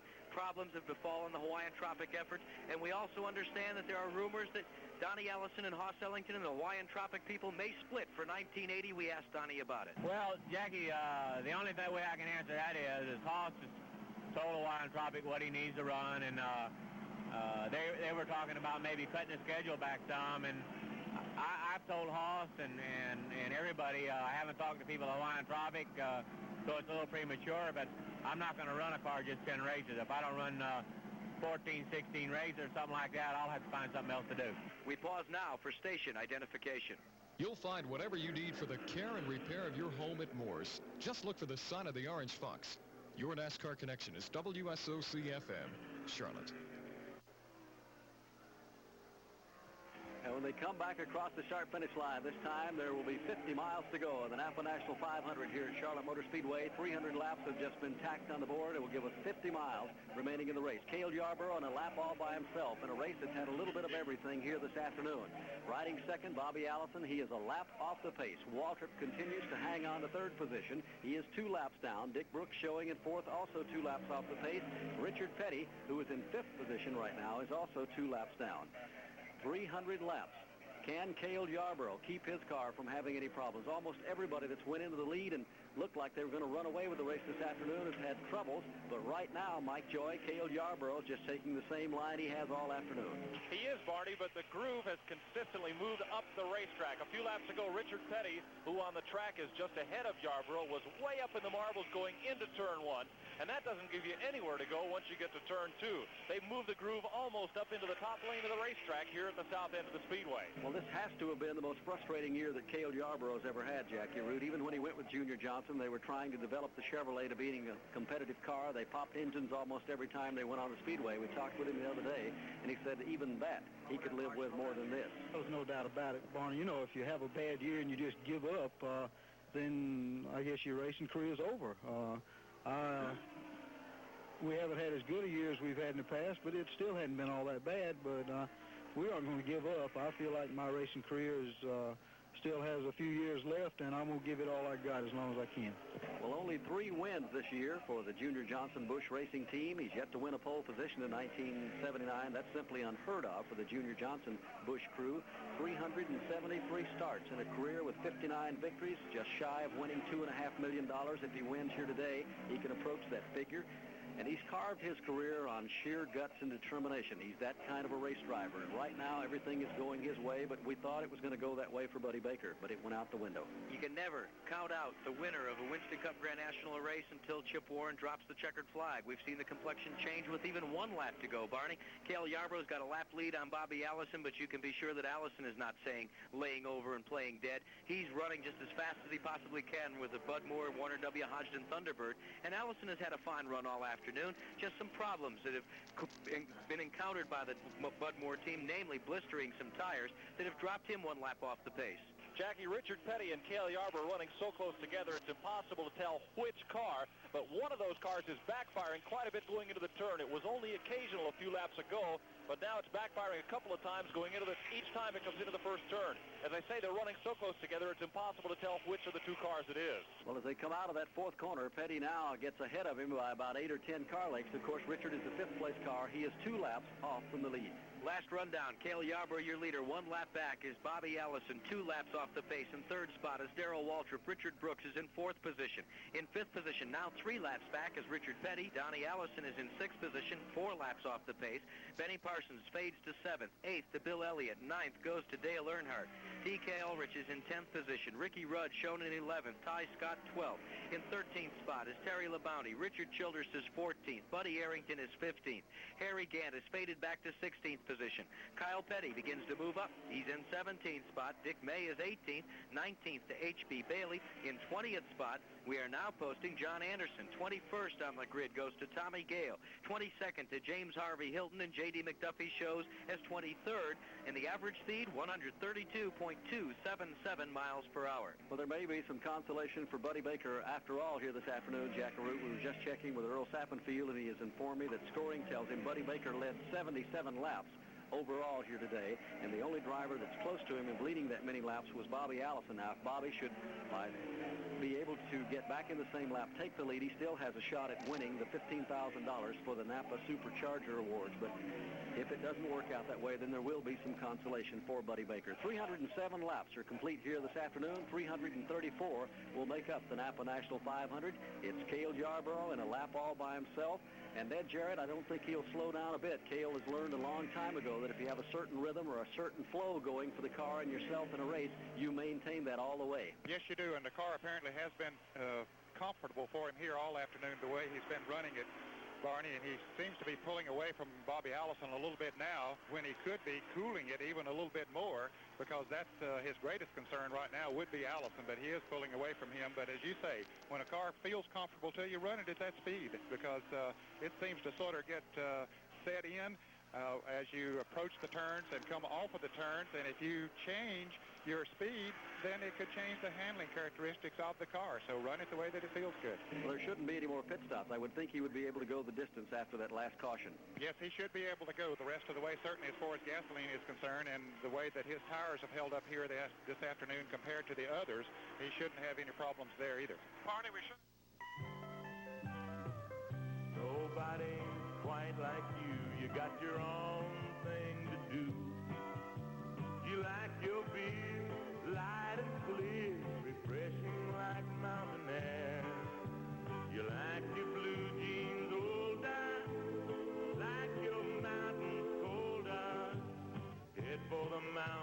the mountains of bush. Reach out and you'll be here. Just reach out and you'll be here in the mountains of Bush Beer. Head for the mountains of Bush. Reach out and you'll be here. Just reach out and you'll be here in the mountains of Bush Beer. Don't just reach for a beer. Head for the mountains. Bush. Anheuser-Busch, St. Louis, Missouri. At the Charlotte Motor Speedway, 311 laps are complete here this afternoon. Cale Yarborough has dodged everything all day, paced himself here. He's watched a number of drivers get it into the wall this afternoon. He's on a lap all by himself here at the track right now. And as we said, there have been numerous crashes and spins, bringing out 7 or 8 caution flags here all afternoon. We talked to Cale the other day about that because he was right in the thick of that bad wreck at Talladega, Alabama, Jackie Root, when Buddy Baker cut a tire out there and hit the wall, and the entire field smashed into the wall. And I asked him, what goes through a driver's mind when you see cars that are completely shredded and the drivers get out and walk away? Does it bother you? We realize that things are going to happen in this business at the speeds we run and all. Sometimes these things will happen. But we also realize that NASCAR has done a fantastic job in making this a safe sport. It's much safer than you would think. We have good cars, and NASCAR really makes you bend over backwards to make these cars safe, and all the safety features have really paid off in the past. And, of course, anything can happen, but just because it's a bad wreck and you get out of it all right doesn't mean, you can't just say, well, I quit. I made it through that one, and I'm going to quit. But you just have to, thank goodness the cars were safe enough that you could get out and get back in and do it again. So I think it's all boils down to the point that NASCAR has done a good job in making stock car racing as safe as it is. 313 laps complete at the Charlotte Motor Speedway. Yarborough in a lap all by himself in the lead. Bobby Allison is second, a lap off the pace. It's Waltrip in third, Dick Brooks fourth, and Richard Petty fifth. From Charlotte Motor Speedway, this is the MRN Broadcasting Company. This is it, the last call, your last chance to get a beautiful new Pace Arrow motorhome at 79 prices. David Allison has the 25-foot luxury Pace Arrow with all steel construction and loads of extra equipment at a special closeout price. Regularly selling for $24,873, David Allison is selling the luxury Pace Arrow for just $20,200. And of course, 10-year financing is always available. Come into David Allison Camping Center soon at 2904 Little Rock Road between I-85 and Wilkinson Boulevard. How would you like $800 in your pocket to spend on anything your heart desires? You get all that and a beautiful new van or truck at Dodge Country. The Chrysler Corporation and Dodge Country are extending their fantastic rebate program on new vans, full-size pickups, and the Ram Charger, the tough truck. When you buy one of these new trucks or vans from Dodge Country, you not only get a $400 rebate from Chrysler, you get another $400 rebate from Dodge Country. That's 800 reasons for you to get down to Dodge Country soon, 4800 East Independence. 315 laps are now packed on the scoreboard. Make that 316 here at Charlotte Motor Speedway this afternoon. It's Cale Yarborough continues to wind his way around the track as we continue to keep check on those NAPA Supercharger Awards, and it looks like right now that Buddy Baker, having led some 77 laps, will collect $15,000 for doing that. The second-place car at this stage of the game is Bobby Allison, who led just a little over 50 laps. And that will give him a check for some $9,000 this afternoon, and that should stay that way. So Baker, even though he tagged the wall up in turn number 4 after it looked like he might just win his 5th major race here at Charlotte Motor Speedway, will have a little bit of a consolation in that. So Cale Yarborough continues to lead by a 1-lap margin over Bobby Allison. Darrell Waltrip is in 3rd position. He is 2 laps off the pace. Richard Brooks is on the same lap with Darrell Waltrip, so that battle could possibly heat up. Brooks is in the 4th position. Richard Petty is in the 5th spot. In 6th position is Donnie Allison. 7th goes to Benny Parsons. 8th spot to Bill Elliott. In 9th spot is D.K. Ulrich. Dale Earnhardt is in 10th position. Ricky Rudd is 11th. Ty Scott is in 12th. In 13th is Richard Childress from the CRC Chemicals machine. Buddy Arrington is in 14th position. In 15th is Harry Gant, and J.D. McDuffie is shown in the 16th spot with an average speed. Well, 318 laps have been completed, and the average speed is 132.942. So after 8 caution flags, Barney, the speed is beginning to escalate once again in the average speed department. There are just 16 laps remaining here this afternoon as Cale Yarborough picks his way around the speedway. He'll be coming up on a 5-car pack of traffic over in turn number 3. Let's go to Eli Gold. As he works his way through turn number 3, Cale, of course, not so much backing it off, but he goes to the high side very easily and takes his time. He's got no immediate challenge to be concerned about. Quickly, we'd like to mention the fact that Dick Brooks, who's been running so well here this afternoon, we talked about his efforts earlier. If things hang on for Dick Brooks as they are right now, a 4th place showing for Richard, it could be his very best finish ever here at the Charlotte Motor Speedway. Twice he has come in 6th place in a couple of races here at CMS. This will be his highest finish ever in Charlotte if he holds on to 4th. Dick Brooks is a good all-around race driver, and had he been in some really first-class equipment over the years, I think Brooks would be one of the top competitors everywhere we go.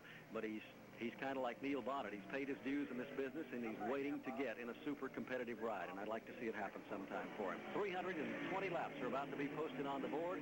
That will give us 14 remaining in the NAPA National 500 here this afternoon. Bobby Allison still maintaining the number 2 spot. It's Darrell Waltrip in 3rd. Richard Petty is now showing as the 4th place car. And from Charlotte Motor Speedway, this is the MRN Broadcasting Company. This is it, the last call, your last chance to buy America's #1 travel trailer at 79 prices. The 23-foot 79 Prowler travel trailer. Fully self-contained with a beautiful gold interior and all the luxuries of home inside, can be yours for just $48.95. This Prowler normally retails for $6,096, but if you come in soon to David Allison Camping Center, the 23-foot Prowler will be yours at a special price. Just come into David Allison Camping Center, 2904 Little Rock Road between I-85 and Wilkinson Boulevard.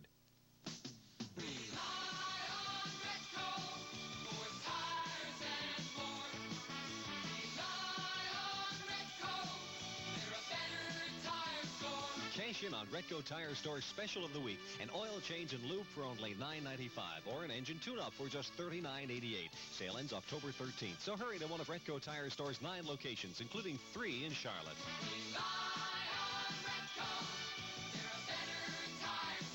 Charlotte Motor Speedway. 322 laps have been completed, and Cale Yarborough is out front of this NAPA National 500. You know, Barney, Cale Yarborough was a semi-professional football player. In fact, had a tryout with the Washington Redskins, and then elected to go Winston Cup Grand National Racing, starting with the short tracks and then moving up. Yesterday, I had a chance to ask him how he rated motorsports and Winston Cup Grand National Racing with some of the other professional sports here in the U.S. of A. I feel like racing, all sports are built like a pyramid. You know, it's big at the bottom and it goes up, and the true champions in any sport are right on the top of that pyramid, right at the point. And I feel like that, you know, there are fewer at the top of a racing pyramid than any other sport. It's just a handful, as you say, that win races and do well all over the world. So, you know, it makes me feel good that I have been a part of this great sport and been on the top of that pyramid, because, you know, I don't think anybody can ever take that away from you as long as you live. There are just 15 miles to go in this NAPA National 500. Cale Yarborough takes the signal of 10 laps to go from starter Chip Warren. Bobby Allison still in second. Darrell Waltrip is third. Richard Brooks, who was running in the 4th position, will lose valuable time to Richard Petty because he has brought his car on pit road for a quick pit stop, and this will cost him a position, dropping Brooks back to 5th spot. In 6th position is Donnie Allison. In 7th is Benny Parsons. In 8th position is Bill Elliott. D.K. Ulrich is 9th. And rounding out the front 10 is Dale Earnhardt of Kannapolis, North Carolina. Well, Brooks might lose even more positions than that, Jackie. That is his second unscheduled pit stop in about the last 5 laps. And what a tough break for him after a good run here today. Several of the drivers are going to pick up a healthy payday on this NAPA Supercharger Award. First place, of course, pays $15,000.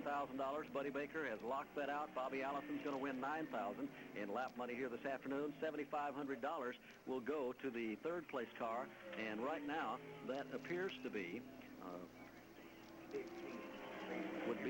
we'll check on that in a minute. Earl Sappenfield is still working on it. That can change from 3rd on back, but at least Baker has locked out $15,000 in lap money this afternoon, and Bobby Allison will collect some $9,000. And in addition, Allison right now is the 2nd place car, so that's going to give him a good payday in the NAPA National 500.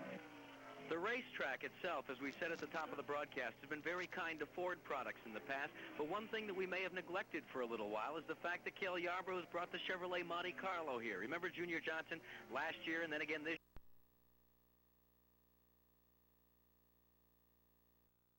year? No secret.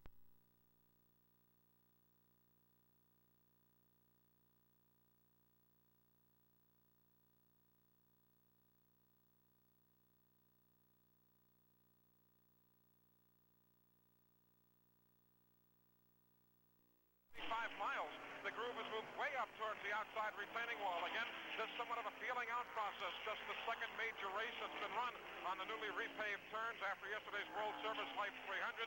But Cale Yarbrough's going outside where the car goes. He rides high near the wall, but to no problem. It's counting down to the final few laps. Just 4.5 laps to go. Cale Yarbrough takes the middle groove through turns 3 and 4. He has clear sailing ahead of him, a one-lap cushion over his nearest competition in second, Bobby Allison.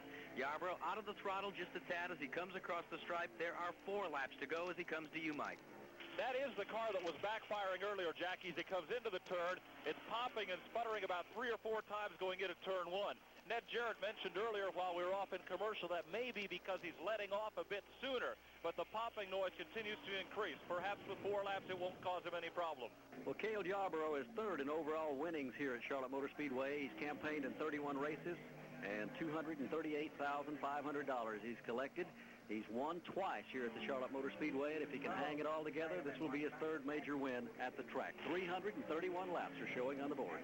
The Rachel Farm Chevrolet, Harry Gant on the keyboard. He takes it down pit road. It's been somewhat of a disheartening weekend for Harry after his ending up in the World Service Life 300 yesterday.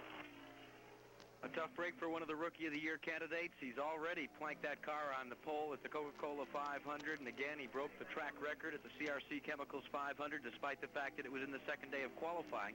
Give that team a couple of years under their belt, Barney Hall, and they will be a strong contender for Winston Cup victory lane. Harry Gant is no slouch when it comes to being a race car driver, and when Bob Johnson and Jack Beebe begin to get the feel for Winston Cup Grand National racing, the Nutmeg State could have their first Grand National champion. White flag is about to be displayed to Cale Yarbrough. Next time by, it'll be 1.5 miles to go to victory lane for Cale Yarbrough. Well, it's been a long time since we have seen a race here at the Charlotte Motor Speedway without at least 4 or 5 cars in the lead lap, but that has not been the case this afternoon. The big story, of course, has been unscheduled pit stops for many of the top runners. It's cost them a chance at a victory. They've lost a lap or 2 in the pits and been unable to gain it back. After the 28. Cale, follow him around on his victory lap. He's in front of Mike Joy. Yarbrough swings to the inside of the dog leg, and the engine sputters and pops about 4 or 5 times going into turn 1. He brings it up high, up near the wall in turn number 2, chases down Buddy Arrington off the turn. He'll overlap Buddy before they get to turn 3. It's going to be Cale Yarbrough moving to the outside retaining wall as he works his way by Buddy Arrington of Martinsville, Virginia. Cale right now again pointing the car to the high side. It floats to the outside groove. He brings it back down and looks ahead to the checker flag. The Busch Beer livery is on their feet as Cale Yarbrough sticks his hand out the window and acknowledges the checkered flag in this NAPA National 500. Yarbrough wins the event. Bobby Allison finishes in second. Darrell Waltrip is third. Richard Petty and the STP efforts come home in 4th position. And Donnie Allison makes it into the top 5, finishing in 5th. It's over. The 1979 NAPA National 500 is history, and the winner is Cale Yarbrough. But now here's some current news involving you. More and more, you're buying gasoline according to price rather than brand. There's nothing wrong with that if you know what you're getting. But millions of gallons of gasoline are sold daily.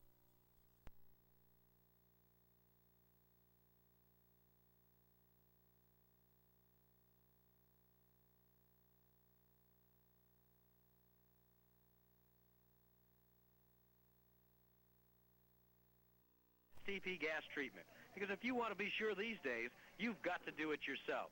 Well, Cale Yarbrough has done it here.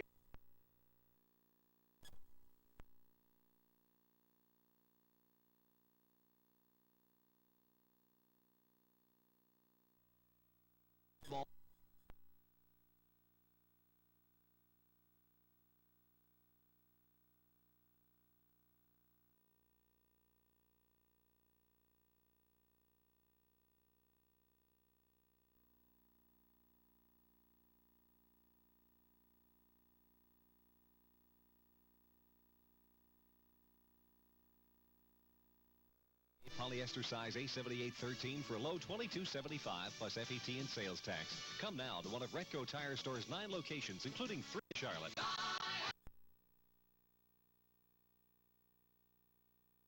This afternoon, 334 laps, and the last few laps, Cale Yarbrough, a lap by himself, had everything his way. He just waited, as Buddy Baker said earlier today, for the race to come to him. And it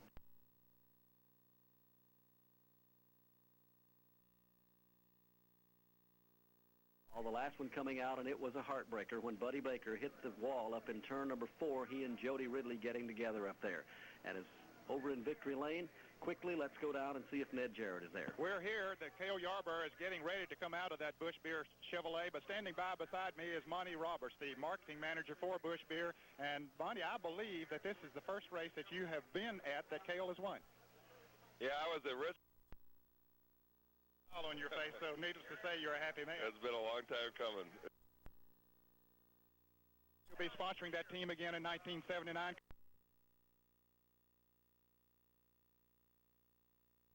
Problems with Cale, it seems like that you might have paced yourself to some degree. In the past, you've always charged to the front. Ned, we had a little too low gear in the car today, and I knew if they wanted to race it, I was just going to have to let them race because I just couldn't do it yet. So I did try to pace myself, and it paid off today. When Buddy Baker went into the... It was going to be high, going to be thick up high, so I went down low, and I saw the cars pull right up in front of Buddy, and, I'm sorry it happened to Buddy. He was running such a good race, but it'd have been good there at the end because my car was running super. Well, it certainly did the job for you here today. So the three-time NASCAR Winston Cup Grand National Champion back in victory circle here at Charlotte Motor Speedway. It's time for the Simonized World Racing Scoreboard with racing results from around America and abroad. The Simonized World Racing Scoreboard is brought to you by the Simonized Shine. There are shines, and there are Simonized shines. Today's Simonized Liquid and Simonized Pre-Soft are two simple ways to get a great Simonized shine. For today's report, here's Jack Arute. Well, as the days of September turn so precious few, and as we move into October and then November, the racing around the country continues to wind down as well. Limited racing action up and down the East Coast this past weekend, but in North Carolina, Jack Terry was there to cover all the Winston racing action. Last weekend at the Caraway Speedway at Asheboro, Sam Ard picked up his 24th win of the season by taking the 60-lap late model sportsman event. Caraway track champion Jay Hitchcock finished second, Morgan Shepherd third, J.E. Beard fourth, and Jack Ingram fifth. Hank Thomas won the 60-lap modified event over Paul Radford, Billy Hensley, Billy Middleton, and Philip Smith. This was Caraway's last event of the season. At Nashville, Tennessee, Jody Ridley won the E.B. Smith Chevrolet Southern 200 National Championship late model sportsman event over hometown favorite Darrell Waltrip, who...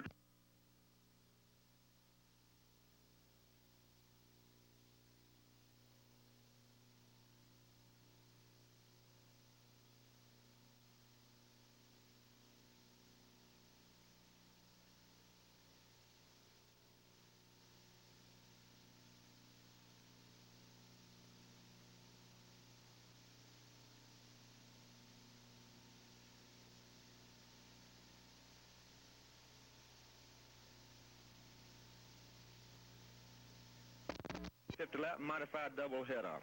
Birmingham International Speedway at Birmingham, Alabama will end its season on October the 28th with the Magic City 200 modified sportsman event. This is Jack Terry reporting for Simonized from the Charlotte Motor Speedway. North of the Mason-Dixon line, the autumn leaves begin to come into full bloom, but racing begins to wind down as John McMullen gives us this Yankee racing report. The 1979 season is just about history here in the Northeast, as just two more events are left on the NASCAR Winston Racing Series schedule. Going back to last weekend, George Kent of Horseheads, New York, picked up his 11th victory at the Shangri-La Speedway in Oswego, New York, and that clinched the Winston Racing Series championship there for the New York driver. In Connecticut at the Stafford Motor Speedway, twin 100s were scheduled for the modifieds and late models, but only 57 laps were able to be completed in the late model sportsman feature when the rains came. Hector Leclerc of Burlington, Vermont was declared the winner over Dick McCabe, Bob Dragon, Beaver Dragon, and Langless Cologne. The modified half was rescheduled to run this past Friday, but more bad weather put the 100-lap NASCAR National Championship event off for another week. For MRM Broadcasting, I'm John McMullen reporting. One race that was just completed this afternoon in Virginia. The report from Skip Potter is that Buzzy Walters has won the 17th annual Winchester 200. It's simple. Just as every lap has a leader and every race has a winner, a Simonized shine is simply easier, simply brighter than the leading liquid or pre-softs. Simple Simonized liquid shines easier and brighter than the leading liquid wax. And Simple Simonized Pre-Soft shines easier and brighter than the leading pre-soft waxes. That's why we say there are shines and there are Simonized shines. It's that simple. Here at the Charlotte Motor Speedway, the World Service Life 300 was held yesterday for the late model sportsman competitors, and Mike Joy filed this report. The words hat trick and clean sweep are more closely associated with hockey and World Series playoffs than with auto racing, but Darrell Waltrip yesterday at Charlotte Motor Speedway set the stage for another one. He won his third of 3 races here at this 1.5-mile facility, earning $22,000 in winning the World Service Life 300 for late model sportsman stock cars of NASCAR. The rules for this year's 7th annual World Service Life race, slightly different than preceding years. It required all drivers to run the short track Saturday night type sportsman cars. And Waltrip in the Gatorade Ventura took first place money in the 200-lap go and the $22,000 prize. The story of the race, though, was a driver named Morgan Shepherd, who's won at Martinsville and on the late model sportsman circuit with increasing frequency, and perhaps recalling the drive of Dale Earnhardt here last year that catapulted him into a Grand National ride. Shepherd set out to impress the 60,000 assembled here, and he certainly did so, leading a good part of the race and slicing his way through traffic, but his race ran short, just 30 laps from the end with a broken oil line. Harry Gant, also impressive in showing what a year on the Grand National circuit can do, finished second to Waltrip in the same lap. Tommy Houston, with a fine drive and assist from the Osterland crew in the pits, finished third, ahead of Jack Ingram, Gene Glover, Rusty Wallace, Bosco Lowe, Tony Cunningham, Benny Curley, and Sam Summers. There were 25 lead changes among 6 different drivers in the World Service Life 300, and the average speed for the 300-mile jaunt was 118.033 miles per hour. Just moments ago, the World Service Life 300 companion event, the NAPA National 500 for the Winston Cup Grand National Brigade, has been completed, and Cale Yarborough came home victorious with a 1-lap margin of victory over Bobby Allison. Darrell Waltrip, 2 laps back, finished in 3rd spot. Richard Petty of the STP efforts came home in 4th, while going 5th was the Hawaiian Tropic Chevrolet of Donnie Allison. In 6th position was Benny Parsons in the MC Anderson Chevrolet. Bill Elliott in the Yandel Thermo King Ford finished in 7th. 8th spot went to Richard Brooks. Dale Earnhardt and the Osterland Racing efforts came home in 9th spot. 10th position to the Truxmore Thunderbird of Ricky Rudd of Chesapeake, Virginia, while finishing 11th in the U.S. Army Chevrolet was D.K. Ulrich. The CRC Chemical efforts of Richard Childress came home for 12th position. In 13th spot was Buddy Arrington, while Harry Gant finished 14th. 15th went to Terry LeBounty. Kyle Petty finished in 16th in the STP Dodge. John Anderson, the Drame Racing Chevrolet Monte Carlo, finished in 17th. 18th went to H.B. Bailey of Houston, Texas. J.D. McDuffie finished 19th, while James Hilton was 20th. Baxter Price was 21st. John Rezac was 22nd. 23rd went to Steve Pfeiffer in the Kings Inn, Daytona Beach, Florida Chevrolet from the stable of Roger Hamby, while Buddy Baker, after leading and winning the NAPA Supercharger Awards, crashed in turn 4 and had to limp home after retiring for the event to capture 24th finishing position. Jody Ridley in the Sonny King Ford Thunderbird finished in the 25th position, while David Sosby finished 26th. Joe Milliken in the Appliance Wheels efforts came home 27th after crashing. Neil Bonnet having an engine expire, he came home for the Purelator Mercury people in 28th position. 29th spot went to Glenn Jarrett in the Busch Natural Light car. Jim Vandiver finished 30th. 31st was Bobby Brack. Jack Ingram was 32nd. Dave Marcus in the Shoney's Restaurant car. The Hudson Chevrolet finished in 33rd position. 34th went to Ronnie Thomas. Richard Brickhouse finished 35th, and 36th went to Jimmy Means in the Cuckoo Marlin machine. The average speed, 134.266 miles per hour. And by the way, Buddy Baker was the winner of the Goodies Headache Award for today's NAPA National 500. That's it for the Simonized World Racing Scoreboard for this October afternoon from Charlotte. Stay tuned to MRN for future editions of the Simonized World Racing Scoreboard. Brought to you by the Simonized Shine. There are shines, and there are Simonized shines. Today's Simonized Liquid and Simonized Pre-Soft are 2 simple ways to get a great Simonized shine. Well, Barney Hall, we said it as we got down to the waning moments, an uncharacteristic type run for Cale Yarborough, but almost a trouble-free run as well for the Busch Beer efforts, but kind of an uncharacteristic type finish to the NAPA National 500. Everybody was pointing to 7, 8, maybe 9 cars in the last 5 miles of competition or so, but such was not the case. A lot of problems were encountered by some of the front runners, namely tires, in this afternoon's NAPA National 500. Well, that had to be the big story here today, Jackie Root, and as we said, it cost at least 4 or 5 drivers a lap or 2 laps making unscheduled pit stops, and they were just never able to make it up. Cale waited for the brakes. He explained in Victory Lane to Ned Jarrett that they had placed a lower gear in the car, which allowed them not to run up front. that might have made the difference in winning here this afternoon. That's kind of what he credited it to. There are so many things, so many variables when it comes to fielding a winning effort, and Junior Johnson has got to be the master of it. We talked about it midway through the season, that Johnson hadn't washed away the remainder of the season, but back there in June, he was pointing towards the stretch drive in November and also here in October. He was doing testing and doing a lot of field work back at his shops in Ronda, North Carolina, and it's beginning to come through. And I begin to point towards 1980 and say that the Busch Beer efforts with Cale Yarborough and Junior Johnson may begin to flex their muscle again for another. Using a telescope, we go up into this area, which is